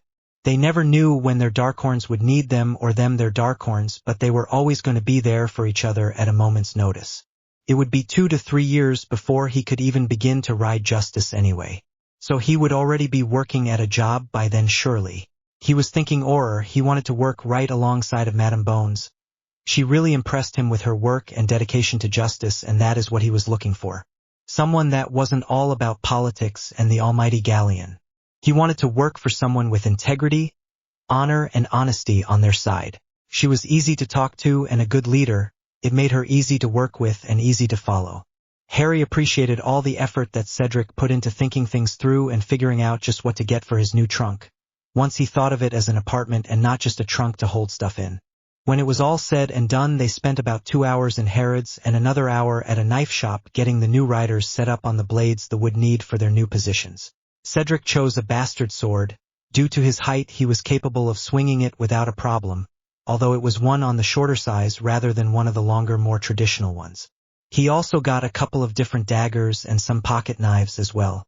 All in all, he was thrilled. The twins chose short swords like Harry and Neville used. They liked the weight balance better than the broadsword or the rapiers that were available. Although the cutlass was pretty sharp, they gave it a pass for now. Then they chose a couple daggers, a boot knife and a couple pocket knives. Nothing fancy, more functional than anything else. Susan admitted to already having a sword and several knives, but picked up a couple new daggers and a new pocket knife just because she liked them. Then they were ready to head back home. Everyone was exhausted. They ate at Sirius Pizza Place and took a quick tour of the New Age place that everyone loved just down the street from there. They all picked up some new books and found a few new star charts and pieces of jewelry they wanted. Luna found a whole series of dresses she liked. They called them boho chic. Whatever that meant. They were cute nonetheless. They looked cute on her and they didn't have anything like them in the magical side, so she bought several. Maybe she could start a new trend. They also had a series of velvet Victorian gowns that Padma and Pavarti just went wild over. Who knew that non-magicals would have magicals taste down pat? So they bought several dresses too. So did Susan, although hers were more conservative than the twin styles. Harry and Neville went over to the men's section and found several shirts that were cool, some t-shirts with dragons or wizards on them, and some that had funny saying on them. They even had some leather pants and vests. While not the quality of the battle gear they had, they were just fine for riding in. So they each got a couple of pair of them. They found some velvet and silk vests as well and got them in different colors as well. Cedric and the twins were looking through them and the twins were curious but passes on the vests picked up a couple of the t-shirts. Cedric picked up several of the vests both in velvet and in silk, mainly focusing on black and gold, silly Hufflepuff. Finally they were ready to head back home. So they put all their bags of purchases into their bottomless bag and went back through the leaky cauldron. The twins headed home from there, as did Susan and Cedric. Everyone else paid Tom some gold for the use of his flu and fled to Hogwarts, into Sirius' rooms and met up with Sirius and Remus there. Sirius and Remus wanted to hear all about their first independent day out. They had wanted to know all the details, where they went, what they got, did they have any problems, the whole 9 yards. So Harry began telling them everything. Sirius was so proud of them, taking care of their new charges like they were. He was a little bit leery of Harry having to be in charge of so many people at such a young age, but he seems to be not only able to handle it, he seems to have taken to the whole thing like a fish takes to water. He takes his responsibilities seriously without letting it go to his head or making him feel like he is some kind of superhero or something. There hasn't been this number of Darkhorn riders in a concentrated area in such a long time. People have forgotten what Darkhorn riders are really about. What they used to do. It used to be a Darkhorn rider was the only true justice this side of the waters there was. Oh, there was a good king every now and then, but mostly the kings were all about gold or power, but the Darkhorn riders were all about truth, justice, and honor. They are what people formed the Three Musketeers after. Chivalry and all that goes with it. That is what the Darkhorn riders were all about. Normally they were always wizards, but they occasionally had a witch in there. They didn't discriminate, it was just that sometimes they rode hard and long, and it took a special person to be a Darkhorn rider, and it wasn't meant for everyone. They always encouraged a good healer to ride with them, or the occasional seer came in handy, but they were hard to find. But true riders that were female took a special kind of woman to be a rider indeed. Now there were 10 Darkhorn riders that would be leaving Hogwarts within the next few years and be heading out there into the world to take on all that it was. These kids would have to face it all in their young age, and they had to be ready for it. And he wasn't sure that they were. Oh, he was sure that Harry and Neville could lead them, and that with Harry and their ultimate leader they would be just fine, but they still need all the help they could get. That is why he and Remus has set up taekwondo classes and sword training classes to be started as soon as they started classes school. They were teaching either beginner or advanced classes. On Saturdays, 2 classes 2 hours each. Then he had one special class was coming in he hadn't told Harry about yet, about advanced self-defense, weapons and non-weapons. The guy taught everything from kickboxing to street fighting, and it didn't matter which, it was all about survival. He was a trained Auror, and he was there to train his crew like they were Auror recruits. Maybe without all the degrading verbiage, but still, focus on the hard work and sweat. He was to remember their age, but not to let their age be a crutch that they could fall back on, since the bad guys wouldn't care about their age either. He was to teach them everything from knife fighting to standard fist fighting and everything in the middle. Then give them a round of what it would be like to be an Auror as well.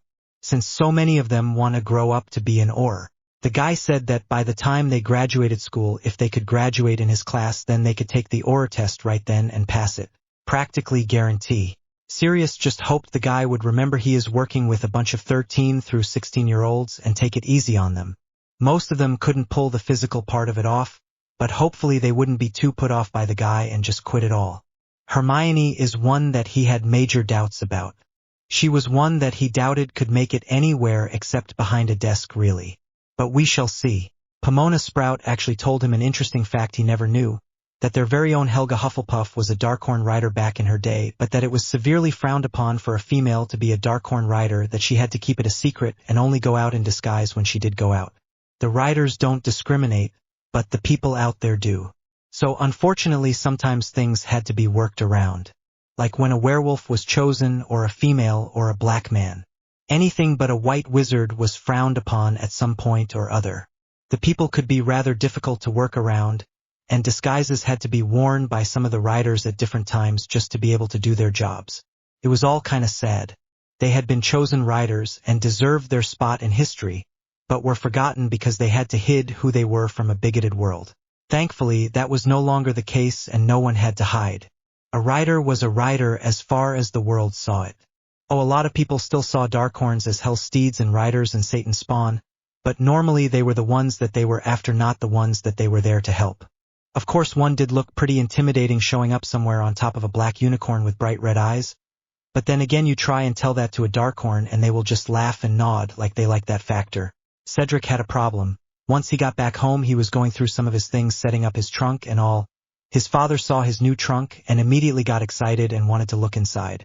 Then Cedric remembered what Harry had said. Their bag and trunk were sacrosanct, and no one should be allowed into their private place really, unless it was an emergency or something like that. And his father's curiosity, so he could go tell all his friends and the people that he works with all about it, was not considered a proper reason to allow him in. But how could he tell his father, no? No, father, a rider's trunk and bag are sacrosanct, and your curiosity so you can go tell all your friends, and half the Wisengamot all about what the riders are doing for me is not a satisfactory reason to let you see what is inside of here. Well, that explains it all. Oh, Merlin, how could he have ever said such a thing to his own father? Cedric, how could you? I only want what's best for you. I only talk to people about you because I am proud of you. Amos said. Yes, father, but I'm a rider now.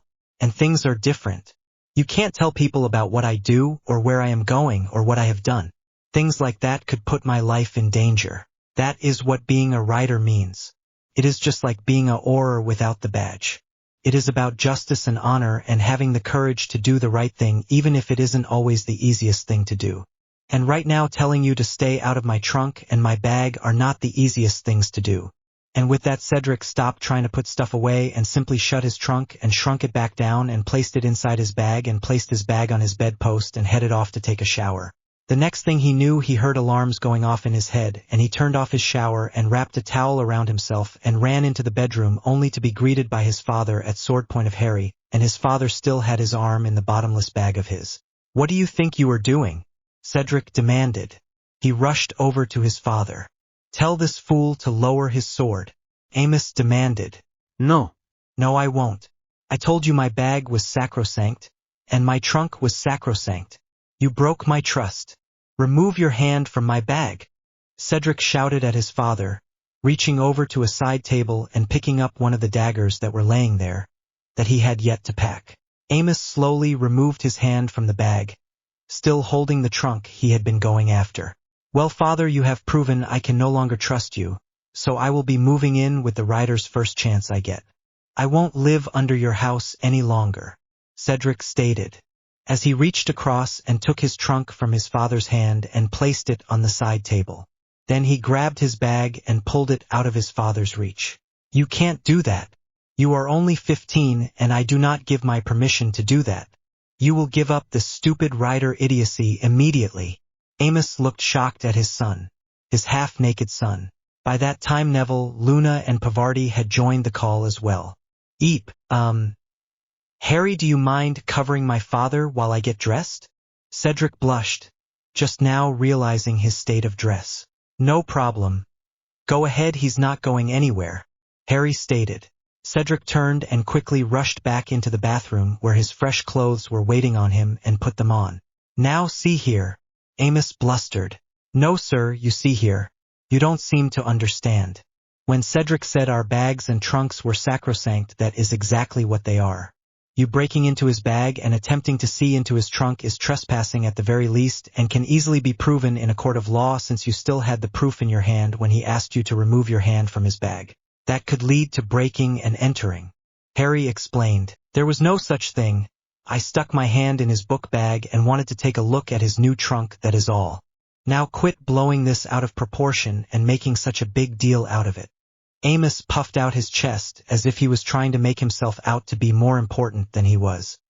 He isn't making it out to be more important than it was. In fact, he has lowered the scale back by several notches back, I would say. By the way, thank you. You see, if you had been anyone else, you would already have been bleed, Cedric said as he came back into the room fully dressed and toweling down his hair. You children are taking all this writer nonsense much too seriously. I demand you stop hanging around these people immediately. Amos tried. He didn't like the way these children were leading his son to be more independent. No, that must not be allowed. He had to put his foot down and put it down now. Just a couple of weeks ago you threw a ball in their honor. And now they are these people? And you think you have the right to demand that I stay away? Cedric was beginning to see a part of his father that he really had never seen before, and he didn't like it. That's right, that was before I saw what they are doing to you. Now I want them out of my house and out of your life. You will stop seeing them, stop associating with them, and you will give it all back, including that horse. Amos demanded, looking a little red in the face. He wasn't used to his son standing up to him. No. I won't. And no, you won't. They will be leaving, but with me and all of my property in tow. Harry, do you mind helping me pack my things? And I would like to accept your offer to stay there at the school for the rest of the summer. No, you most certainly will not, Amos shouted, his eyes partially bugging out of his head now. He couldn't believe his son. How dare he? Showing him complete defiance like that. If he had to pull him from that injured school, he would. Mr. Diggory, you seem to be holding on to the mistaken idea that you have a choice in this matter. When a writer is chosen, as long as they have reached their 15th year, they are considered an emancipated minor as ratified by the Wiesengemot in 1967. The writers become known as the Loco families. We now take full responsibility for Cedric's health and well-being. Just as we purchased those things you were trying to pry your way into and investigate. We now pay for his tutors and special educational needs, his further educational needs, and if you had not already paid it, we would be paying for his Hogwarts schooling as well. Also, we have offered him a place to stay at Potter Mansion, which is going to be the new Rider Hall, as soon as we have all graduated. He will have full access to the entire mansion. He will have house elves to look out for his every comfort and need, and he can begin his career of choice at his time of choosing. Or continue his rider training with special tutors that will be, of course, provided, until the rest of us have graduated and we can all work together. Quite honestly, he never has to work another day in his life if he doesn't wish to, other than being a writer, now that he has been chosen. Truth, justice, and honor. That is all he needs to worry about. He mentioned working as an orar, then wonderful, he can do it. If he wants to be a teacher, he can do that. Whatever makes him happy and fulfilled, he can do. We will make sure he has the opportunity to reach those goals. You can't do this. You are my son. I demand you respect me and do as you are told. Amos practically shouting now. He did not like hearing all of this. They were offering Cedric the world and he was lapping it up. He was about to lose his only son and he knew it. Well, not if he could help it. I will have you charged with kidnapping. To kidnap the person must be taken against their will. I am leaving here willingly and knowingly. There is no shred of falseness in his statement. He intends to do exactly as he says he is going to do, and the adults around him are going to support him, Cedric stated. Harry lowered his swords and sheathed it, then turned to the others in the room. Guys, why don't you help Cedric start getting packed? Oh no. I bought everything in here, every piece of clothing that boy has ever wore, every book that boy has ever read, everything I bought him. Everything, it is all mine. Amos figured that Cedric wouldn't want to leave all his things behind. Cedric paused for a moment, then gave Harry a teary-eyed nod, and reached into his desk and took out some photo albums and photos, and put them in his bag, then headed into the bathroom with his bag and trunk. When he came back, he had changed into one of the outfits that the writers had bought him. He then placed the one he had been wearing on the bed, turned to Harry, Neville, and the gang. Amos watched in disbelief as they headed out the door. As they reached the door, Cedric turned and stared at the man he had once called father. "And to think I once thought you were a better man, Amos," was the last words he said to his father as he left the room. His father didn't see the tears, as he somehow managed to make it through the flu and to their destination without letting them fall. But once he got there, he broke down. The closest person to him was Luna, and she wrapped her arms around him and shushed him as he cried. How could his father do this to him? The father that he had respected and looked up to his entire life. Just because he wouldn't let him nose around in his private belongings turned on him. Over something so simple. Was his love really that shallow? Was his love really that meaningless? Was he really that worthless? Don't think about it. It will only make it worse, Harry said. Somehow Harry knew what he was thinking and nipped it in the bud. Remember until you told your father no. He was all for you becoming a writer. What the problem was he wanted a trophy son, and his trophy just talked back to him, and he couldn't tolerate that. So he didn't want to play anymore. Well, his wife is going to be a little bit upset with him. She adores you. She worships you and everything about you. We will make sure she has complete access to you at all time. And if necessary, we will help you publicly divorce your father and go with your mother's maiden name. I am sure that she wouldn't mind. By that point, I am sure that she would join you. Him forcing her to lose her son, yeah, I think that he would lose a wife too. But good thing is, there are a lot of rooms out there at Potter Mansion, and I would gladly invite her to live out there as well. Now let's do something productive. Let's go get you a new wardrobe while one of the others stay here and tell the others what happened. That way there won't be 1,000 questions later. They had fled over to Sirius' room, who was thankfully still at a teacher's meeting. So Harry fixed him up a note and let him know where he would be, and that hopefully he would be back by noon, if not by 2. And that Neville would explain it all. Since both the girls wanted to help with the clothing shopping, and Neville really didn't, he stayed behind to inform the adults about what had happened. So Harry, Luna, Pavarti, and Cedric headed back, though their flew after Cedric had fixed himself up a little bit. It took him a minute to realize that his father had really only wanted a trophy son, and he had been that trophy all those years, the perfect son, always perfect. Always getting to be made prefect, getting perfect grades, the perfect gentleman, the perfect host, the perfect dancer, the perfect musician, the perfect singer, the perfect son. And for what? To be forced to leave at the first no. How many times had Cedric asked his father to respect his privacy before and trusted him, and not found out that he had violated that trust? That was the real question that was rolling through his head right now. Well, this was the last time he was going to think about it. His father had made his choice, and he had made his choice. He couldn't live with a man he couldn't trust. And right, nor he didn't trust his father. Sweet Merlin, he never thought he would even think those words. Okay, they had stopped walking. Why had they stopped walking? Oh, they were in front of Madame Malkin's robe shop, and Harry was asking if he preferred here of Twilfit and Tattings? Here actually not as pretentious as Twilfit's place is, but a definite step up from Buttons and Bob's. Madame Malkin's is perfect, Harry.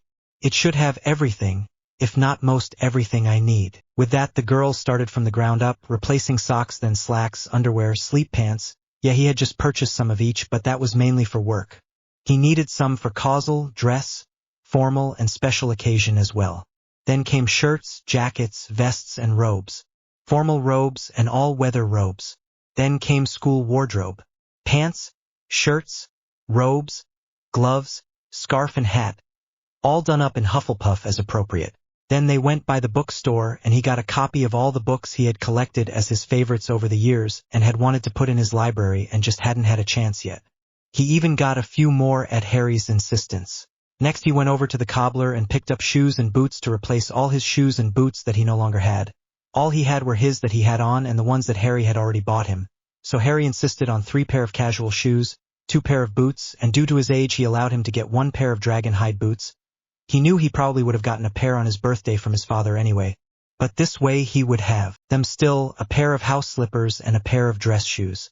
Cedric felt kind of foolish trying all of those shoes at once, but when the man gave him a funny look, Harry just smiled and said it's a rider thing. And the man just smiled real big and nodded, more than happy to help then. I guess he was getting Cedric duplicates of everything he already had for some reason or other, and it had to do with being a rider. Being a rider was such a mysterious thing to most people that they just smiled and agreed with everything you said. Happy to help, happy to serve the riders in any way they could. It was all kind of strange and wonderful in a way. After they went over to the gentleman's shop and he got replacements for all of his toiletries and colognes, they were ready to head into non-magical London again. Once again to Harrods, this time for a bigger round. They managed to squeeze into one cab with Luna sitting on Harry's lap. But neither seemed to mind much. And it was another round of dress up the Cedric doll game.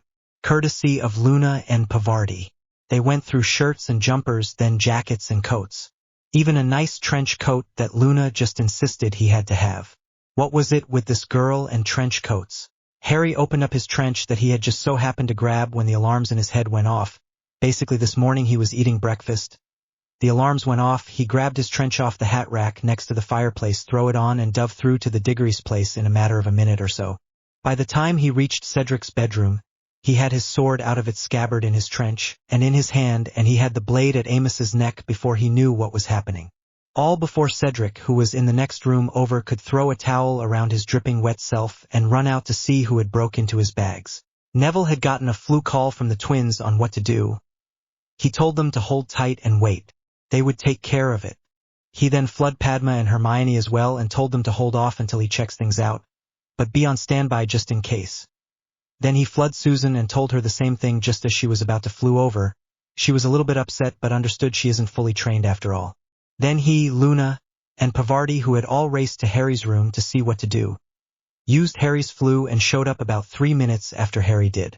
Long enough that Cedric was out of his shower, but not long enough for him to get some clothes on, which the girls found out as soon as they rushed into Cedric's room with their daggers drawn.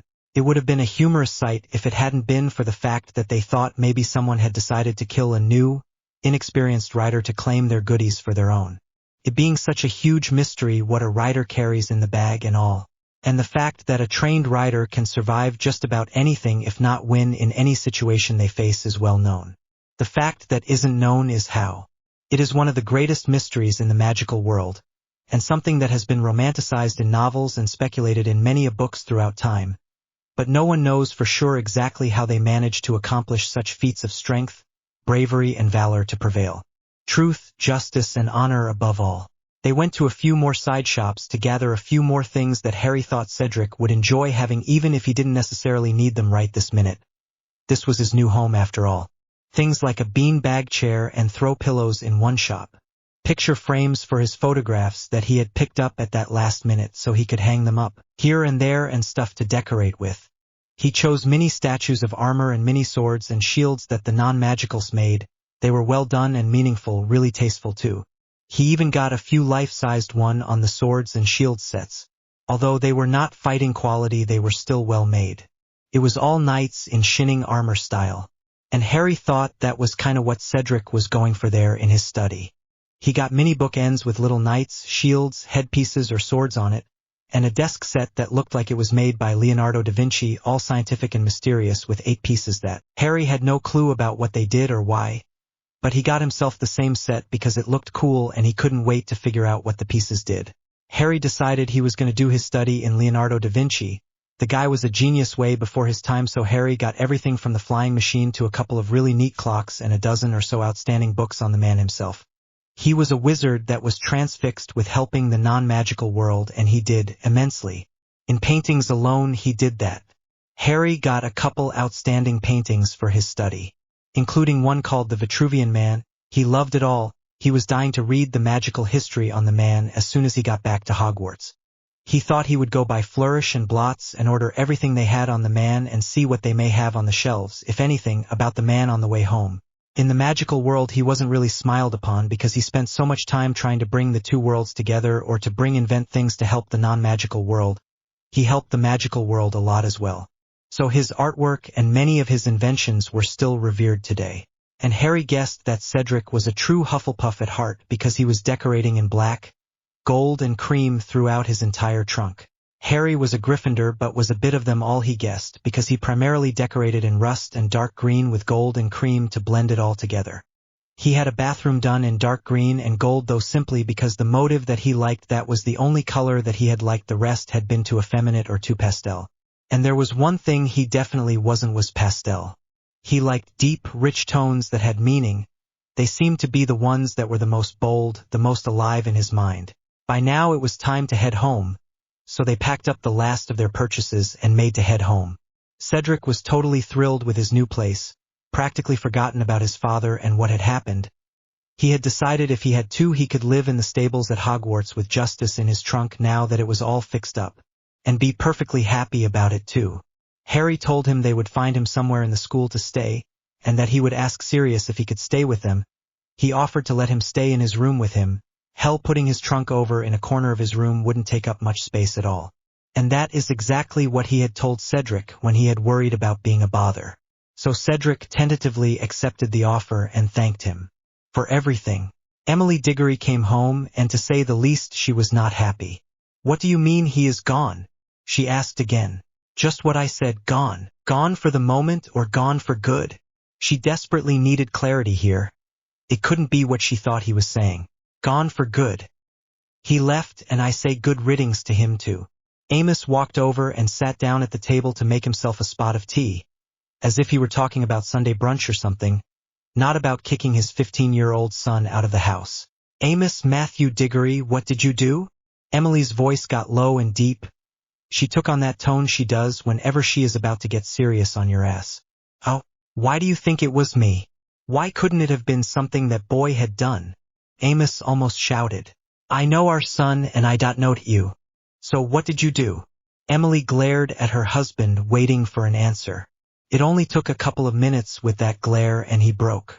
"I only wanted to see what was in his trunk and it got blown way out of proportion. He left with his friend, that Potter boy." He finally caved. "You only wanted to see what was in his trunk, or you tried to get into his trunk, which is it?" "Amos." She stood there with her hands on her hips waiting. It was too much about nothing. While Cedric was in the shower, I put my hand in his bag to find his trunk so I could look inside it. The next thing I know, there was a sword at my neck and there was Cedric standing there in a towel, dripping wet and yelling at me with a dagger in his hand, ordering at me to get my hand out of his bag. I pull my hand out and forgot I still had the damn trunk in my hand, and he saw it. He was furious. He stated I had broke his trust, that the rider's bag and trust was sacrosanct, and that no one that is not a rider is allowed to enter. I stated that I am his father and only wanted what was best for him. He said my going down there nosing around and then telling half the Wiesengemot and the ministry what I found down there could very well put his life in danger. As if, he's right, you know, who knows what is down there? Tools, weapons, inventions, medicine, secrets lost to most magicals over the ages and only shared to the riders. Who knows? Even the Department of Mysteries can't get a search warrant to search a rider's trunk or bag. It must be handed over directly to another rider in the event of the death of a rider. Emily stated. That's why I wanted to see what was down there. This was my chance to share with the world what was really down inside a rider's trunk, and I would have only taken a peek, mind you. I wouldn't have gone through any of his personal things. Amos tried. Did you just hear yourself? You would have shared it with the world. That could have gotten our son killed. If our son went out on a rider mission and they already knew what he had, or worse wanted what he had, he was as good as dead. And it would have been you that killed him. I am glad you didn't succeed in your plot to murder our son. Now see here. Amos fluffed up, throwing his chest out and standing tall. That is exactly what it would have been, Amos Matthew Diggory. Murder. If some fool decided they wanted what was hidden in that trunk of his and it didn't matter the cost, then our son would have been dead and you would have been responsible. I would have seen to it you would have been charged with murder if it was the last thing I would have done on this earth. Emily practically shouted. Sacrosanct for a very good reason. Their very lives depend on it. And you would have killed our son for your curiosity. And need to brag. I hope our son put you in your place. I get that he left, but why are all his things here? I told him that since I paid for it all, that it all belonged to me, and that he wasn't allowed to take any of it. He said it in such a matter-of-fact way you would think he actually believed it. Dragon Dung. When we got together you hadn't gotten your inheritance yet. And your mother refused to give us a canute, so everything in that room came from me. It is all mine, and mine to do with what I please. Topsy, what are you doing? Amos asked curiously. What you should have done. Emily turned and addressed the little house elf that popped into the room. Topsy, I want you to go through Cedric's room and pack everything neatly and carefully for Master Cedric. Through the bathroom as well. In fact, anything in the whole house that belongs to Master Cedric take and pack it for him and get it ready to send to him. Make sure to shrink his mattresses and get them ready as well, he loved them so. Thank you. Now I have to find a house elf belonging to Harry Potter Black.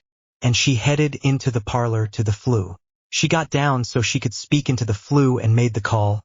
Is Harry Potter Black available, please? If not, is his house elf available? Someone called for Jeeves? Jeeves asked as he popped into the room.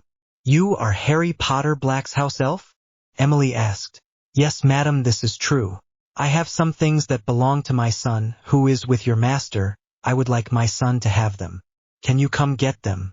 I am Emily Diggory at Majestic Elms Manor near London. I can do that, madam. I shall be there shortly, thank you, madam. Thank you, Jeeves. And with that she pulled her head out of the flue and stood up, straightening her gown. Then turned and looked down, and there was Jeeves standing beside her. Well, that was quick. Jeeves, thank you for coming. Topsy is packing Cedric's things for me, and I want him to have them. She should be done by now. If you could check please and help her, I would appreciate it. You realize I don't approve of what you are doing, don't you? Amos came over and flopped down into one of the oversized chairs in the parlor where she was still standing.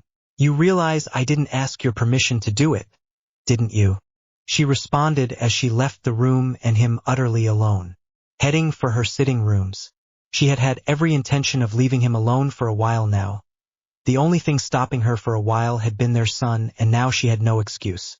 She didn't like his high-handed way, or his constant pressure he put on her son. Cedric was perfect. He had always been perfect, without his father pressuring him into it or forcing him to make one choice or another. Amos was a selfish creature, he always had been. He wanted to be the most popular boy at school when they were going to school. He wanted to date her because she was the most popular girl, but she was popular because she was smart, friendly, and helpful to everyone. He was just about appearances and what others saw. Now he had thrown away her only son for nothing. He had put his son's life in danger over nothing, was willing to give his son up for nothing. And now that is what he was going to have left. Nothing. Well, he would have an empty house, and eventually that would be signed over to Cedric since it belonged to her and not Amos. Another little fallacy that Amos never cleared up. She would leave tonight after dinner and have Topsy pack her things for her. Hopefully she could go stay wherever Cedric was for a few days, or she would go stay at the Leaky Cauldron if necessary. At least until she found a new place. Then she would give him 6 months to find a new place. At that time the house would be closed to him, and she would either return to it or use it as a summer home. She didn't know which. She would have to talk to Cedric about this. This had been brewing for a very, very long time, and tonight it had finally boiled over. Put my son's life in danger indeed. Throw my son out, will he? Let's see how he likes it. Since most of what he has my mother's money bought, he can't rightfully claim it as his own. In fact, very little could he claim as his own. Probably no more than he could put in a few boxes at most. But that is neither here nor there. She would have Topsy sort through things and divide it up. Elves were scrupulous about things like that. They instinctively knew what belonged to whom and made sure it made it back to its original owner. One thing she needed to make sure she took with her when she left was Topsy. Topsy had been her elf when she was young and had been Cedric's when he was young. She adored Cedric and he adored her. But she was still young in house elf years. House elves lived to be over 300 years, so her little Topsy is just a youngster still as far as they were concerned. She wasn't even past her first 100-year mark yet. So she had many, many good years in front of her, and she would be in the family for generations to come. Jeeves had served Harry's great-grandfather, grandfather, father, and now himself, and looked to serve many more generations himself as well. Being only 141 years old is just barely middle-aged for an elf, although Sirius preferred to call them the more dignified years than middle-aged. He said that somehow made it sound like you were half dead already and just sighting around waiting to die. At least if you called it dignified you had a plan and it looked cool. They stopped by the leaky cauldron and got a bite to eat, and Cedric sat there for a while, looking at Harry as if he had something he wanted to say. If you say it already, it might help Cedric. Okay. I know our trunks are sacrosanct, right? Cedric asked. Harry nodded, waiting for Cedric to continue. He thought he knew where this was going, but he would wait till Cedric said something. And this whole mess with my father was all because of that, right? Cedric continued. Again Harry nodded. Then how come you let me into your and Neville's trunks before I was a rider? Cedric asked. Harry took a deep breath and said, That one you can blame on our dearest Luna. Luna? How so? Cedric was confused even more now. Luna informed us about a dream she had had where you, Susan, Fred, and George were the foal's new riders. And we began to notice the Mara's behaviors around you guys. It was like the foals had picked you all from the womb. And the Maras were watching you and welcoming you the whole time. So when finals came around, it just felt natural to open it up to you. It just felt like the right thing to do. So we did it. It may not have been kosher, mind you, and a little premature. But rule 3 with us is simple. Always trust Luna's visions. Harry said. Rule 3, huh? Cedric grinned. Yup, Harry stressed the P when he said it. When do you get a rule? Cedric grinned. Rule 5. Always listen to you're the boss. What's rule 4? Cedric looked confused. Always carry a blade. How many of these rules are there? Cedric nodded, understanding that one all too well. Now he wanted to know them all. Okay, let's see. Rule 1 is a rider's bag is sacrosanct. Rule 2 is a rider's trunk is sacrosanct. Rule 3 is always trust Luna's visions. Rule 4 is always carry a blade. Rule 5 is listen to your boss. It may save your life some time, or someone else's life. Rule 6 is your dark horn is your life. Treat it like it. Rule 7 is your body is a weapon to sharpen, strengthen, and hone, and have ready to use at all times. Rule 8 is be aware of your surroundings. Never be caught unaware. Rule 9 is rules are only important if they don't interfere with your job. Rule 10 is don't fuck with an Englishman's tea. But that is it so far. I am sure there will be more as time goes on, but that is as far as we have gotten so far. Cedric couldn't help but burst out laughing with that last one. But he nodded right along with the rest of them. He hated it when someone messed with his tea. Milk and 2 sugars.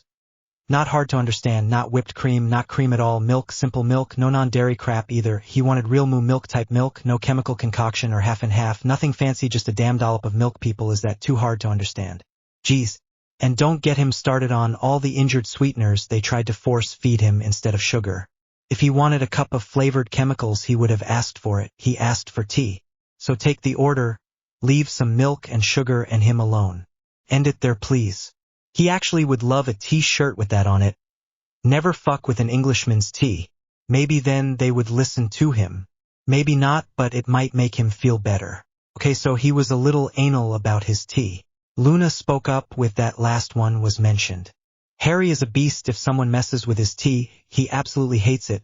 He goes from being a sweetie to being a bear in just a minute flat if you try and mess with his tea. 3 sugars, no milk. Easy to understand.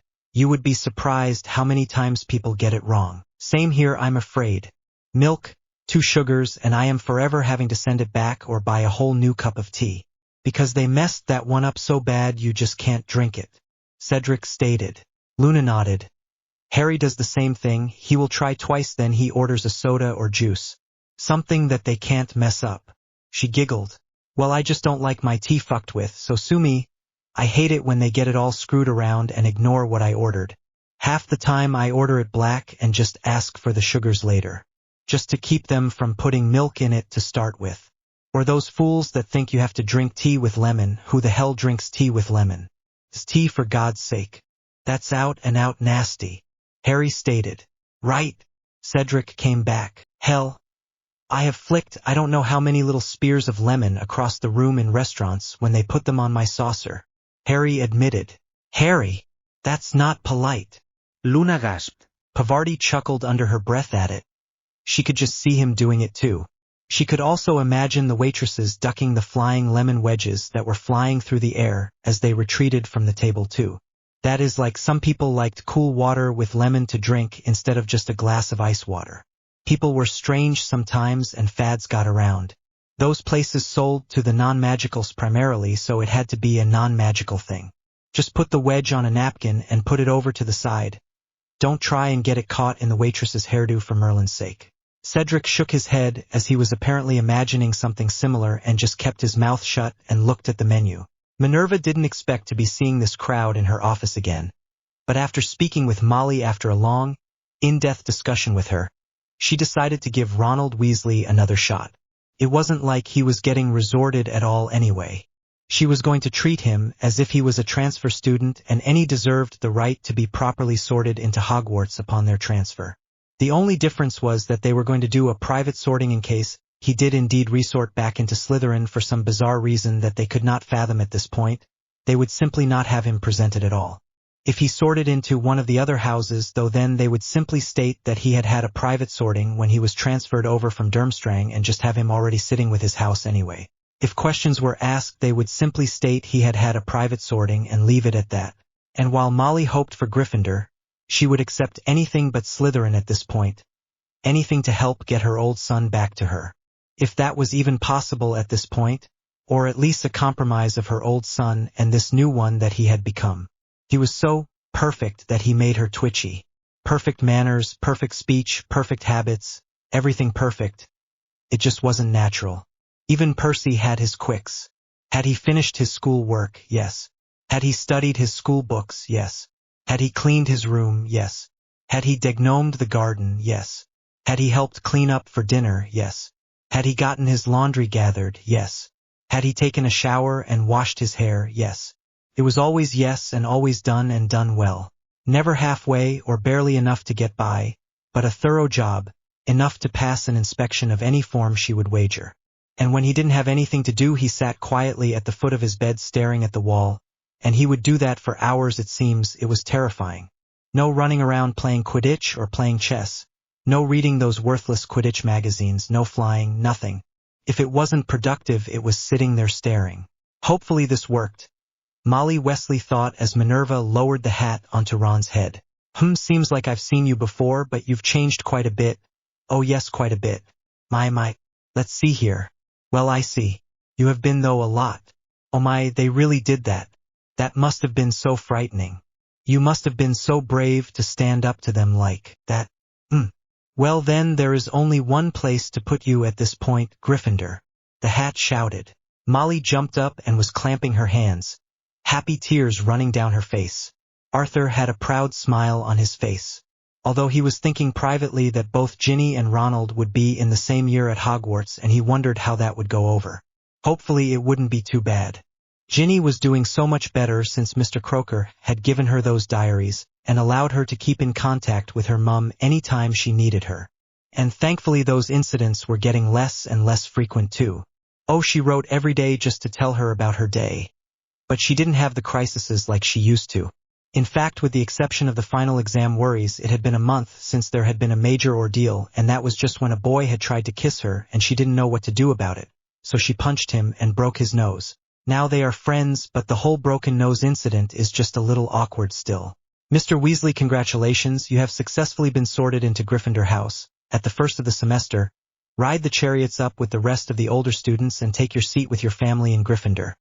I will announce we have a transfer student, your name, and that you were sorted into Gryffindor upon your transfer. Then we introduce the new students. You then follow your prefects, which will be Cormac McLaggen and Katie Bell. Your brother Percy is head boy this year, so you will definitely be seeing him around as well. The headmistress explained everything to Ron and handed Molly a second-year book list for Ron to have, even though they probably still had Ginny's. You should be getting his official letters in a few days, but here is his book list today, in case you want to go ahead and get that taken care of. I have also provided you with a list of the second-year summer work that was requested for the start of the year. That way he could have that taken care of as well. If he doesn't have time to get it all done, that is all right. It is understood he has gotten the information a little late, and it won't be counted against him. But he should try and get as much done as possible. Yes, ma'am, was all Ron said. He didn't make a comment about being in Gryffindor House now. He didn't seem excited about it at all. He just seemed rather blasé about the whole thing, which McGonagall hadn't expected at all. Now she was beginning to see what Molly had meant. Ron had changed a lot. Some of it was rather startling too, considering this was the boy with the most fiery temper of anyone she had ever met. Now was practically a shell of his former self. Nothing left but the shell. Perhaps she should see about getting him set up on some form of counseling with Madame Pomfrey once school started.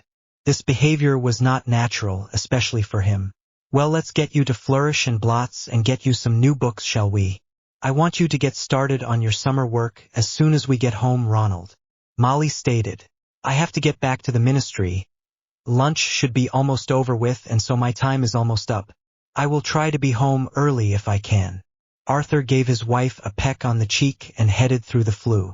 Then Molly and Ron both headed through as well. The headmistress couldn't help but wonder if the new Ronald was better or worse than the old Ronald. More polite and less mouthy, definitely. But somehow less alive, if you will. He just seemed so blah, in there.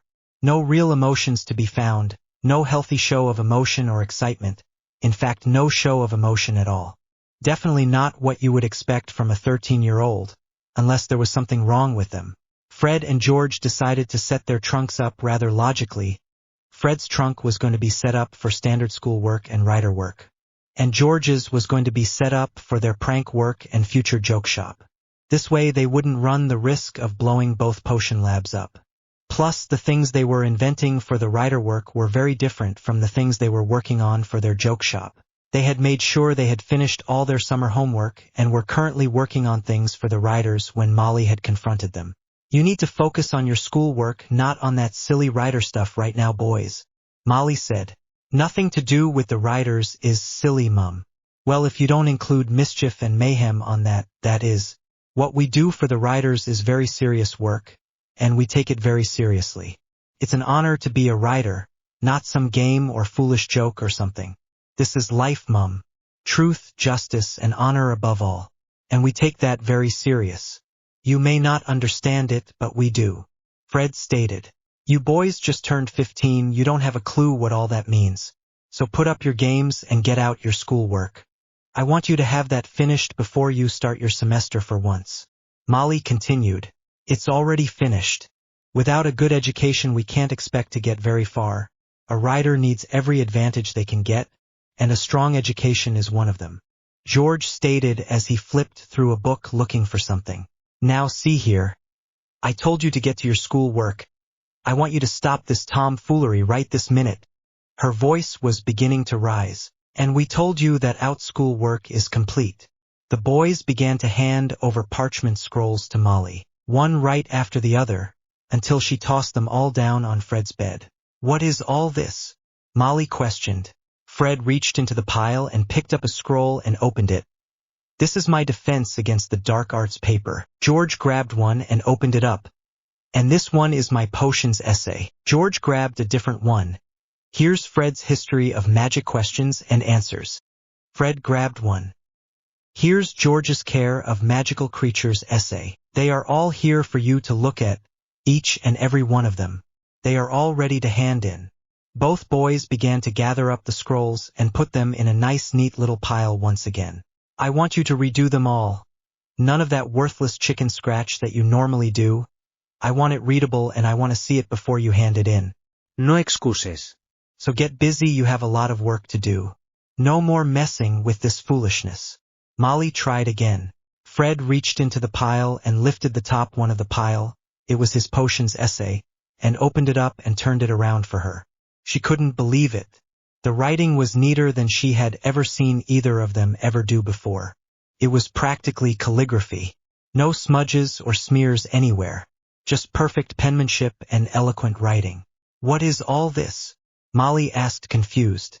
As we said, a good strong education is an advantage a writer can't afford to mess around with. They need it to take advantage of it when the opportunity arises. Oh, we have switched divination and muggle studies to runes and arithmancy. We have already gotten in touch with McGonagall and she has okayed it. And we bought the books the other day. She gave us the homework for it and we completed that as well. We have been studying up on those two classes quite a bit since then, so when we go into the classes we shouldn't be behind at all. In fact, I think we should be a little bit ahead with the new books we got. You are most certainly not switching classes. You need Muggle studies if you are going to go to work for your father at the ministry. So you write her right back and tell her you changed your mind. Molly was steamed. No. We won't be working for the ministry under father. If we work for the ministry, it will be as an Auror or in the Department of Mysteries, but not as a paper pusher in the Department for the Misuse of Muggle Artifacts. Fred stated, You most certainly will. You are my sons and you will be doing what I say, and that means you will be working in with your father in his department at the ministry, and that is that. Molly stated, crossing her arms across her voluptuous chest. George looked at her and shook his head. You seem to think that son and slave are interchangeable nouns. They are not. Just because we are your son does not make us your slave. We do not have to live our life based on what you deem as worthy or appropriate for us to do. Our choices are our own. And we have chosen to be a writer first and foremost, and to open up a joke and prank shop second to that. We want to invent different jokes and prank products and sell them in our own shop and compete against Zonkos. We think it is about time someone did. This is just plain idiocy. You will graduate Hogwarts with whatever grades you boys can scrape by with. Then go to work for your father at the Muggle Artifacts office. I will hear no more about a joke shop at all. And this writer foolishness is getting to be a little ridiculous as well. It was cute for a while, but you boys are taking this way too seriously, and I demand you give those Darkhorns back and focus on your schoolwork. Write to the headmistress you want your old classes back and quit playing these fool's games. Her voice was getting more irritated and more high pitches as she spoke.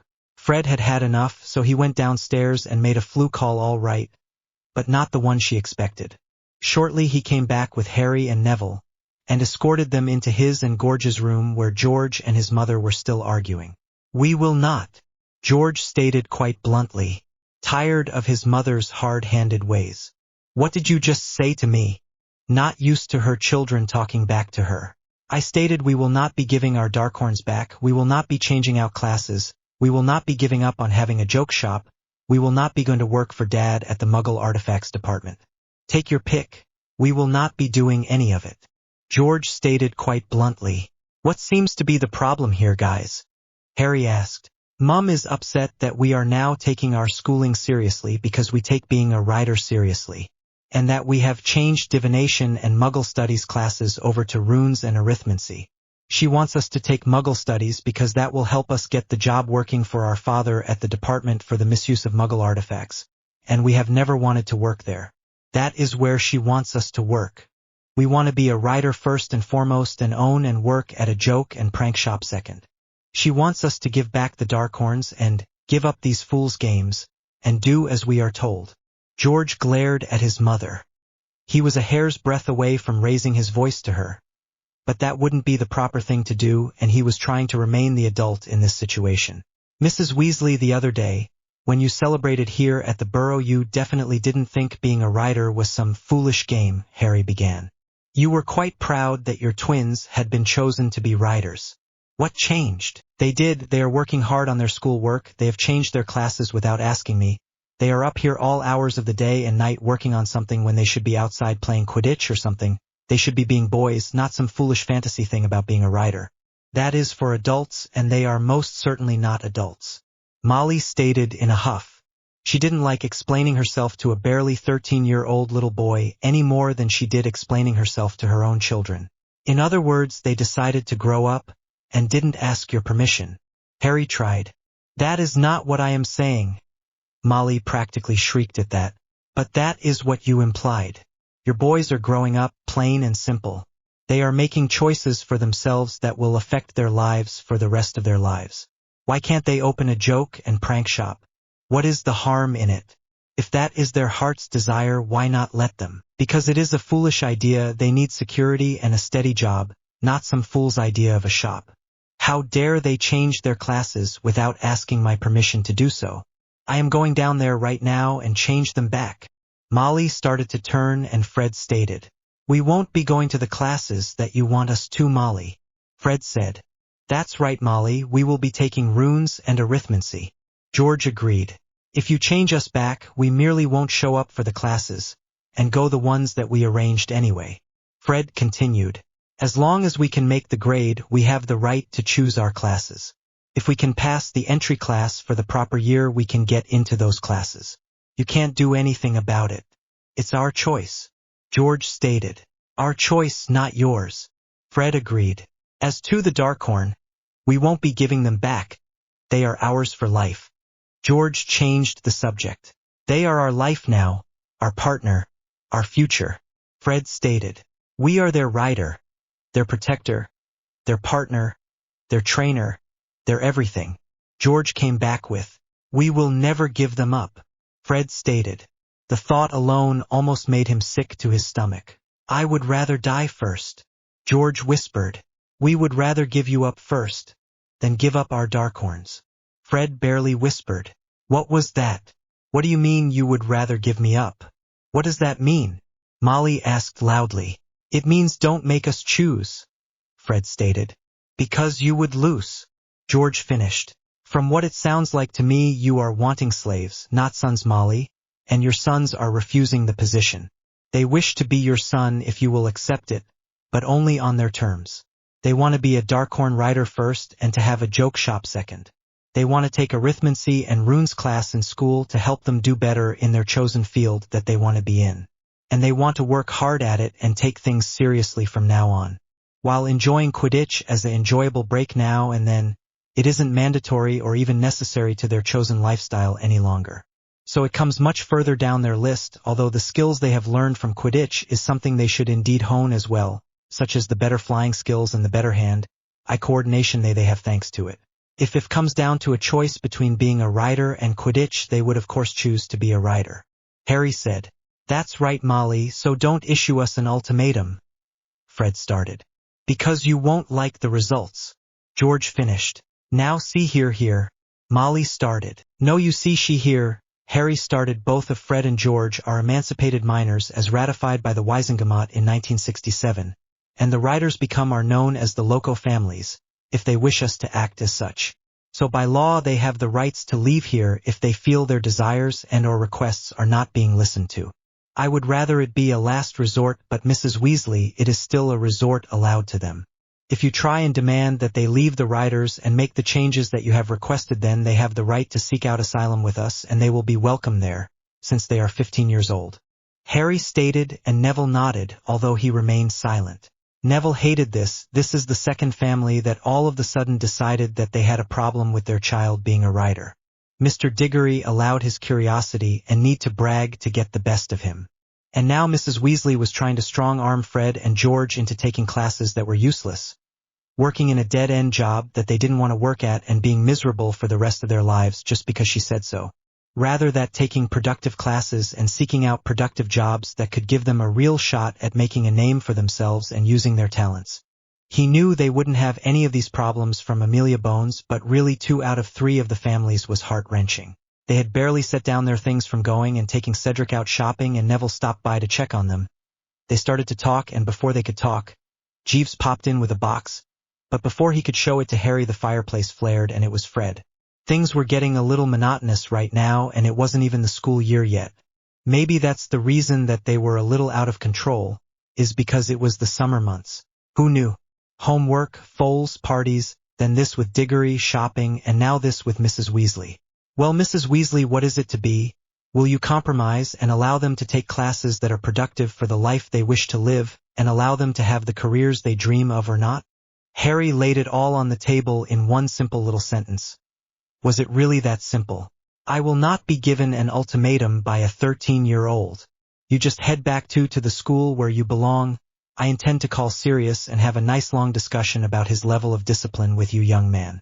And you too, Mr. Longbottom. Your parents won't be happy either, I can tell you this much. So you think that can threaten us with going to bed early when we are trying to protect our riders, Mrs. Weasley? We will protect them with our lives, ma'am.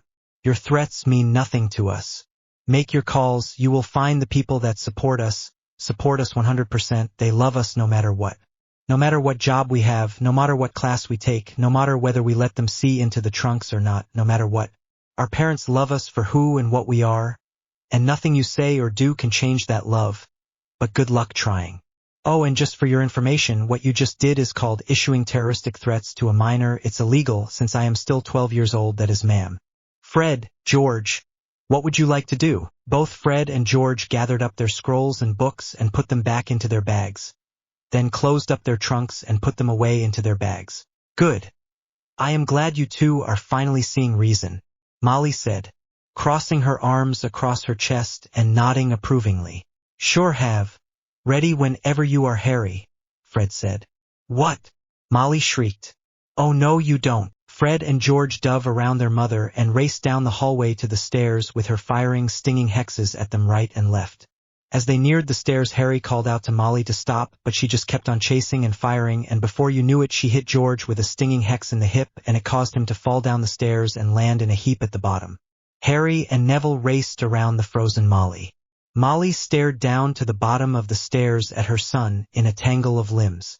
Harry raced over to where George had landed and checked for a pulse. Thank Merlin he was alive. Jeeves, Master called Jeeves. Jeeves said as he popped in. Yes, Jeeves. I need you to take George to Madame Pomfrey immediately. We will be there shortly to tell her what happened, Harry stated. And the little house elf popped away with George. Fred was shaking, his brother, no, his twin was hurt. And hurt badly. Come on, Fred, you go through the flew to Sirius room, then head immediately to the Medi ward. We will be there shortly. Which is exactly what he did, without so much as a blink of an eye. Department of Magical Law Enforcement. Amelia Bones' office, please. After a few moments Amelia came on the flew. What seemed to be the problem, Harry? Where are you? Neville and I are over at the Burrow, the Weasleys' place. We just sent George Weasley to the Medi ward with a broken right arm, a broken left leg, a broken left hip, a broken right leg and a bad break head. Molly was chasing Fred and George down the hallway and subsequent stairs using overpowered stinging hexes. He tripped on the stairs and fell down them. We hope we got him help in time. It is that bad break head I am most worried about. Oh, sweet Merlin, move aside. We're coming through. Amelia, Shacklebolt and Mad-Eye, who just happened to be having lunch with Amelia in her office with her, came through immediately, meals forgotten. Harry stepped out of the way and the three adults came through. Amelia took charge of the site immediately. Shacklebolt confiscated Molly's wand from her loose hand and escorted her to the bottom of the stairs and into a living room chair. While they were doing this, Harry was calling Arthur and explaining what was going on. A very brief explanation, mind you, but it was still an explanation. Arthur turned a ghostly white when he heard George's injuries, and Arthur rushed over to the flue and flood home immediately. Arthur couldn't help but see the puddle of injury at the base of the stairs. It seemed to be so big. That was his son's injury. Oh, sweet Merlin. How could his son survive losing that much injury? Arthur didn't realize that head wounds bleed a lot, and that a tiny wound can amount to a lot of injury very quickly.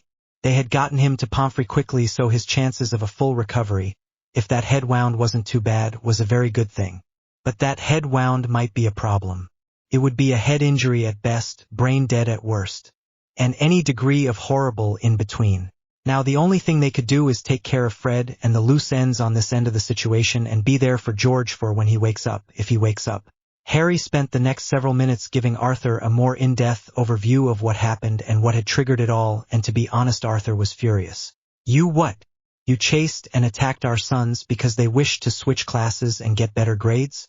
You practically kill one of my sons because they wanted to take better classes than what you wanted them to take. Are you sick in the head, woman? They would never have been happy working with me at my job. They told me that years ago. We both knew it. Why couldn't you just accept it? Why did you have to almost kill my son just to prove you are in charge around here? Well, news flash, woman, you're not in charge. I am. This is still a patriarchal household, and I am still in charge around here. Whenever Amelia is finished with you, I am filing a restraining order against you for myself and the children. You are not to come within 100 feet of any of the children under the age of 21. If they approach you, that is their business, but you are not allowed to approach them. Also, your name is not on this property. You are hereby banned from entering the property known as the Burrows until such time that the ban is lifted by myself at a much later date, if ever. As to their schooling and occupation, you have no say or right to say anything whatsoever. That is between me and my children. Then Arthur turned to Amelia and stated, I want the fullest extent of the law brought down on her. That is my son's injury over there. I intend to see that justice is served here and that she face her what she has done here. She will get no help from this side of the family, but she does have some of her dowry left, I am sure, hidden away somewhere for a barrister for herself. I wash my hands of her. If you need me, I will be at Hogwarts with my son who actually needs me right now. Arthur looked to Amelia for permission to leave, and at her nod he left via flew. Shacklebolt took Harry and then Neville off to the side and got their side of the story and allowed them to leave as well. This left Amelia, Shacklebolt and Mad-Eye with Molly. Molly Weasley, tell us in your own words what happened just a few moments ago. Amelia requested. George fell. Looking down at the puddle of injury. George didn't fall, Mrs. Weasley. You tripped him. With a severely overpowered stinging hex, according to your wand. Amelia now held Molly's wand in hand, and a scroll of ever-increasing in strength stinging hexes. The last couple were strong enough to bring injury if they landed, which no one noticed due to everyone focused on George's head wound and other injuries right now. In effect, it would have felt like a whip hit on his hip. It would have been that painful. Only it would have been down into the muscle and nerves rather than just at surface level like a regular whip hit. In other words, extremely painful, causing him to go to his knees mid-step and miss a step on the stairs, resulting in him falling the rest of the ways down the stairs from the very top of the stairs. What you did was hit him with an extremely powerful, in fact overpowered stinging hex, causing him to fall down 2 flights of stairs, resulting in catastrophic injuries to his person. Do you deny it? Amelia asked. They were running away from me, it was just stinging hexes. Maybe I was a little upset, and put a little bit too much power into them, but it was still just a stinging hex. Molly tried. That you hit your son with, at the top of 2 flights of stairs, causing him to fall down those same stairs, leading to a broken arm, 2 broken legs, a broken hip, and a bad break head. Do you deny it? Amelia asked again. He shouldn't have been running, he should have done what he was told. If he had done what he was told, none of this would have happened. He and his brother alike. I want Fred here, I want to go see George. He needs to be here at home so I can keep an eye on him. Take care of him. Molly said, still half in her daze. Didn't you hear what Mr. Weasley stated? He is filing a restraining order against you. You aren't allowed within 100 feet of any of the children from this day forward. So no, Fred will not be coming home while you are still here, and George is in the Medi-ward because of your actions. He will not be coming home anytime soon, I would say, and definitely not while you are here. I suggest you come with us now, Mrs. Weasley. We will be escorting you down to the Department of Magical Law Enforcement for booking and holding until you can manage to get a barrister for yourself, to arrange bail and release. Where am I supposed to get the money for a barrister from? We don't have that kind of money. Arthur barely makes enough to keep us all fed as it is. Molly asked worriedly. No, ma'am, you seem to misunderstand. Mr. Weasley stated that he is refusing to assist you in this, that you will get no financial assistance from him whatsoever when it comes to this case. So you on your own as far as finding a barrister. And I would say good luck with that. Child abuse cases are hard to find a barrister that want to defend them. Child abuse? What child abuse? I merely used a stinging hex on him, nothing more. I didn't raise my hand to my son. I would never abuse my children. Molly shrieked. Apparently that kicked her out of her half-trance-like state. You used a stinging hex on him hard enough that it resulted in further injuries, multiple grievous injuries, and possible fatal injuries. So what you did is not a simple child abuse case, it is first-degree aggravated assault, which is when basic assault, when a person intentionally, knowingly, or recklessly causes bodily injury to another, is present with additional elements, such as using a deadly weapon and causing serious bodily injury to a family member. Your wand is a deadly weapon. You did discharge said weapon at the claimant. You intentionally, knowingly, or recklessly caused bodily injury to the claimant, and the claimant is indeed a family member. This crime is punishable with a sentence of anywhere from 5 to 99 years in Azkaban, with a fine of up to but not to exceed 10,000 gold. Amelia recited the statute to Molly, was beginning to get irritated. It was a stinging hex. A blasted stinging hex. I am not going to Azkaban over an injured stinging hex. Molly started to get up and head into the kitchen. She needed to clean up that injury. She had seen enough of it now. It was beginning to mar her good wood floor. Please sit back down, Mrs. Weasley. And that stinging hex led to your son George having a broken right arm, a broken left leg, a broken left hip, a broken right leg and a bad breakhead.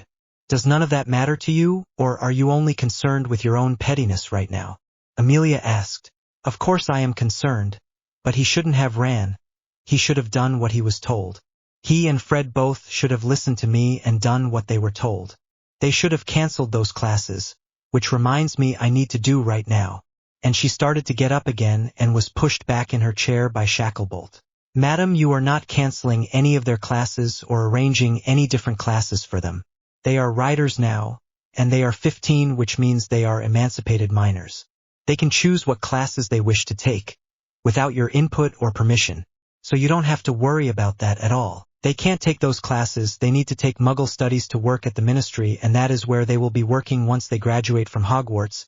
They will be working in the department for the misuse of Muggle artifacts right along with their father, and I don't want to hear anything else about it.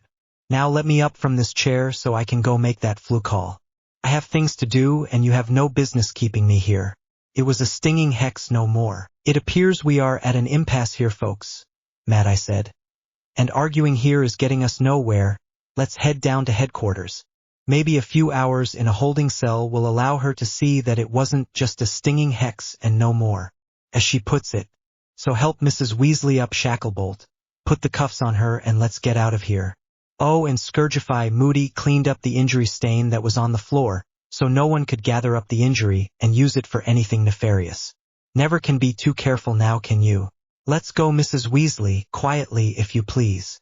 And Shacklebolt attempted to help her up from the chair and put the cuffs on her, and that is when she blew up. You will do not such thing. I will not go with you. It was a stinging hex, I tell you. Nothing but a stinging hex. I demand to see my husband. I am going nowhere. You cannot force me to leave my home. This is my home. You are making a mistake, and I will sue the Ministry and all three of you if you so much as touch me again. Don't you dare.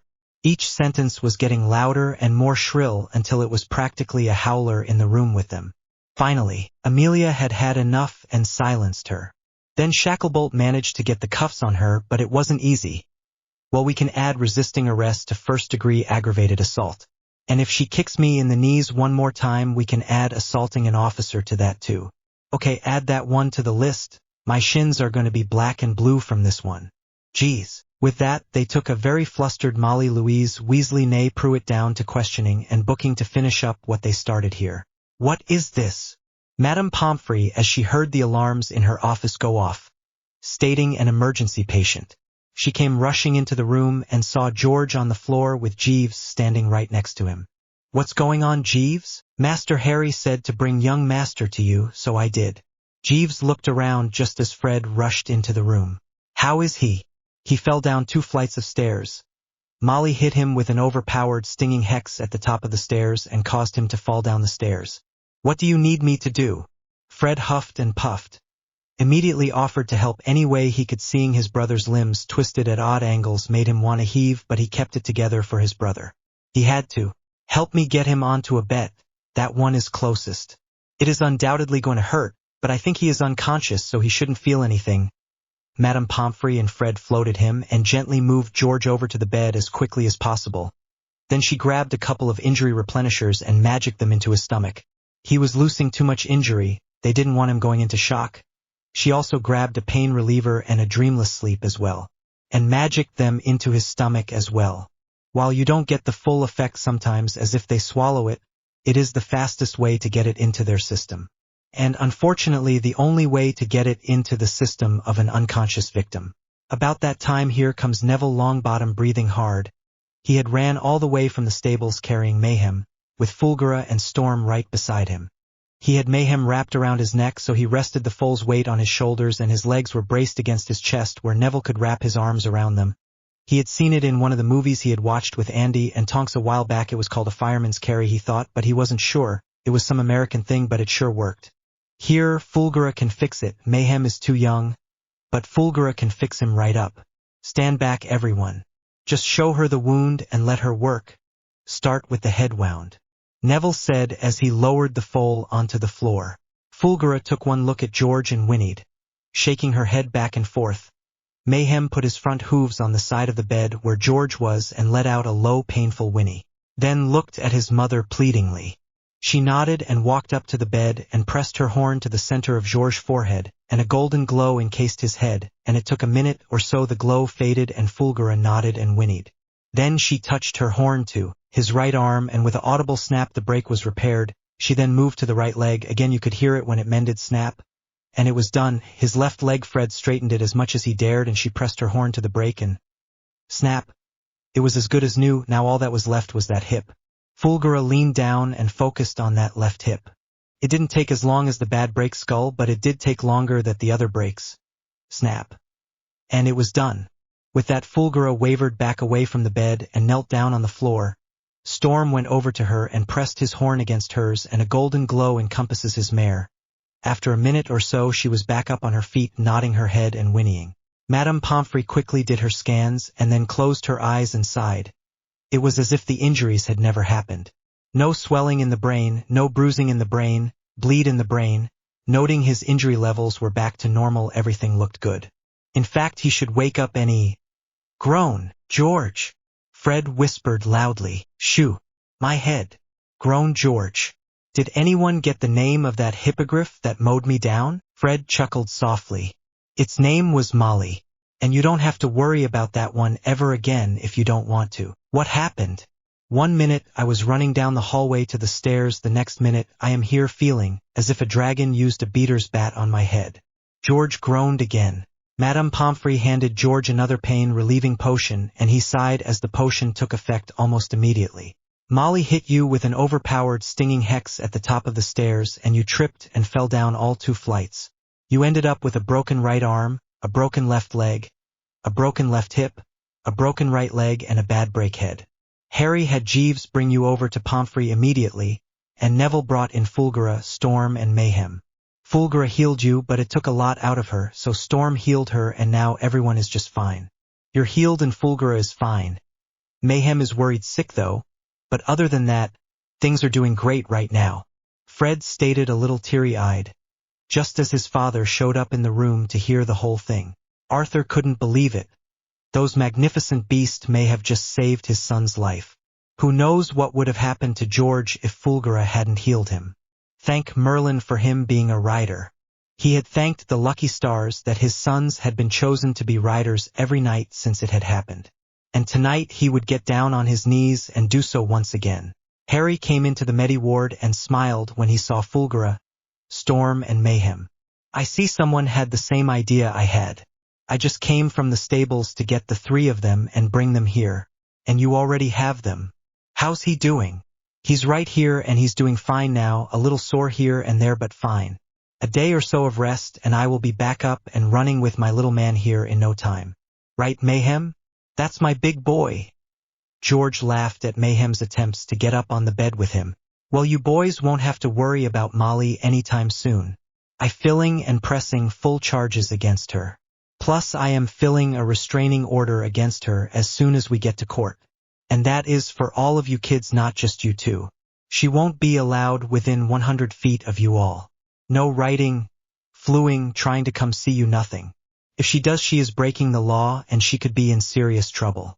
I also informed her that I am still head of the house and I forbid her to see you all until further notice.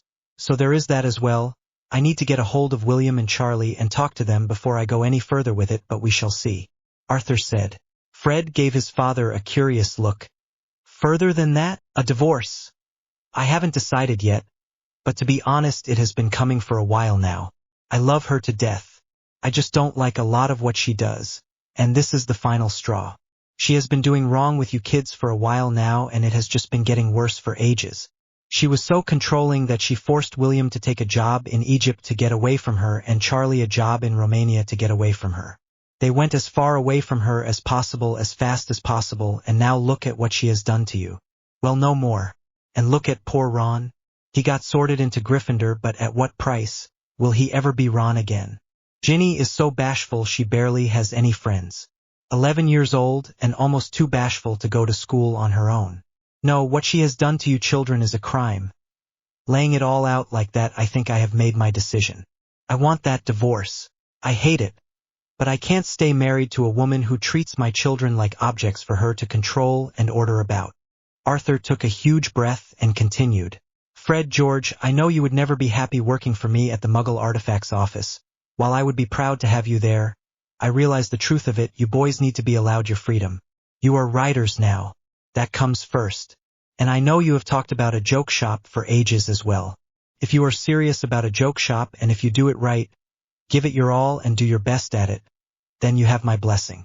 I want you to be whoever it is in you to be, as long as it makes you happy. Arthur was practically bowled over by his boys. Well, boy and a half, George could only reach up and grab his dad. Fred raced around the bed and gave his dad a hug.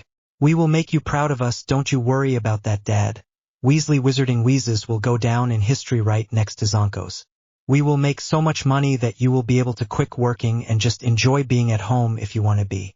Or maybe travel some. You have always wanted to travel and never gotten to because of us kids. Well, maybe with us all grown up now, and the Wheezes doing good, you will be able to travel. And go to see Egypt and Will and Romania and Charlie. That sounds beautiful, boys. Just beautiful. He hugged both his boys and nodded. A tear fell from his eye at the thought that they would worry about taking care of him at a time like this, when they should be worried about taking care of themselves. It was easy to see that Molly loved her kids, but she loved them to the point of being controlling and domineering. At that point she sent up red flags and she became a danger to the kids as she got to be more and more controlling and more domineering. Finally, it had gotten to be too much. Her need for control was now an obsession. And that obsession had finally proven dangerous. He was drawing the line. Harry had it all organized. Fred, George and Cedric were all going to put their trunks in his room and stay there with him. They argued at first about he might need privacy or something, and then he took out his trunk and sat it down and said, "Done," and they shut up at about then. So the guys put their trunks on one side of the room and Harry put his trunk on the other side of his room.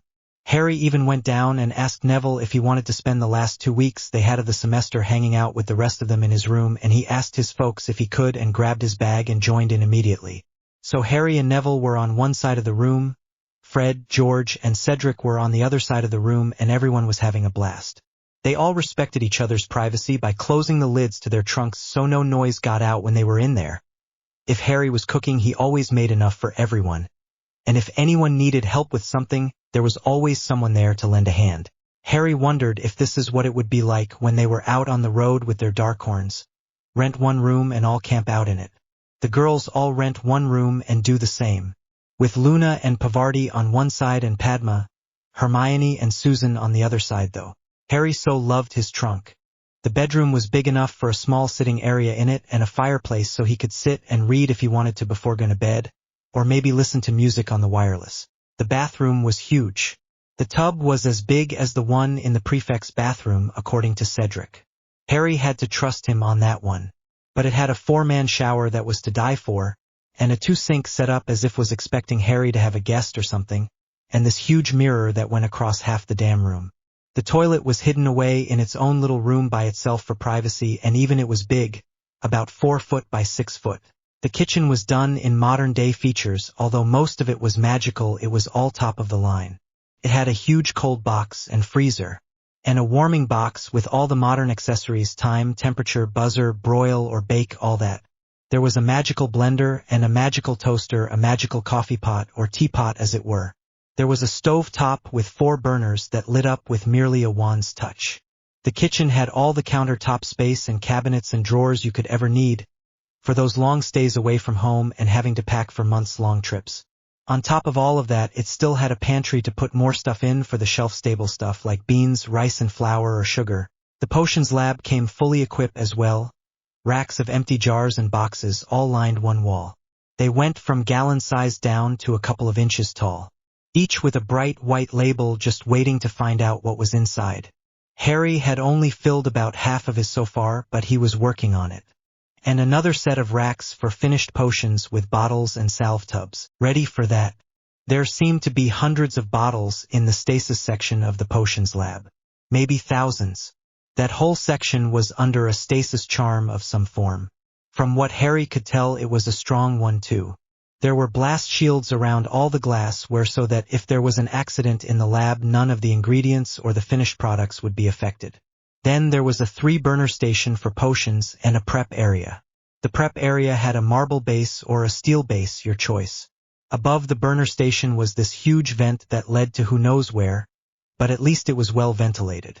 Harry's study had a huge desk off to one side. It was solid oak. He had thought about getting cherry wood since it was the prettiest, but being out on the road for months on end, covered in who knows what and sitting down behind a desk to do whatever, does not sound like you need something pretty. It sounds like you need something durable and easy to clean. And that is what he got. Oh, now don't get me wrong here. The desk and chairs combo that he picked out are gorgeous without a doubt. They're just not pretty. Along the wall on two sides were bookcases, and Harry decided he would put some of those inventions that belonged to Leonardo da Vinci on those shelves. He had also bought a series of compass and sextants that looked beautiful with a desk magnifier and magnifying glass and microscope that he bought.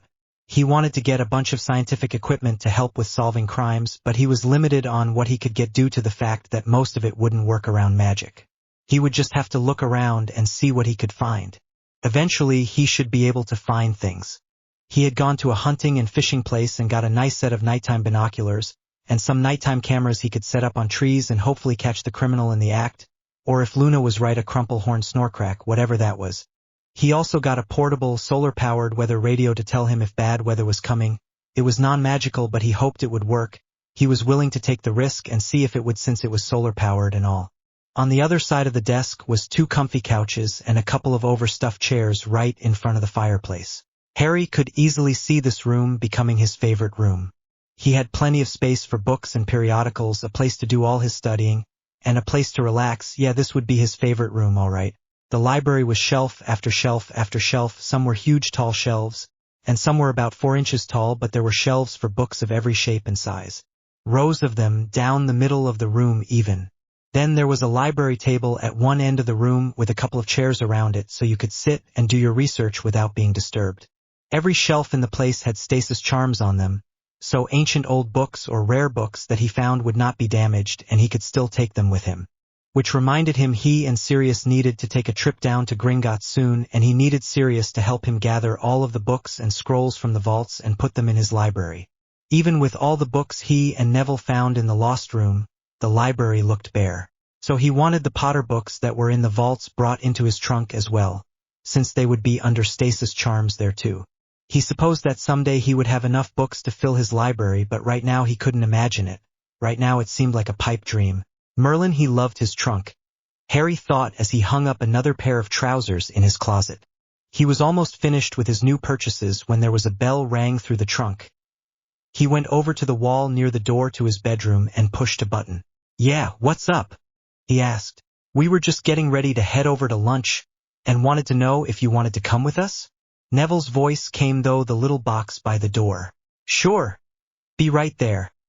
Then Harry switched off the button and went to grab his bag and headed back out of the trunk. Once outside of the trunk, he turned around, shut the lid, and shrunk it down to shoebox size and put it into his bag. And turned to the others who had all done the same a few moments ago when they had gotten out of their trunks. It had been decided by all that if they weren't in their trunks, then their trunks were to be shrunk, and in their bags, no excuses. Failure to do so called for an immediate reprimand. And no one wanted one of those on their record. Only very, very bad things got an official reprimand. Things like drunk on duty, and failure to load your trunk into your bag was almost seen as dereliction of duty. That is how bad it was viewed. He had a special surprise for everyone today, and he couldn't wait to show it to them. They chatted as they walked down the hallway and met up with the girls as they were coming out of Luna's place. Together they all walked down to lunch. After everyone had gotten what they wanted to eat, Harry cleared his neck and got all the writers' attentions. "There has been something I have been talking about, and have just not gotten around to doing it. Well, thankfully Sirius had the opportunity to get it taken care of for me, and I would like to pass it out today. If everyone could take one out of the bag and pass it around to the next person, I would appreciate it." Harry took out one little soft box out of the bag and handed it to Neville to pass around, which he did after getting one of the little soft box for himself. Since Harry hadn't opened his box, no one else did either. Once everyone had a box, Harry opened his and took out the ring that was inside and placed it on his right wedding finger, and everyone else did the same thing. Some had to adjust other rings, but they did so without question. The ring adjusted to fit their finger, of course. Then they looked at Harry. "This is the writer signet ring we will use. The large infinity symbol stands for the fact that we are eternal, no matter what. Truth is eternal. Within the infinity symbol there is on top a set of crossed swords. This is a symbol of justice. In the lower section of the infinity symbol there is a set of crosses wands. This is a symbol of honor. Truth, justice, and honor above all. This is our mantra, this is us, we are this symbol. This is the key to who we are and what we do. This ring will let you open another rider's bag or trunk, but only if they have keyed you into it prior. I think that in case of emergencies both Neville and myself have that access, but that is entirely up to you. We will respect your wishes on this. So even if it is dangerous to do so, we will allow you that privacy. Your bag and your trunk are your reality, your world. You have to protect it as it protects you. Now who you choose to share or not to share your trunk with is entirely up to you. All you have to do is both of you must be on the outside of the trunk. You place 1 drop of injury on the new rider insignias that appeared on your trunk latches. The person you want to allow entry must place 3 drops of injury on that same latch, then press their rider insignia ring on the latch and it will open to you. In the future you just need to press your ring to the latch and it will let you in. The same with the bags. Place 1 drop of injury on the insignia and the person you want to allow access to your bag puts 3 drops of injury, and then they press their ring to the bag. As you can guess, no one without a ring can open a bag or trunk. Now that doesn't mean you can't bring someone down with you, but you must be present at all times someone else is there. Something else I was wanting to discuss with you guys, I want us to kind of adopt an orphanage. I don't care which magical orphanage it is, as long as it is one in need. If it needs a new roof, I want us to fix the roof. If it need new plumbing, I want us to supply it. If it need more space, I want us to build onto their place or buy them a whole new building. If they can't pay their rent, I want us to buy out their building and get rid of that bill for them. If the kids need medical care, I want us to hire a mediwitch or wizard to work there full time. If they need teachers, I want us to supply them. I want us to take care of the place like these are our own children and show them the love and family that they deserve. Harry stated. And immediately everyone cheered at that. They were all excited about helping the orphans. If you want, we can go and look at some of the orphanages today and see which one needs the most work and help then get this project started. I want the riders to be known for all the do in this world, not just for truth, justice, and honor, but for the fact that we represent what people should strive to be like, should hope to be a rider is a huge honor. Let's deserve that honor and earn it. Harry continued. Again a cheer. All right then, there are 5 orphanages that are out there. We should be able to cover all 5 in one day if we start now. Harry started to rise up. What if we find more than one orphanage that needs help and want to do more than that? Luna asked. Well, we may end up biting off more than we can chew, but we can try, we will just have to see. I want this done right and I want to help as many of them as possible. So we may be able to do more than one or only fix the roof on this one but get this one a whole new setup, who knows. Let's go and see what we can do. Harry got up and headed over to the main table and talked to Sirius and Remus for a minute, then came back with them. Here is our transportation, folks. They are going to side along transport us to the different orphanages and we are going to have a look around. Pavarti, Luna, you two are in charge of taking notes and pictures of whatever you see that needs fixing. Susan, you and Padma and Cedric, I want you all to find out how these kids are being treated there. Are they loved or mistreated? I'm not just talking about does a child have a teddy or not. I am talking about beatings, bruises, neglect, starvation, things like that. I want to know about it and where it comes from. Twins, I want you to entertain the kids. Give them the time of their life. Make them happy. Whatever you have to do to put a smile on a little one's face, I want to see it. If it is just sitting down and reading a story to them, then by all means do so. If it means a tumbling act and juggling each other, then go for it. I don't care as long as they are happy and you two aren't doing anything illegal or dangerous. Remember, these are innocent orphans, and when we leave they will still be innocent orphans. So don't make promises you can't keep. Don't get their hopes up just to squash them later. Don't tell them that they are going to get to go to Hogwarts because maybe their magic isn't strong enough to get them there. If it is the orphanage we choose, I intend to see every orphan gets a chance to go to Hogwarts free of charge. Or rather, we will pay for it, but that is only at the orphanage that we choose. So be careful how you word things. And don't tell anyone that you want to take them home unless you have a home to take them to, already agreed upon with your parents, or you have it set up yourself. Okay folks, I think that is everything. Let's go. Harry checked things off in his head and nodded as he finished. Yeah, that is everything he wanted to say. Sirius and Remus, Frank and Alice, Persephone and Xenophilius followed the kids out to the gates of Hogwarts. That was a little more people than he expected, but the more people going the faster they got to the orphanage and got to have a look around. There were 5. Sunnyvale Regional Orphanage, Twin Oaks Orphanage, Tiny Tots Care Center, the Great Ladies Orphanage, and Easter Wales Boys Home. So they started with the one closest to them, which was Easter Wales Boys Home. The place looked like an old castle or something, although there were a bunch of the windows had boards over them instead of glass anymore, which made Harry sad right off the start. They all walked up to the doors and found them locked.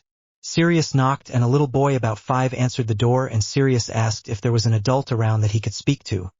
A young woman in her early 30s perhaps came up to the door, came up and opened the door wider and asked what she could do for them. We were hoping to speak to whoever is in charge for a few moments if that is possible. Harry stated. Well, that is me. Amanda Faithright at your service. What can I do for you? She asked. Miss Faithright, we are the Riders and we would like to check out your orphanage to see if there is anything we could do to help out or assist you with. That's not funny, young man. To tease people like that can be very hurtful. You shouldn't do it. She got an incredibly sad look on her face and started to close the door. Just then Harry raised his hand and showed her his ring. We are the Riders, ma'am. This is no joke. We are here to help, if we can. She took one look at their raised rings and gasped. While the insignia was new, the meaning wasn't. Truth, justice, and honor. Everyone knew it. She opened the door and apologized, looking shocked as she led them all into the closest office to the right. This is my office, we can talk in here. Is it all right if my companions have a look around? Harry asked. Of course, that's fine. Everyone but Neville, Sirius and Remus went off into the orphanage to explore and meet the kids or follow Harry's instructions. Harry sat down in a chair opposite Miss Faithright and stated, I apologize, I didn't introduce myself. I am Harry Potter Black, and this is Neville Longbottom. We are the spokespeople for the Riders, and we are the ones that see that things get done. Now we saw that there are some windows boarded up outside. What other structural problems do you have going on here? Harry asked. We need a new roof badly. Right now it is like the kids have to all sleep in the cafeteria on a stormy night in sleeping bags in order not to get rained on in their sleep. Miss Faithright stated sadly. Is there anything else? Neville asked. The plumbing all needs to be updated and the toilets need to be replaced, but that is way down on our to-do list. The roof is first. And the cheapest company that we have gotten an estimate from is wanting 12,000 in gold to do it. We don't get that kind of money in 3 years, let alone one. She looked so hopeless, her shoulders slumped, and she sighed. What about the windows? Have you gotten a quote on the windows yet? Harry asked. Yeah, it is a lot of windows to replace. The old section of the castle that we can't use right now because a storm took out all the windows, lost 33 windows. If we had that old section open back up, we wouldn't be overcrowded anymore and the kids would have the old playroom back again. But they quoted me 5,800 just on that job. Again, an impossibility. It sounds like that storm did a lot of damage. Didn't you have any wards in place? Asked Sirius. Wards? Who can afford to buy wards when you can't afford to feed the kids behind them? I haven't even gotten a quote on wards as of yet. I am almost afraid too. I struggle from month to month on donations, just finding enough money to feed the kids and occasionally get them new clothes or shoes. They get toys donated occasionally, and that is about the best that it gets around here. I pray every Christmas that people remember that we are here so that the boys get something for Christmas. But too frequently they end up having to share toys, or one of them doesn't get anything and I end up taking my paycheck to go buy stuff and get them candy or some small plushie. Anything is better than nothing.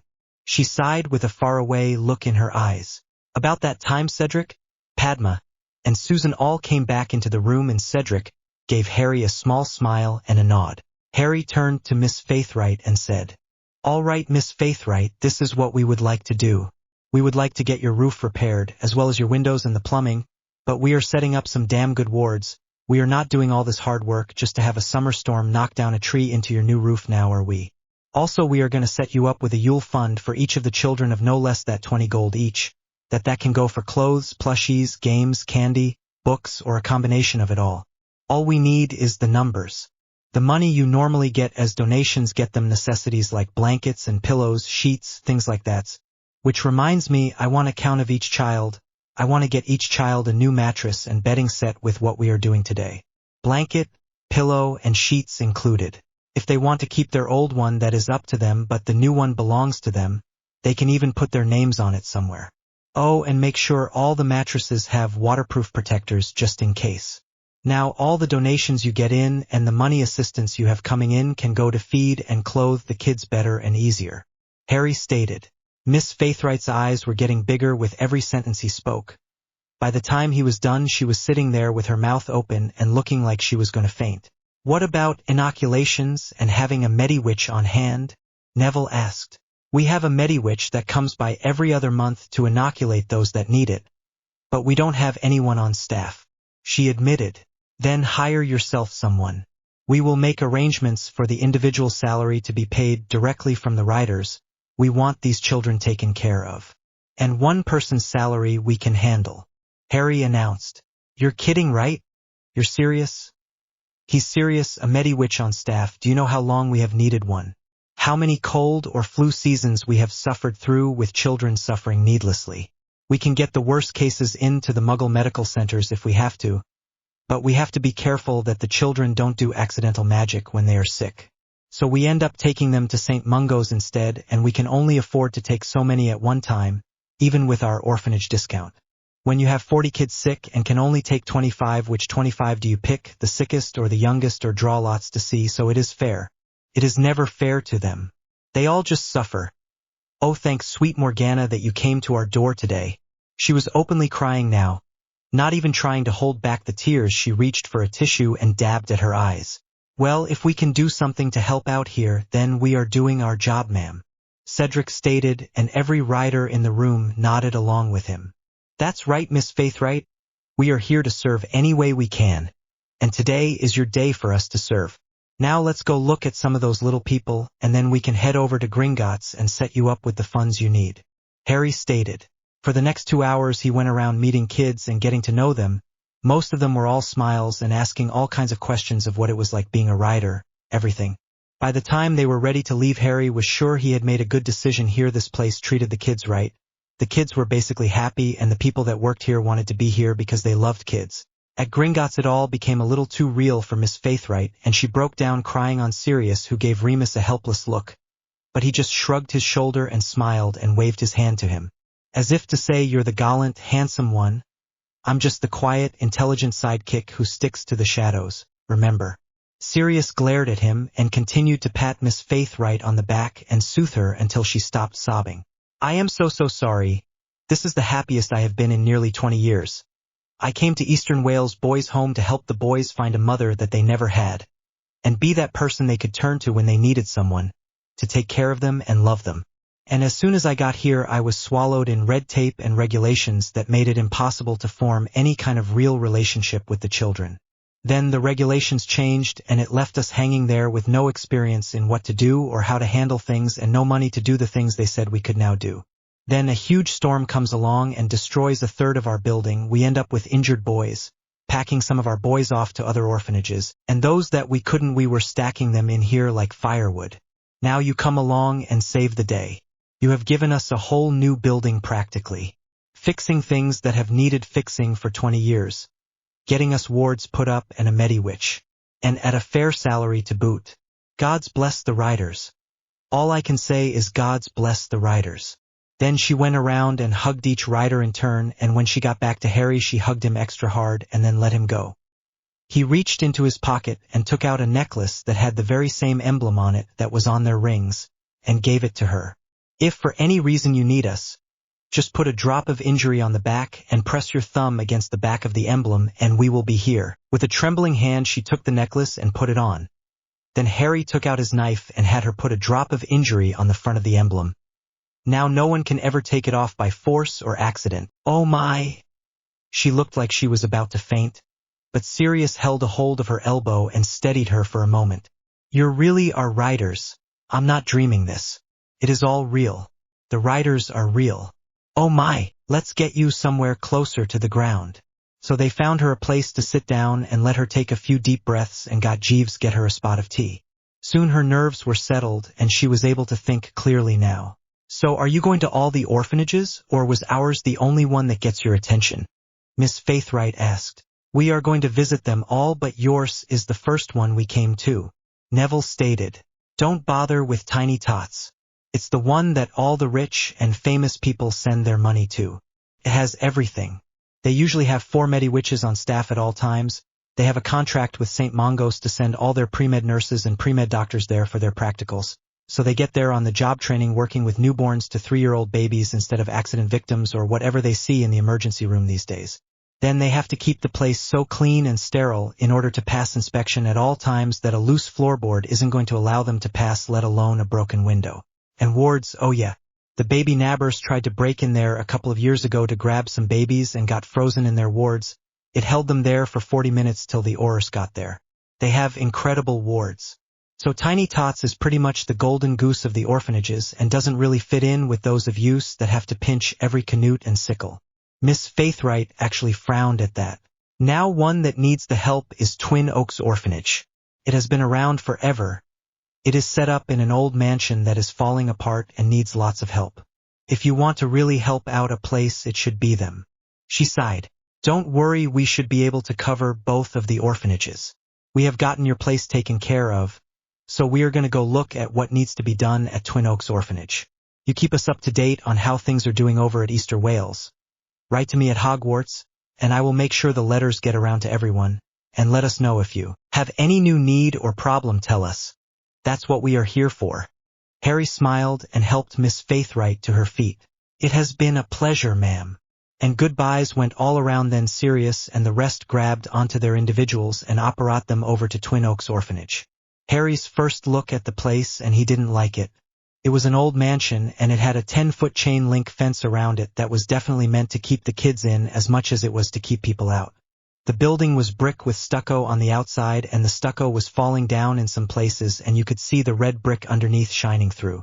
The stucco Harry assumed was supposed to be white at one time was a dingy gray maybe now and looked more dead than alive look to it. The windows were all barred and shuttered tight. The trees had no leaves on them, so they looked like giant skeletons waving in the wind. The cobblestone path leading up to a great wrought iron gate was dirty and gray. Sirius lifted the weighted iron bar on the gate and opened it slowly. It squeaked eerily as he pushed it open. This place is an orphanage. It looks like a nightmare. Not an orphanage, Hermione stated. Harry had to agree. This was just like some of those scary movies he had seen with Ted and Tonks. They all walked up to the great manor door and knocked with the ancient gargoyle door knockers. Soon a short, fat man answered the door. The man was in his late 40s maybe, with thinning gray hair and an over-indulgent stomach and multiple chins. He grumbled as he opened the door, and glared at them until Sirius introduced them and he allowed them in, still grumbling under his breath. He led them along a long gloomy hallway to a room on the west side of the building. The inside of the room was decorated immaculately with an expensive couch, and expensive throw pillows, and an expensive tea set on an expensive coffee table in front of a marble fireplace that had a fancy mantel with expensive knickknacks all across it. In the middle of the room was a very expensive desk with a very expensive throne-like chair. The rather disturbing-looking woman in the room was seated. She was dressed in bright red, which clashed with her bleached blonde hair horribly, and made her dark eyebrows stick out even more. She had on bright red lipstick that matched her dress that moved with her lips as she read. Apparently the gossip section of the Prophet. She had on bright blue eyeshadow that clashed with everything that she wore that went from her eyes to her eyebrows, and it was that sickly baby blue color too. The cleavage she had way too much showing of was practically spilling onto the page of the newspaper that she was reading. Sirius couldn't help but wonder if she didn't have to wipe the newsprint off her chest at night. Her waist she tried to squeeze into a size 10 definitely looked like it was meant for a 14, and those hips could have done with a 16. She looked to be all of 5'3" and had on 4-inch heels, so she was going for what 5'7", maybe 5'8". But her hair is what set Harry to snickering. It was done up in a beehive, a high beehive, so that 5'7" or 8" went straight up to 6'5" or 6" with that hairdo. The woman heard Harry snickering and looked up from her newspaper, and her head snapped up and she glared at him. I told you I don't do intake in my office. I can't stand their little germs and filth getting all over my office. Get them out of here. Then we can talk about how much you all will pay me to get rid of your little problems here. Problems? Sirius asked. Yes, these are either second and third in line of succession, mistress's kids or squibs. And I don't care which, I just want to know how much you intend to give me per kid to make sure they disappear? she said in a sickly sweet tone. Harry looked over to Neville and said, "Purple, purple," he stated back, and together they lopped 2 purple light balls into the air, one at the lady, one at the man. The man hit the floor like a bag of wet cement, but no one tried to stop him. They were more focused on the woman. Neville got out his wand and pointed it at the woman and stated, "Tell the truth." And a golden ring showed up around her neck, and she tried to clear her neck but couldn't. "Now we have some questions for you. First, how many of these children have you taken care of or gotten rid of?" 58. "I'm calling Amelia," was all that Alice said as she sent off her Patronus for Amelia. It took about 6 minutes for someone to knock at the door and Cedric to let her in and direct her to the office where everyone else was waiting. "What seems to be going on here?" Amelia asked. "This woman gets paid by rich wizards to get rid of their unwanted kids. We asked how many she has taken care or gotten rid of, and she admitted to 58. Then I called you and the questions stopped." "Truth spell still active?" Amelia looked at Neville, who nodded. Then she looked disgusted at the woman and asked, "What happened to those 58 children? Some are gone. Some we are waiting on them to leave." She answered, although it was hard for her. "What do you mean by that? Waiting for them to leave how? Where are they?" Amelia asked quickly. "They are in the holding cells. They haven't died yet. Down the hall to the right through 3 doors and down the stairs. Through the double doors, but you can't get in. It's not feeding time yet," she said. "Watch me." Harry turned and smacked Neville on the arm, shouted, "Riders!" And all the riders followed along behind them as they stormed out of the room, following the woman's instructions on which way to go. "Follow them," Amelia told Shacklebolt and Mad Eye, keeping Tonks there to witness the interview. She began to get a complete list of every wizard that dropped off a child, when, how much they paid, what they wanted to happen to the child, and why they were getting rid of the child if it was known. The list was stunning. Even Minister Fudge had a son here, apparently, although he may not have realized he did, since the boy was brought here by none other than the senior Undersecretary Dolores Umbridge herself. Made Amelia wonder if Fudge and the secretary were up to no good a long time ago and didn't tell anyone. The thought made Amelia slightly nauseous, so she went back to work and focused on the questions she was asking. "That's 2 doors, should only be 1 more set of double doors left, and then the vault room." And they headed down the stairs to the last set of double doors, and sure enough there was a sealed door that looked to be a foot thick. Neville and Harry aimed their wands at it and shouted, "Open!" And the door groaned and creaked, and soon he could hear it clicking deep inside it. 1, 2, 3, 4, 5 clicks, and the door burst open, and a horrendous smell assaulted their senses. They rushed into the room and began to throw balls of light everywhere they could so they could see better. The frail little bodies on the cots began to move and jerk away from the light. The girls began to soothe the children, and Cedric went up to the ones that weren't moving and checked for a pulse. "Good, still with us, but barely." Neville and Harry began to tell the kids to get to the back of their cells and then blast their cell doors open. Neville took the left side and Harry took the right side. The twins and Cedric took any kids that weren't moving up the stairs and into the hallway right outside the main room for triage. The girls were checking each child as it came out of the cell, then telling them to follow the boys up the stairs carefully and slowly so as not to hurt themselves. And soon they had them all out of the cells. Harry grabbed the hands of the last 2 little ones. They looked like a pair of twins about 4 years old, and helped them climb the stairs. Neville wanted to blast the room to pieces, but Harry said they may need it for evidence on the deaths of the other children or something, so they left everything exactly as it was. They got up to the main floor and called Jeeves. He found the little twins he was helping up the stairs to a sleeping bag where they could sit together and turned to call Jeeves. "What may Jeeves, oh master?" He started crying when he saw the little children and the state they were in. "That is why I called. Do you know any house elves that need something to do? That could help us here for a few hours. We could really use the help right now." And before Harry could finish the sentence, 20 house elves showed up. All had tears in their eyes. "Just grab a little one and start cleaning them up. Try and get them to eat some chicken broth and bread slowly. They may not be used to good food anymore. Get them some clear water too. And clean them up while you're at it. See if you can find them any clean pajamas or clothes if you have to. Jeeves, use my accounts all you need to." Soon all the dingy little faces and hair were clean and fresh smelling. Their hair were now clean and somewhat shiny.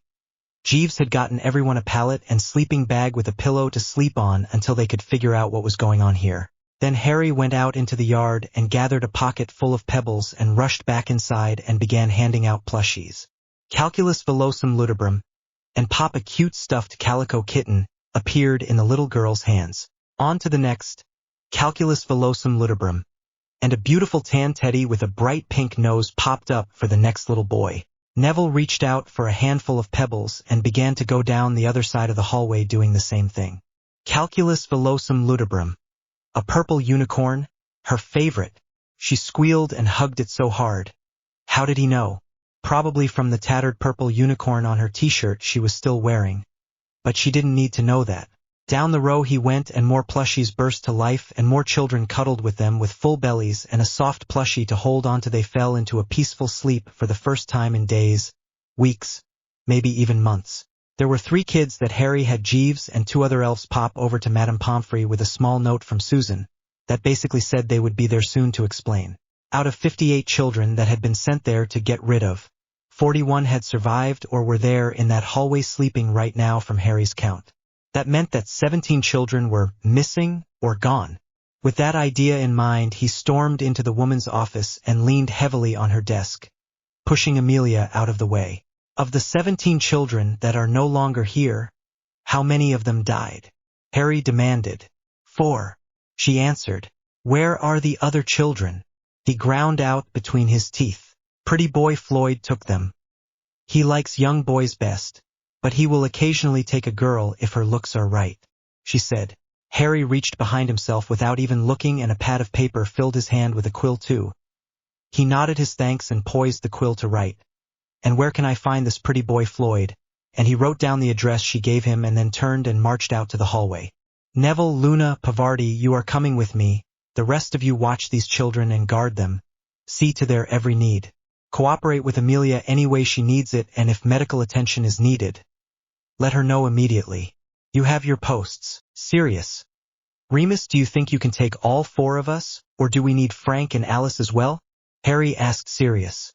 I think realistically we should take Frank and Alice as backup. Let Persephone and Xenophilius take charge of the orphanage here while we are absent. If we need further backup, we can always call it in. Sirius stated. All right, thank you. Harry looked over to Frank and Alice and they nodded. With that, they all headed out the door. Amelia shouted for Mad Eye to go with them and he was clomping along cussing the whole way. They made it to the gates of the orphanage and then Sirius and Remus started the apparition. Then it was Frank and Alice and finally Mad Eye. The place was a dive from what Harry could tell. It was shady from the word go. Dingy and dirty and practically filthy everywhere. But the door to the address itself. That was the only clean thing Harry could see for a block around. He went up to the door and did a small black orb to blow the lock on the door. Then led everyone inside quietly. Inside was a grand stairway up and a hallway. Sirius motioned to the stairway and so Harry, Neville, Luna and Pavarti took the stairs and headed upward while the adults took the rooms downstairs. Moody went with the kids just to be on the safe side. Harry took the door on the left while Neville took the door on the right. Small black orbs were thrown at the locks and the door was opened. Harry's just had a man wanking to a little boy sucking on a lollipop. Neville's had a man that had a nude little girl about 6 years old dancing for him while he was wanking. They did a body bind on both men while the girls brought the kids into the hallway, gave them robes, and the boys went on to the next room. Most of the rooms the men were just watching the little kids do something like bathing, eating, combing their hair, putting on makeup or the favorite, dancing, sometimes nude, sometimes in a little costume. There was one room the man was spanking the boy and Harry almost lost it, but he managed to just body bind him and take the 8-year-old little boy out to the hallway and get him a robe and allow him to sit down and cry for a while on his shoulder, since that was the last room. Downstairs the adults weren't so lucky. The rooms they encountered had slightly older children, maybe 10 to 15 years old, and they were being forced to do a variety of different sexual acts with an adult. Most of it was oral sex, but some was worse. More than once Sirius had to hold back the wolf and stupefy the person quickly to keep Remus from killing them. Alice and Remus took the kids into the hallways and got them some pajamas and robes to wear and wait until help got there. Finally they managed to find the office. Harry was fuming by then and Neville was on a slow burn, waiting to explode. They opened that door and there was this pretty boy Floyd with a 7-year-old little boy sitting in his lap while the man played with his hair. Disgusted, Harry body bound the man and Neville helped the little boy down and out of the room. What? What's going on here? Who do you think you are? You can't come in here. Where's your search warrant? He shouted. We don't need a search warrant, we're the riders. Harry stated low and with a growl. Oh shit. Floyd gasped out. That's right. And now that we are here, we are going to notify the proper authorities of what we have found here and get these children out of here to safety. Oh, and by the way, all proceeds found on property are going to be donated to the local orphanages as of this moment. And with that, Harry went over to the wall safe that he saw behind the desk in the room. He was joined by Neville, and together they blew the safe and gold coins came tumbling out of the safe. Hey, you can't do that. That is my money, Floyd shouted. How much was in there when we got here? Do you really want to admit to making all that money off those children? That would look pretty bad for you in court, you know. We intend to hand this money over to the orphanages that need it out there. So you have a choice: keep your money and explain how you made all that money off of selling little children, or hand over 70% of it to the orphanages and then tell them that you made that amount off the little children. Which is it to be? Harry asked with a gleam in his eyes. Floyd growled but said, Take it, and turned away from the manipulative kid. Mad, I looked at Harry with new appreciation. Who knew he could be so devious? Harry divided the gold up by weight and left the guy with 30% of his original money. Then put the rest of the money in his bag in pillowcases. It was quite a bit after all. And now for the stuff that you don't have there. Where is it? Harry asked. I don't know what you're talking about. That is all I have, and you have 70% of it. Leave me be, why don't you? Floyd practically shrieked. Neville? Harry held out his hand and stepped aside for Neville to do his work now. Tell the truth. And a gold glittery band appeared around Floyd's neck. Where is the rest of it? H. He screamed, fighting the spell. It's in the foot cushion by the sofa. Harry went over to the foot cushion, and sure enough it had a flip lid, and inside was a large metal box that Harry pulled out and asked for the key, which apparently was in the desk drawer. Thank you, Floyd. Harry opened it up, and inside was jewelry and jewels of all kinds, from pearl necklaces to heirloom rings, brooches, even wedding rings. Some of this looked to be goblin-made if he wasn't mistaken. They would be thrilled to have the opportunity to purchase it back at a fair price, mind you. He put the metal box in his bag and turned back to Floyd. Is that everything? Harry asked one last time. There was a pause, then a ground-out yes came out of Floyd's mouth. Wow, Floyd wasn't happy right now. So sad, too bad. With that, Harry handed the questioning over to Moody, and he and Neville went to check on the kids. We need to get these kids over to where the other kids are so they can get medical attention if need be, and something to eat too, Harry told Sirius. Jeeves. Jeeves popped in with his hand over his eyes, but lowered it slowly, and breathed a sigh of relief. Master is needing Jeeves? Yes, Jeeves, you and the other elves. If you could help me get these children over to the other orphanage with the other children so we can see if they need medical help and get them something to eat and a place to sleep. Jeeves nodded, and all the other elves popped in and started introducing themselves to children and taking them back over to the other orphanage. Some of the kids were frightened to be back there, but Susan and Padma calmed them down with hot cocoa and a plushie. They found the kids a sleeping bag and a pillow and had most of the kids asleep by the time Harry and his crew got back from the horrible place. Harry still went around and gave each one of the new kids a plushie and kissed them on the forehead, and seeing this, Neville went and did the same. Each kid was put to bed proper, even the ones older than they were got a plushie and a kiss before they actually fell asleep. One kid asked, Who are you people? We are the riders. We make sure that stuff like this doesn't happen when we can, and when we find out about it, we fix it. Now get some sleep, someone will be here to watch over you. What's your name? The boy asked. Harry, just Harry, he said with a smile. Harry, I'm Jordan. The boy smiled back. 58 kids died, that left 54. We got 41 kids from the cages, that left 13 unaccounted for. We come back with 34 children, that means that we have 21 kids from unknown locations. Whether he bought the kids or kidnapped them, I want the information and I want it now. I want names, I want dates, and I want amounts if there is any. I want each child that was found at the sex shop to have a pink armband on while those in the dungeons get a tan armband on. At least until after their medical exams. This will allow the medical team to search for different medical problems that might arise with their circumstances. I also want all the orphans throughout this orphanage to get a blue band until they also have a medical exam. Harry started. I want the children that were in the sex shop to be given counseling. I don't care if all they did was wash their hair while a guy wanked over to the side. It was still sexual contact of some form, and I want them to get counseling. Male or female, it doesn't matter. Age doesn't matter, squib or wizard doesn't matter. If it's a child, I want it to happen. I want all children above the age of 11 checked for magic. Any that are able to go to Hogwarts, we're going to kit them out and set them up to go to school this year. They will be Rider students. Since they won't have parents, we will sponsor them. We will use the money from the sex shop to sponsor any and all kids into Hogwarts that have magic, but don't have the money to go or don't have parents to sponsor them. The Riders will sponsor them, in joint with their orphanage or without. I want a new matron and staff assigned to Twin Oaks. Contact Miss Faithright for recommendations. Sell all that crap in the matron's office and find out what else she did with the money she received from the sale of those children, and use that money to pay for the new staff.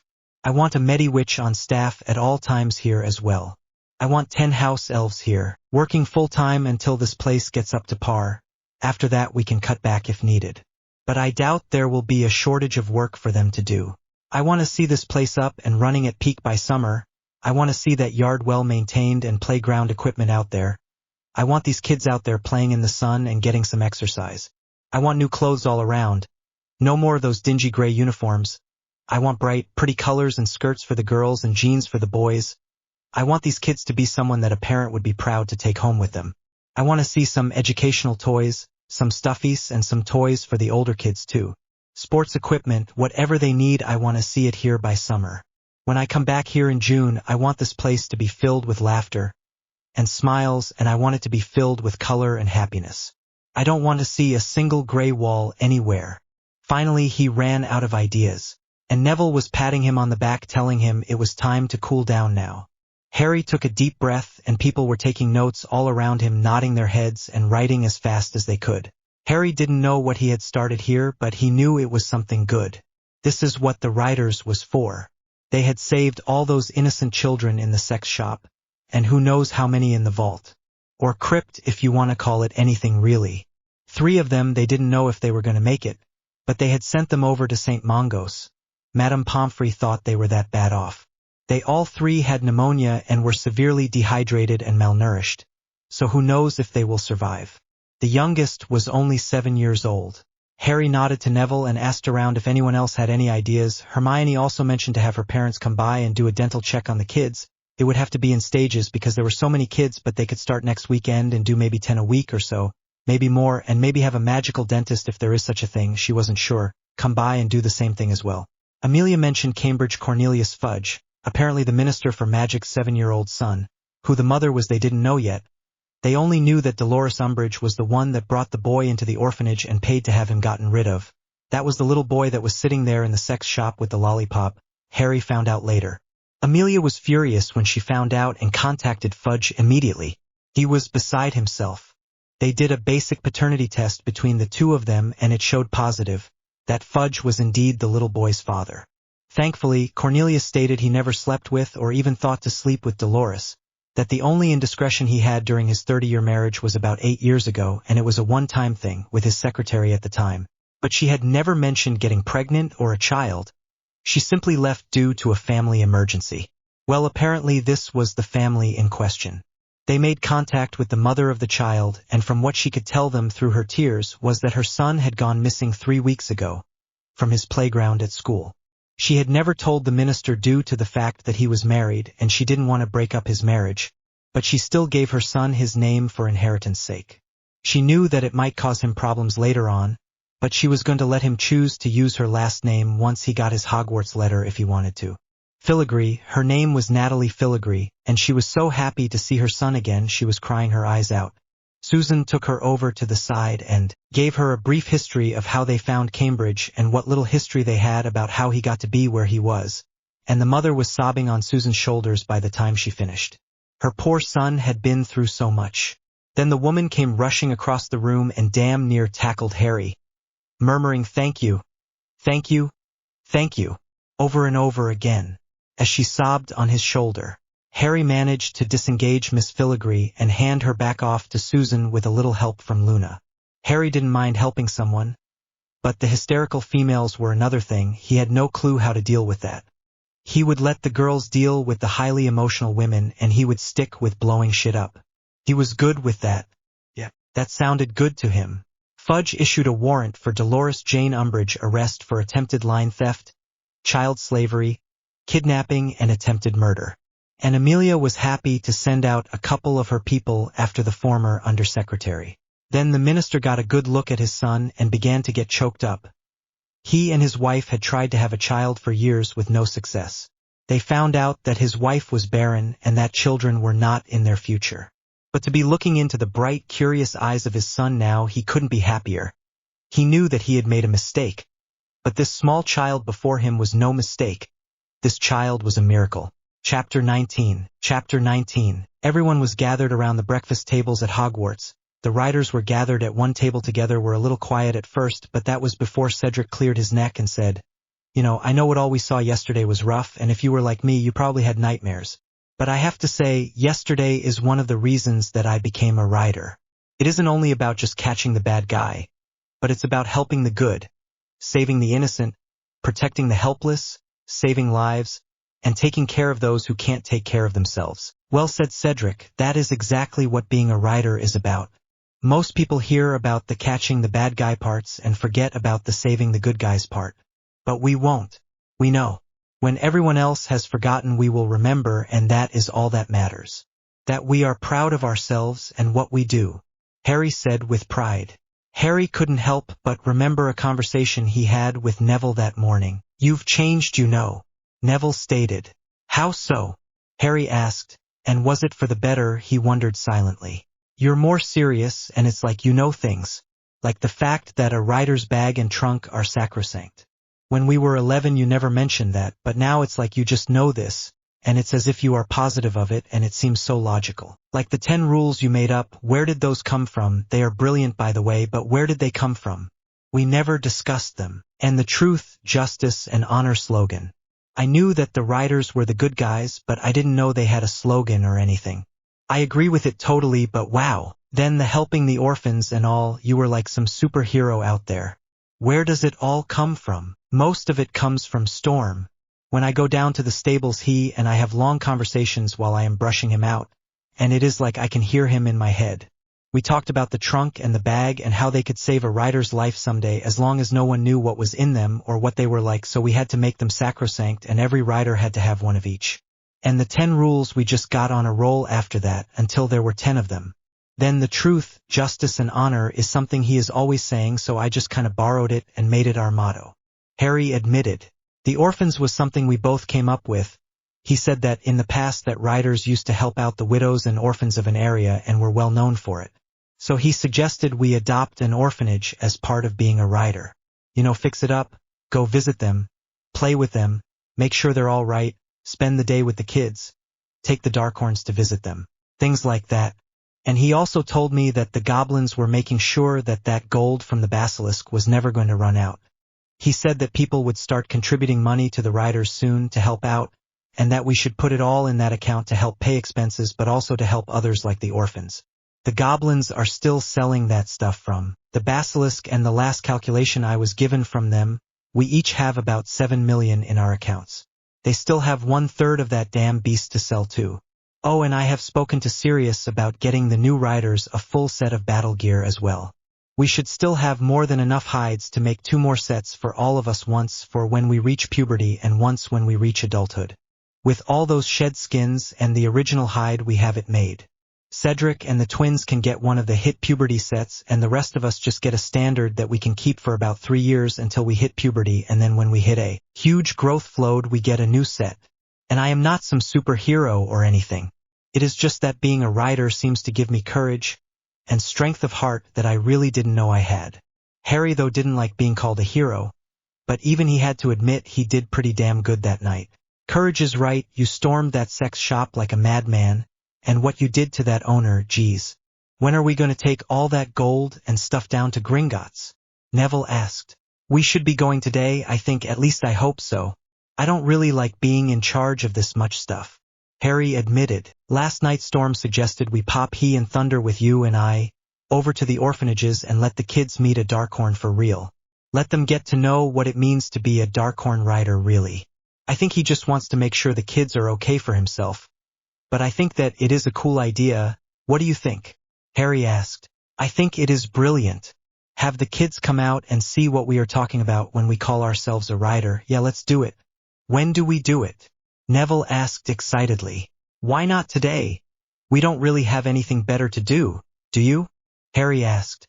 Nothing that I can think of. Well then we can pop you and I and our mounts over to East Wales Boys Orphanage first, spend an hour or two there, and then go over to Twin Oaks and spend an hour or two over there.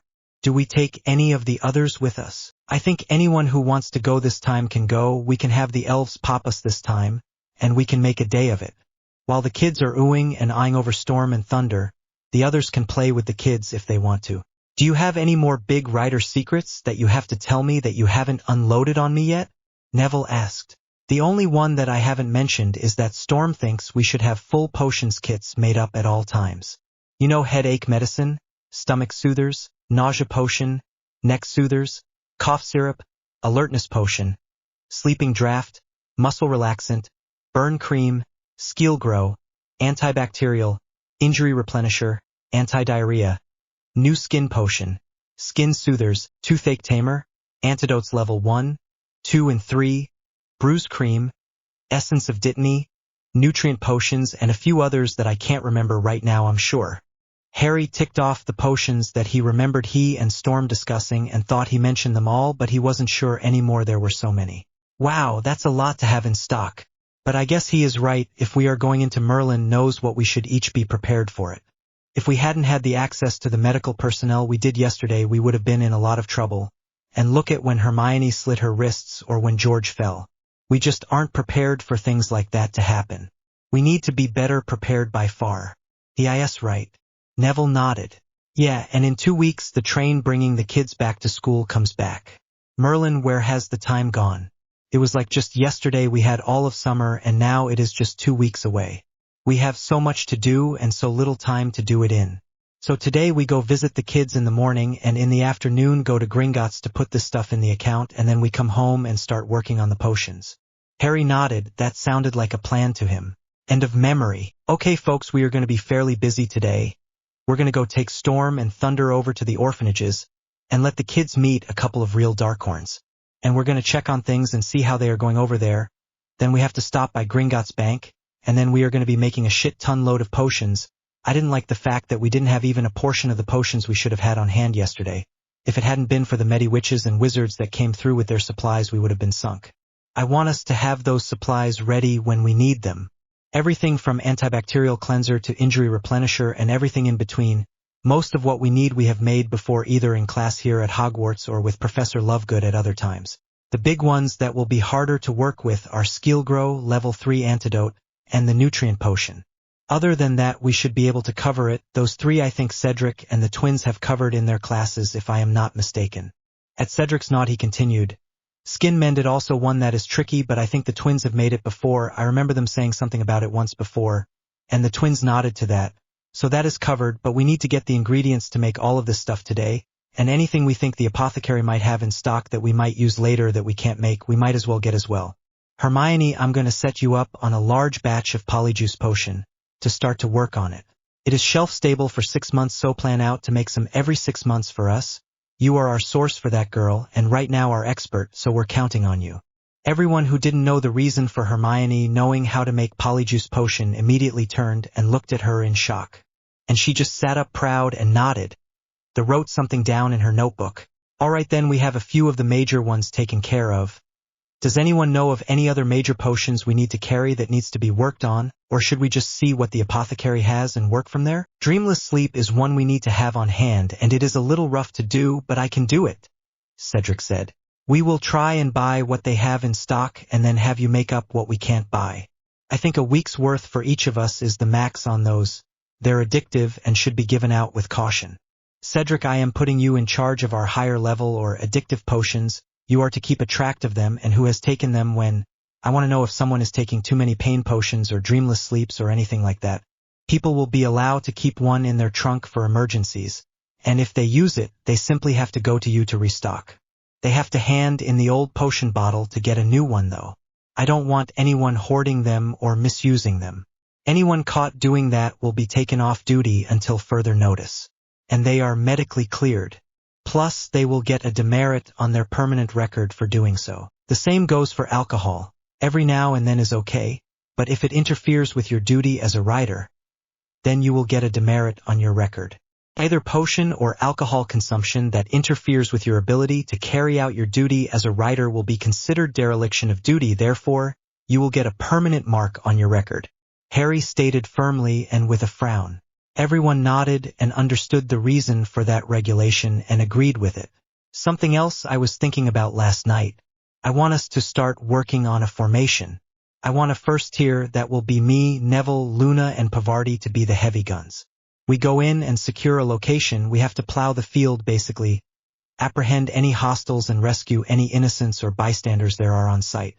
If there are any, that is, we make the site safe for entry, and call in help when needed like Amelia Bones or medical assistance.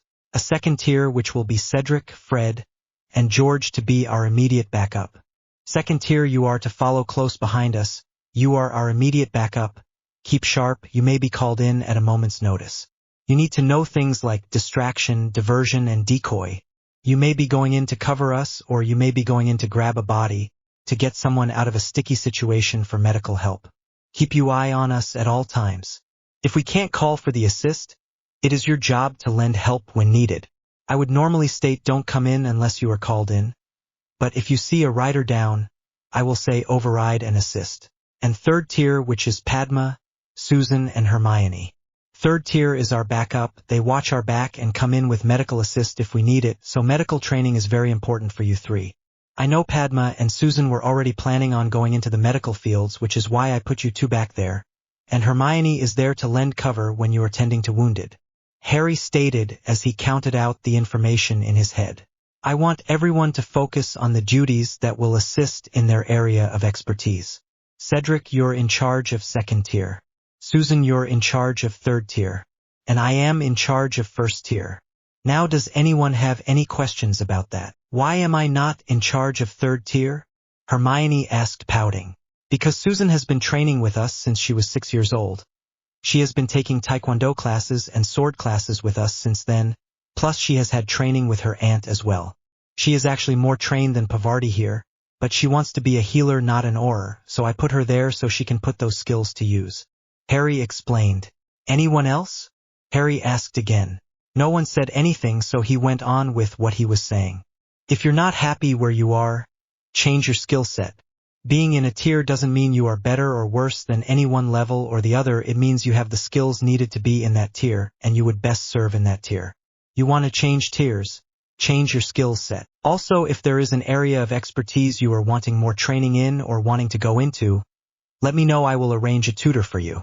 Like for instance, Cedric, if you want to learn archery, let me know and I can hire an archery tutor and have them come out to Hogwarts on Saturdays and Sundays for you. Same with you, Sue. If you want medic/first aid training, let me know, and I will see about extra classes for you on the weekends. He smiled and then thought about something. Neville and I are already taking karate and first aid this year. Anyone wanting to join in on those two classes can. They are both on Saturday only at this point, if I am not mistaken. He stated. Cedric spoke up then. I would love to join in on those two, and the archery sounds good too. I think I can swing those classes, since I am giving up Quidditch this year. I have been wanting to get archery classes for years, but never had the opportunity before now. Susan spoke up. I want the first aid class and the archery class as well. If that is possible, that is. Padma spoke up as well. I'm in on the first aid class. The twins nodded and waved their hands. Us too. We want first aid, and can we come to the karate classes? Also, if we are going to carry a sword, we need to know how to use it. Can we take classes on swordsmanship? Of course. Anyone can and should really. It builds up a whole different set of muscles unlike regular exercises and the karate classes. Why not everyone write down what classes they want to take and give me the list, and I will make it happen.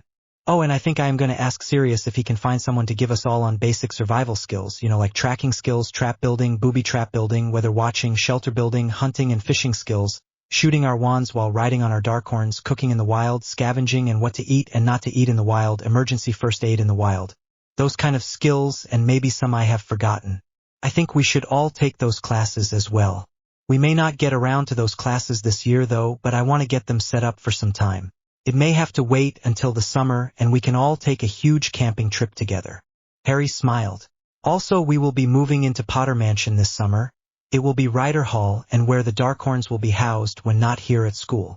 Each of you will have a room assigned, and there is enough room that if parents want to join they can. Mrs. Diggory is the house mother, and she is already there getting things ready. She will be available anytime you need her.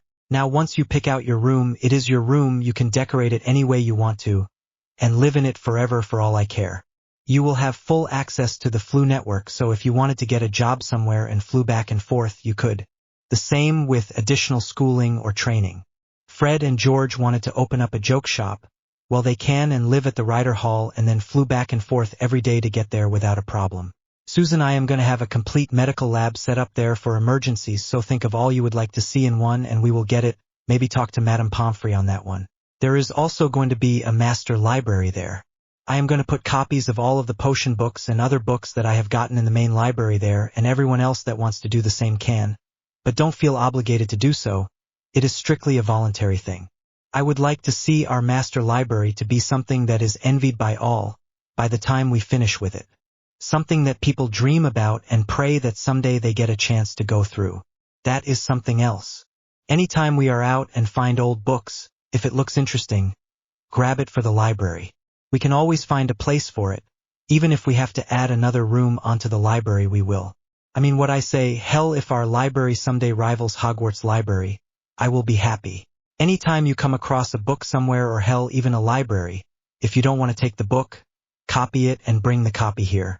We can teach you how to copy the books easily so that it doesn't interfere with copyright laws, and it isn't sketchy either.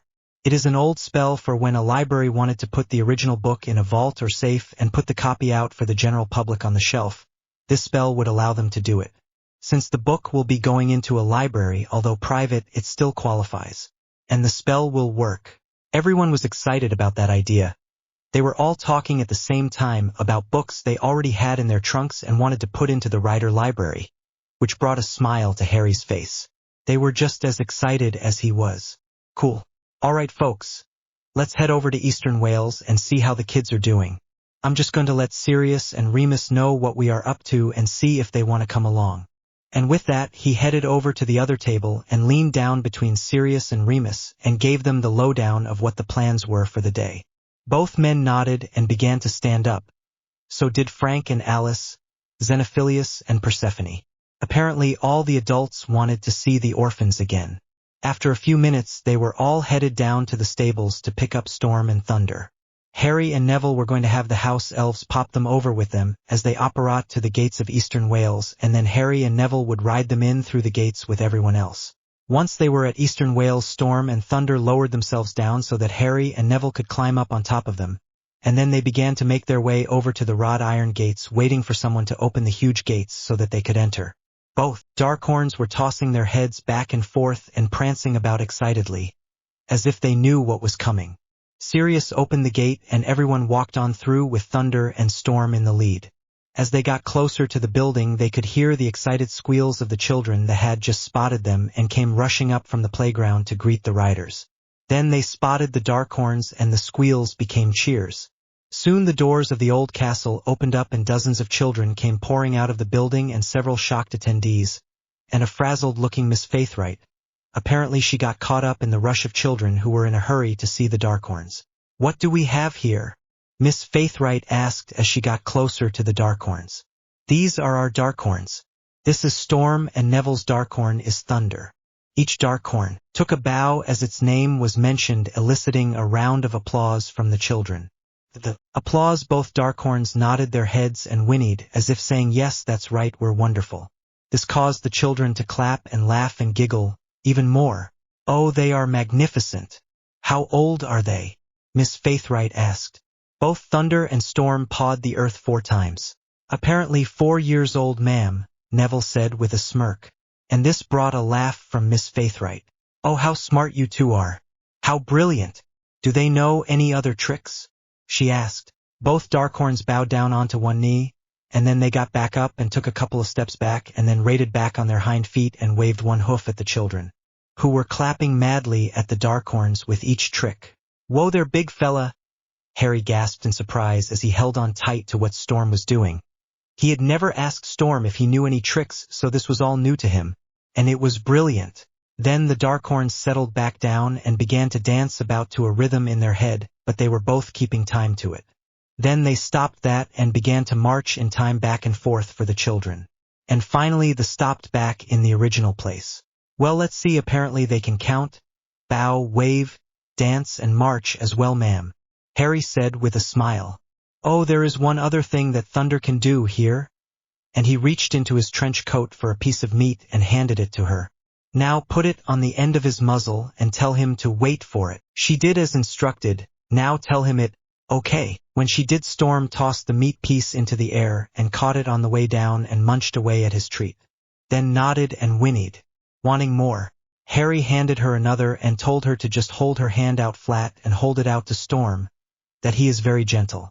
She did, and Storm picked the piece of meat up of her hand with his lips and ate it with a nod and a whinny, very happy with his treat. Then Harry handed her a couple of pieces for Thunder as well. She held her hand out to him, and he gently picked the pieces up from her hand one at a time and whinnied and nodded his head, letting her know he was pleased with his treat as well. They are magnificent. I can see why you love being a rider, Miss Faithright stated. Harry and Neville got down from their Darkhorns and stood beside them.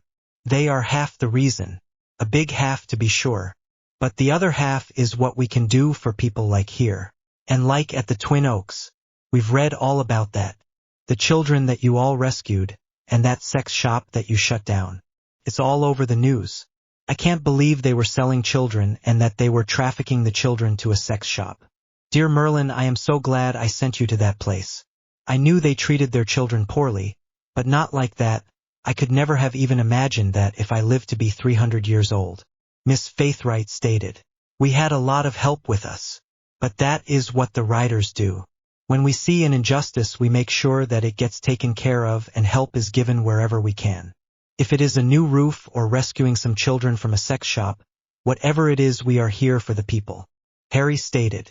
I am beginning to believe that, Miss Faithright stated with a smile. They hung around for about an hour more, then headed over to Twin Oaks, and like they expected, no children were outside. But at least the outside yard had been cut down to a manageable level instead of the jungle it was before.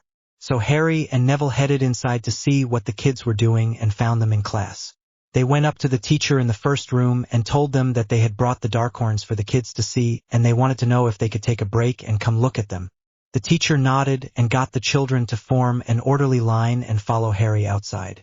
Once there were cheers and clapping all around. A few were afraid of the huge beast until Harry got Storm and Thunder to show off a little for the kids, which they did happily. And then they got their treats.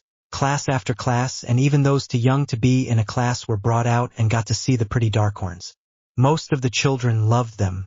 Some of the children remembered the riders from rescuing them and rushed over to hug one of the riders as soon as they saw them. It was all so touching it made even the adults tear up. The little twins that Harry had helped up the stairs rushed over to him and threw their arms around his waist and held on. He picked one up and had it hold out a piece of meat for Thunder to take, and the dark-haired little boy was just giggling away at the feel of the Darkhorn's lips on his tiny hand. He did the same for the other twin boy. He found out that their names were Matthew and James Black, and looked over to Sirius, who gave him a curious look. Harry had Sirius come over and stand next to the boys and did a paternity spell on the boys, and sure enough, Sirius was the father to the two little boys. He should have guessed it, he supposed. Really, how many dark, wavy-haired, silver-gray-eyed little boys do you see running around nowadays? But he really didn't think about it at the time. It really seemed to shock the hell out of everyone else too. Sirius was definitely a flirt, but he was usually a very careful individual with his indiscretions, and to the best of his knowledge, he had never fathered any children, but apparently that was wrong. So he headed inside to the new matron to talk to the matron about the twins while Harry played with the twins. Apparently he had a pair of 4 or 5-year-old little brothers now. Woohoo! He had liked the twins the moment he had seen them, and he had felt something of a draw to them, but had put it off as just them being orphans and them needing him. 2 little brothers. Oh wow, what are they going to do with 2 little boys while Sirius is teaching and he is in classes? They have Misty, but she is watching the babies already. Could she handle 2 4-year-old little boys as well? They could get a nanny elf. But would that hurt Jeeves and Misty's feelings? Thoughts were running through Harry's head right now, and he had no clue of what to do. You okay, Harry? Neville asked in a whisper. He had realized that spell and what it had meant when the blue mist had shown up around the 2 boys and Sirius. I don't know actually. I am thrilled with the boys, mind you, both for them and for us. But what are they going to do while we're in classes? He works and I'm in school, and so we don't have anyone to watch them while we are in classes. Harry said, You do like everyone does with kids that age. You put them in preparatory school. They will spend their days learning their ABS and numbers and colors. Stuff like that. They will play with other little kids their age and all. That's what everyone does at age 4. They will love it, trust me. Neville said with a smile as he patted Thunder's muzzle, who was nodding his head to the idea. Apparently he liked that idea as well. Harry laughed and nodded, then hugged the little boys close to him. Then Harry saw the matron and Sirius coming back out of the building together and heading their way, and turned towards them to wait and see what was going to happen. When they walked up to them, the matron did the same paternity spell on the 3 of them, Sirius and the twins that is, and sure enough it again glowed blue, and the woman nodded and shook Sirius' hand, then approached the little boys and knelt down. Boys, I have something very important to tell you. And the boys both gave her their most adorable serious looks. We have found out who your father is, and he wants to adopt you and for you to go live with them. Would you like that? The boys looked over to Sirius curiously, and each grabbed hold of Harry's pants leg, as if they wouldn't let go. Then Harry knelt down next to them as well and smiled. Matthew, James, my name is Harry. That is Sirius, and he is my father too. So you would be coming home with both of us. I would be your big brother. Would you like that? At that, both little boys threw their arms around Harry's neck and started to sob. Harry wasn't sure if this was a good thing or a bad thing, but he just patted their backs and let them cry. But looked over to the matron with a questioning look on his face, asking what should he do now? The matron pulled away one of the boys and looked at his face. He had a mile-long smile on his face and was reaching for Harry, so apparently this was a good thing, and they were very happy about the whole thing. When the boys had cried themselves out, Harry stood up and motioned for Sirius to come back over, closer, and reintroduced him to the boys. This time they both wrapped their arms around his legs and held on. Alice was standing over to the side and shook her head. Can't take you any place, can we, Sirius? She laughed teasingly. How old are the boys? Asked Remus, curious now. They just turned 4, August 8th. Sirius stated as he looked at their paperwork which he held in his hand. Apparently the matron had given him both the boys' files with all the information they had on them. There was no parental father, and for mother it was listed as Elizabeth Starr, which didn't ring any bells with him, so it was probably a fake name. She had brought them to the orphanage when they were 2, and dumped them with nothing but a note pinned to their shirts of their names and date of birth, then signed Elizabeth Starr. When Sirius signed the adoption papers, he changed their names slightly. He made Matthew Franklin Black, and James became James Remus Black. Then he made their godfathers the men they were named after. And for their godmothers he made Alice, Matthew's godmother, and Minerva, James' godmother. He knew that Minerva would love the twins the moment she saw them, even if she would tease Sirius non-stop about his indiscretions. So Harry and Alice headed in with the twins to help them pack their things and get ready to leave, while Neville watched the Darkhorns and Sirius talk to the matron. It only took a few minutes since they didn't have all that much, but Alice conjured a suitcase for each boy, and they each filled it with what the boys wanted to take, and what little clothes the boys had that wasn't something gray and dingy looking. They had gotten new clothes that morning, but only 3 pairs of pants and 5 new shirts, so it wasn't much, but it was more than they had ever had in their whole life to call their own. They had gotten 1 package of 6 socks and a brand new pair of shoes too. They were so proud of it, all they wanted to take everything. Harry was actually very surprised at how fast the new matron was getting things done around here, and was very pleased with her work so far. He knew that Sirius would want to take the boys to Madame Malkin's to get them a new wardrobe set up and probably down to Flourish and Blots and get them some new books, and maybe to a toy store to get them some age-appropriate toys. Yeah, they had the plushie, a set of matching teddies, that Harry had made them the night that he had rescued them. And they had a couple of balls, but that was it, no puzzles or dragons or other plushies or tops or puppets or anything else. Just a teddy and a couple of balls. Well, that would never do, thought Harry. His little brothers were going to have the things he always had when he was little. The building blocks and train set, the coloring books and colors, paint sets, pads, dress-up costumes, dolls and dragons, animals and water toys for when they take a bath. Everything. Even a toy broom. Oh, Brother Sirius was definitely going to be getting these two their first broom today probably. Harry sighed and nodded to Alice to let her know that he and Matthew had packed all his things and were ready to go. So the four of them headed back out to Sirius and the Darkhorns. Sirius, we need to get going if we are going to stop by Madame Malkin's and get these two a new wardrobe set up today, Harry stated. You're right, they need a full wardrobe and we need to see about a few other things for them too. Sirius smiled at the boys, who were smiling back. Yeah, they were his sons, they had his exact same smile without even knowing it. Harry noticed for the first time. So Harry called for Jeeves and had him take the Darkhorns back to the stables and the boys' suitcases to their room. Then the rest of them headed over to Diagon Alley.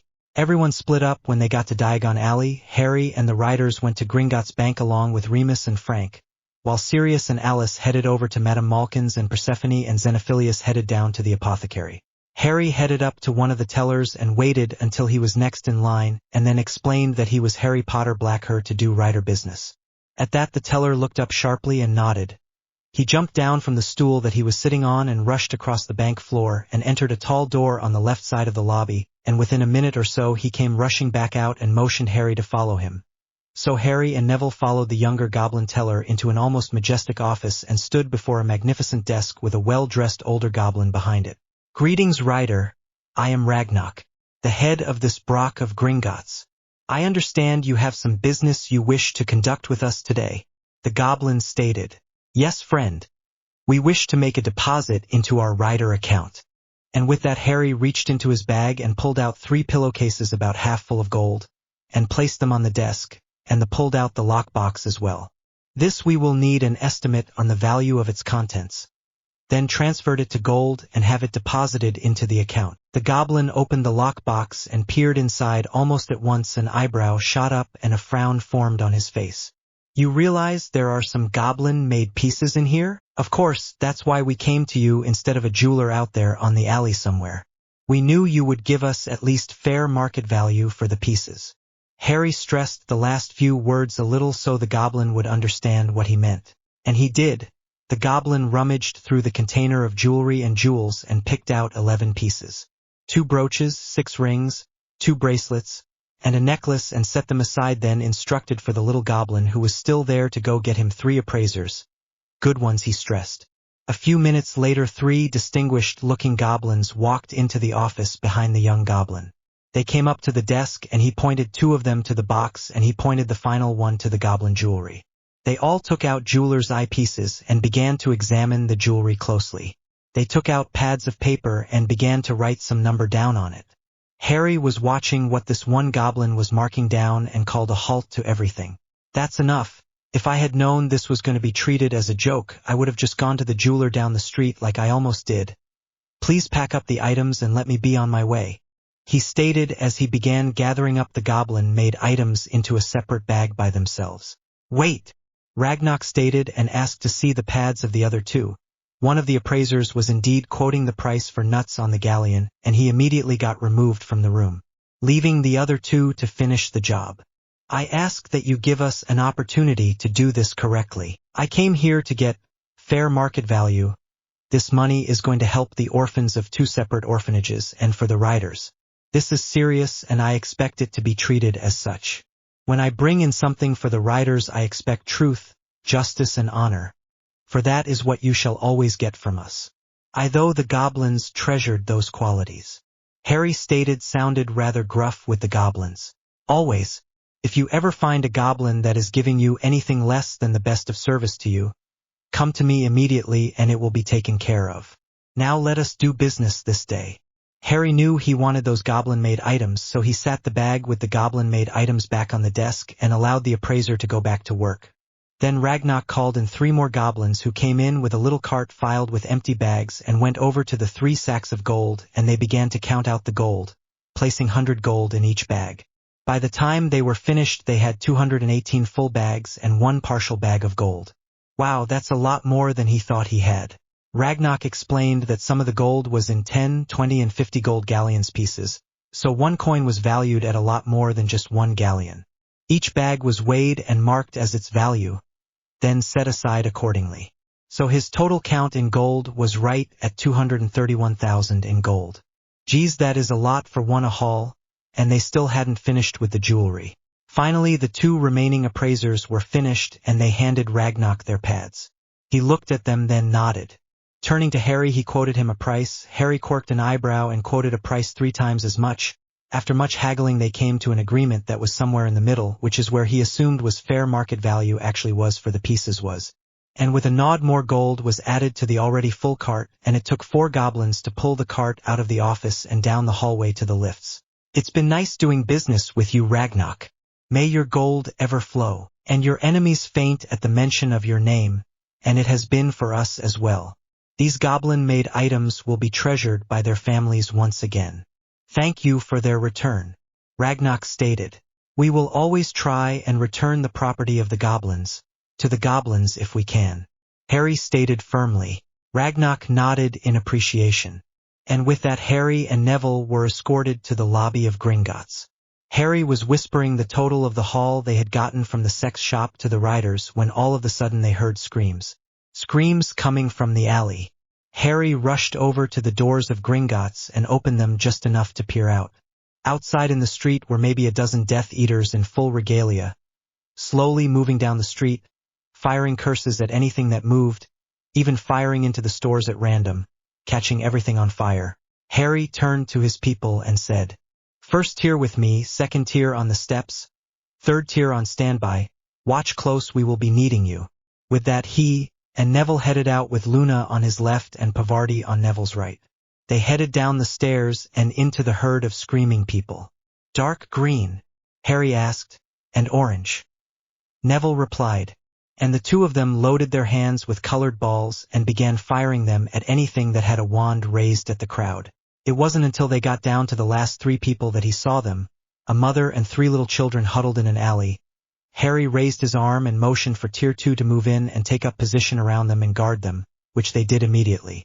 Then Tier 2 motioned for Tier 3 to move in, and they came rushing out of Gringotts toward them with Susan in the lead and Hermione lending cover.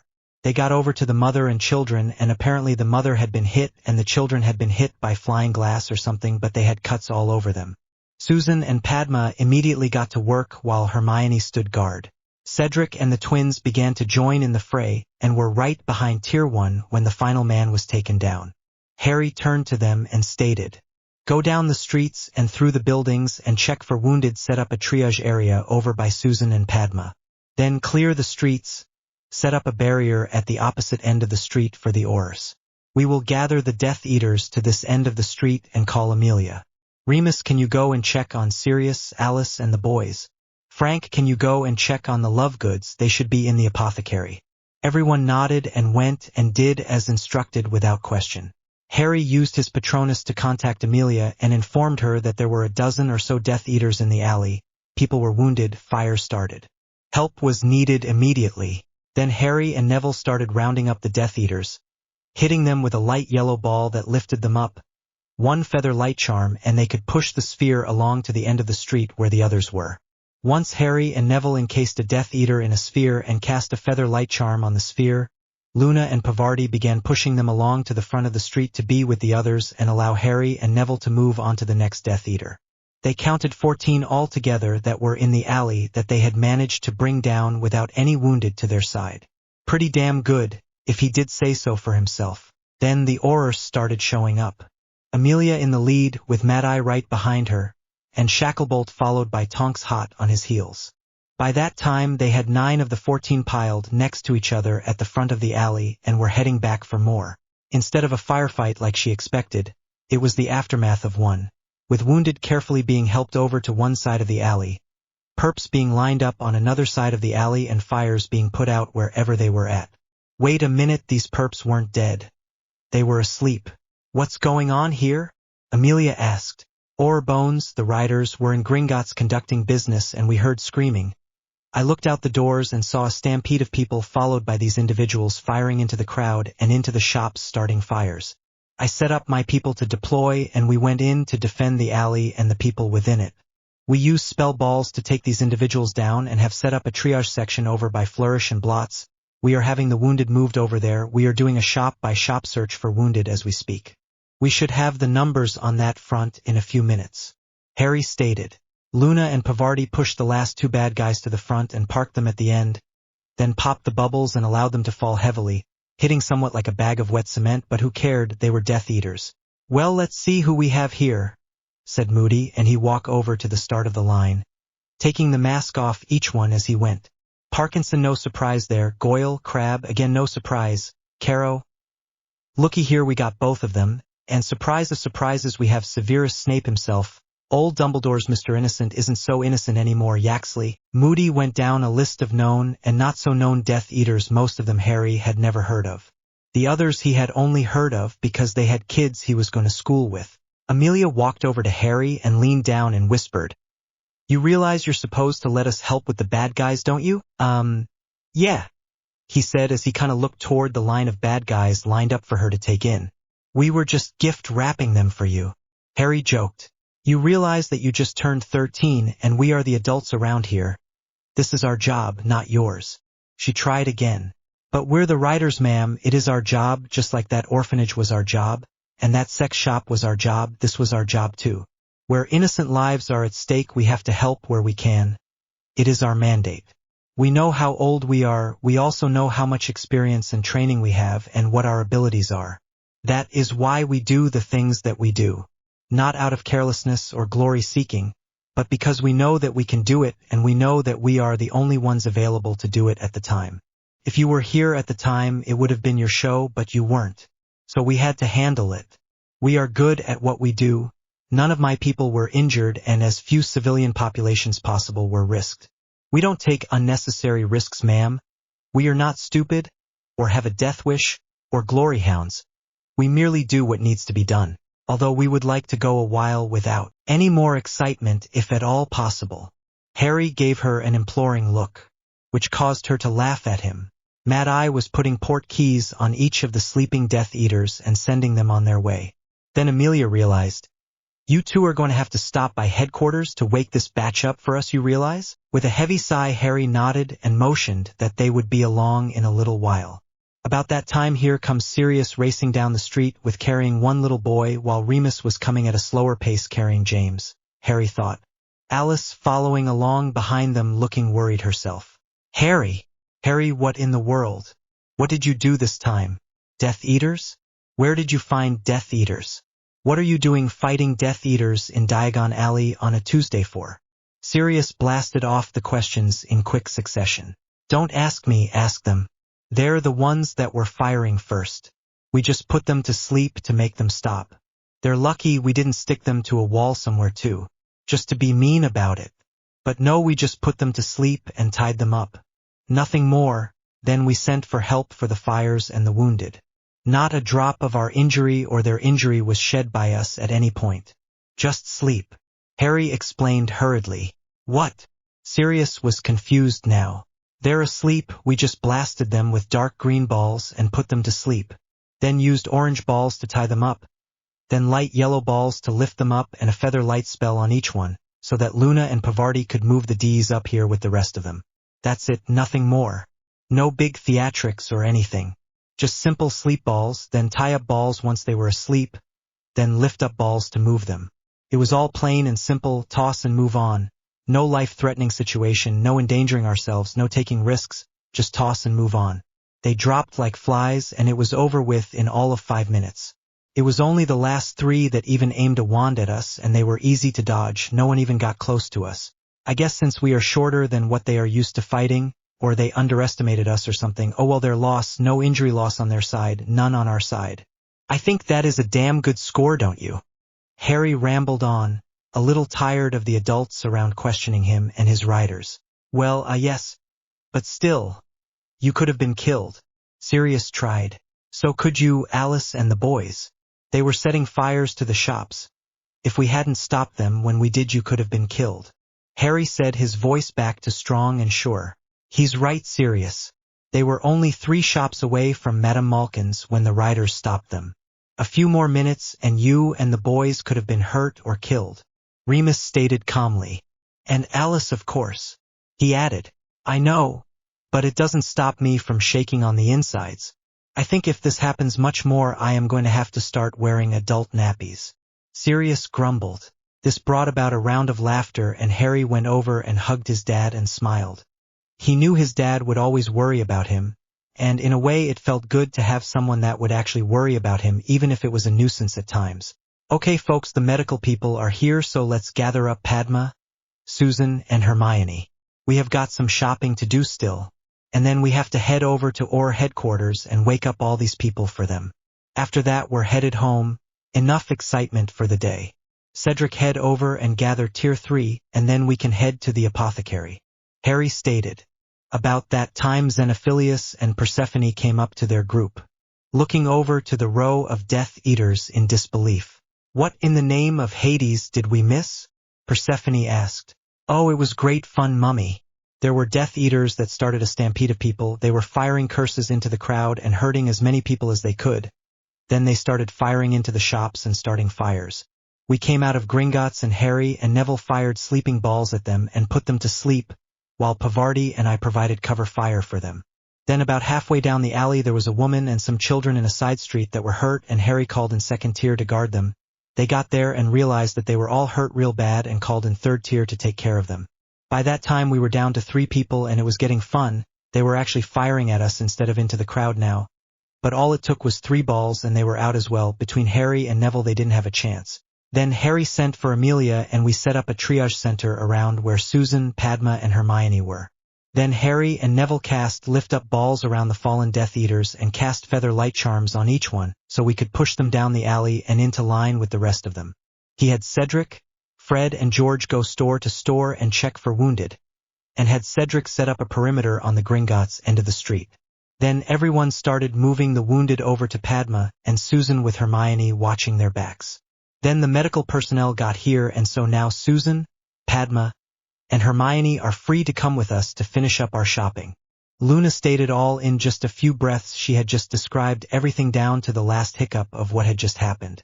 She didn't glamorize it or leave anything out, just plain hard facts that even a Auror would have been proud of. Yeah. Well, I have already gotten what I need from there. I am going to head over to Flourish and Blots. Sirius, are you going to go with me? I know you wanted to get the boys some new books. Persephone asked, as if it was just a walk in the park on a nice spring day today. Sirius took a deep breath and nodded. All the excitement was over with. Amelia was here, and there were no more Death Eaters out there to cause problems, so why not? Yeah, these little guys need some picture books, reading books and coloring books, and maybe some activity books too. We'll see what all they have and pick you 2 out, a bunch of them. The twins, who had looked confused with everything that was going on around them, now looked very interested. Books they could understand. They loved books. They were just learning their letters and some words too, so they could almost read some. They both nodded excitedly and smiled real big at that idea. The new clothes had been okay, but books was another thing altogether. Okay then, we will take care of what we need to get over at the apothecary, and then meet you over at Flourish and Blots in a few minutes, Harry said with a smile. And with that the riders took off for the apothecary, and the rest split up to go wherever they needed to go next. Once they got to the apothecary, Harry went over to the counter and introduced himself. Greetings, my name is Harry Potterblack, and we are the riders. We have a large order, and we would like to see what prepared potions you have available as well. The man handed Harry a list of potions, and he called Susan over, and between Susan, Cedric, and himself he picked out several pre-made potions and several cases of nutrient potion. In fact, they took all the man had of that. He looked a little shocked at that, and Harry stated they had 10 riders and they liked to have a month's supply on hand at any given time. So Harry was sorry about the inconvenience, but yes, they were taking all 8 cases that he had. They picked up a bunch of the ones that they had already mentioned with a few others, including some allergy potions, hive soothers, snakebite draft, head injury draft, bones mend, burn mend, fever reducer, cold remedy, flu begone, ear ache drops, nerve tonic, sleep easy, and ulcer tonic. Susan and the girls also got potions for cramps, mood swings, hormones, and pregnancy potions, just to be on the safe side. Harry had all the guys get pregnancy potions as well. Never can be too careful nowadays, especially seeing as to the fact that he now had 2 little brothers that Sirius never knew existed. When the clerk finally had the order filled, Harry paid with his rider ring, and everyone packed whatever boxes and bags they could into their bottomless bags, and they would worry about sorting it later. Then they all headed over to Flourish and Blots to meet up with Sirius and the rest of them. Harry couldn't believe the stack of books that Sirius had for the twins. Wait a minute, this was Sirius. Yes, he could believe it. The stack was almost taller than the twins themselves, and they were just little thin books too. Books of every kind you could think of, about just anything and everything. Some fairy tales, some activity books, some coloring books, some short stories, some that were educational, some with morals, some with rhymes, you name it, Sirius found a book about it. The twins were in heaven. They didn't even know that they made so many books, and so they were just about going nuts over them all. Harry looked around a bit and found several new books as well, some for the classes he was taking, specifically runes and arithmancy. Even though he had been studying those classes since he was 8 years old, he still wanted to be ready for whatever they might put before him. At least it won't be like he, Neville, Susan, and Luna wouldn't be starting arithmancy and runes fresh for the first time, and Padma and Pavarti had some experience with it too from their school they took before they came to Hogwarts. The only one that had no experience with it at all was Hermione, and she had been reading about both subjects all summer long. So she probably has the first 2 years memorized by now too. Then Harry found a few books in the defense section he wanted. A couple in the potions section, as always. And he found a few in the law section, a couple in the magical animals and beasts section, and a few in the magical creatures and races section. He found quite a few in the medical and first aid section. He even found some in the herbology section he wanted to get. He was serious about getting more books for the library, and he wanted his library well-rounded, and with as much recent information as possible. He found several periodicals to boot, everything from Transfiguration Monthly to Potion Weekly, and everything in between. Practically something about every subject he was taking at Hogwarts had a periodical about it, so he got them all. He even got today's paper with its headlines about the writers in it.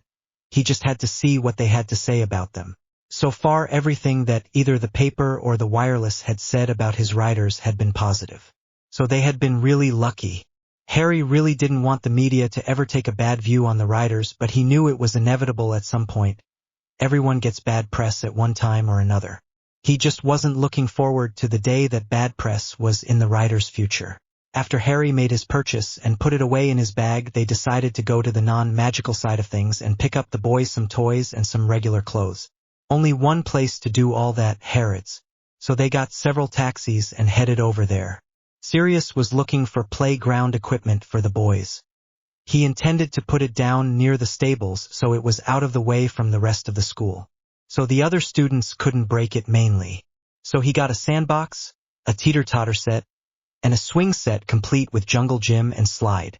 All that was age-appropriate for 4 to 6-year-olds, mind you. He had bought them a playhouse from the magical side, so it was a lot like a magical tent.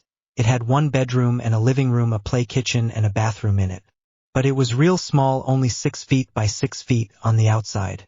It had all the safety bells and whistles too, like the oven wasn't real but the cold box was. So they could make sandwiches but not soup.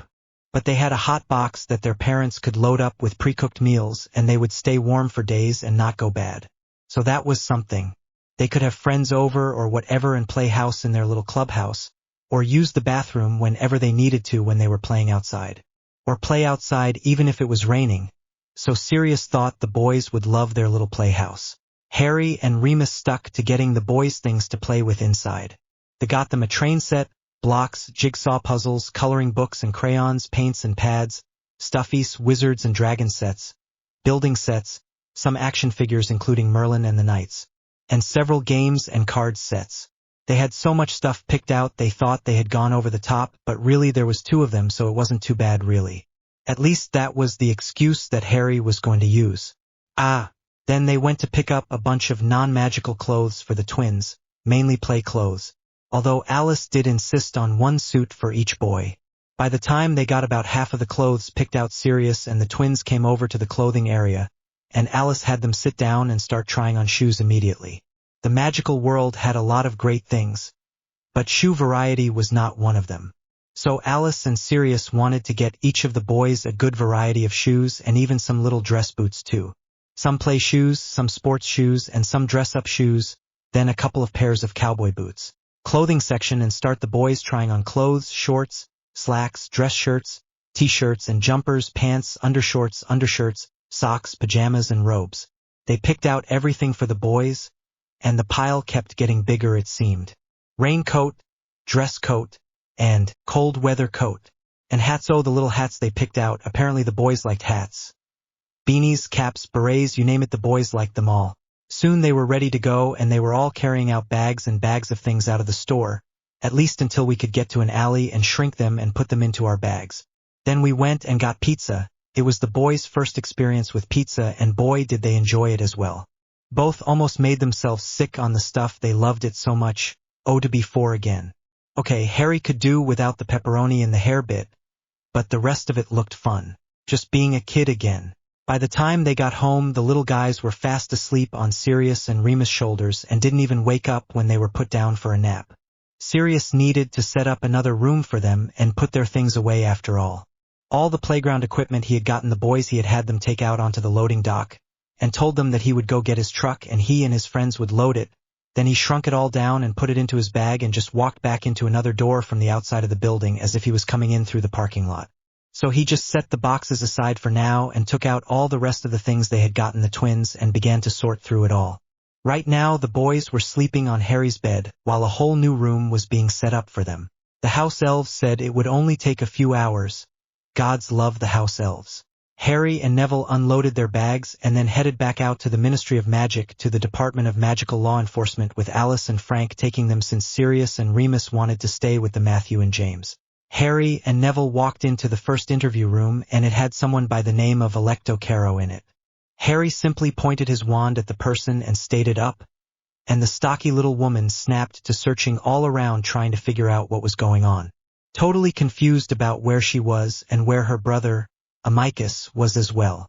She started asking all kinds of questions but was soon silenced, and Harry and Neville headed over to the next interview room. This one was apparently that one's brother, Amicus, if looks had anything to say about it, because this one looked like a male version of the first one. Well, this time it was Neville's turn, and he just pointed his wand and stated up, and the man woke up, just as confused as his sister and asking for her just as she had asked for him. On to the next. The next one Moody had introduced as Percival Parkinson. Yes, it was Pansy's father. Unfortunately, since that meant that her house arrest will be watched by her mother and only her mother. But perhaps they could hire someone to tend to her, a guard of sorts. Someone that wouldn't allow her to walk all over them like her mother would. Well, Harry woke the man up and he realized immediately where he was. He just didn't know how he got there. But when he saw the boys, he didn't need much more of an explanation. Corbin Yaxley was the next one in line, and he was one ugly man. Neville quickly cast the up, and they got out of there. He was actually frightening to look at too long. Antonin Dolohov was another who wouldn't win any beauty pageants, but Harry did the spell and the man woke up growling. Which was weird.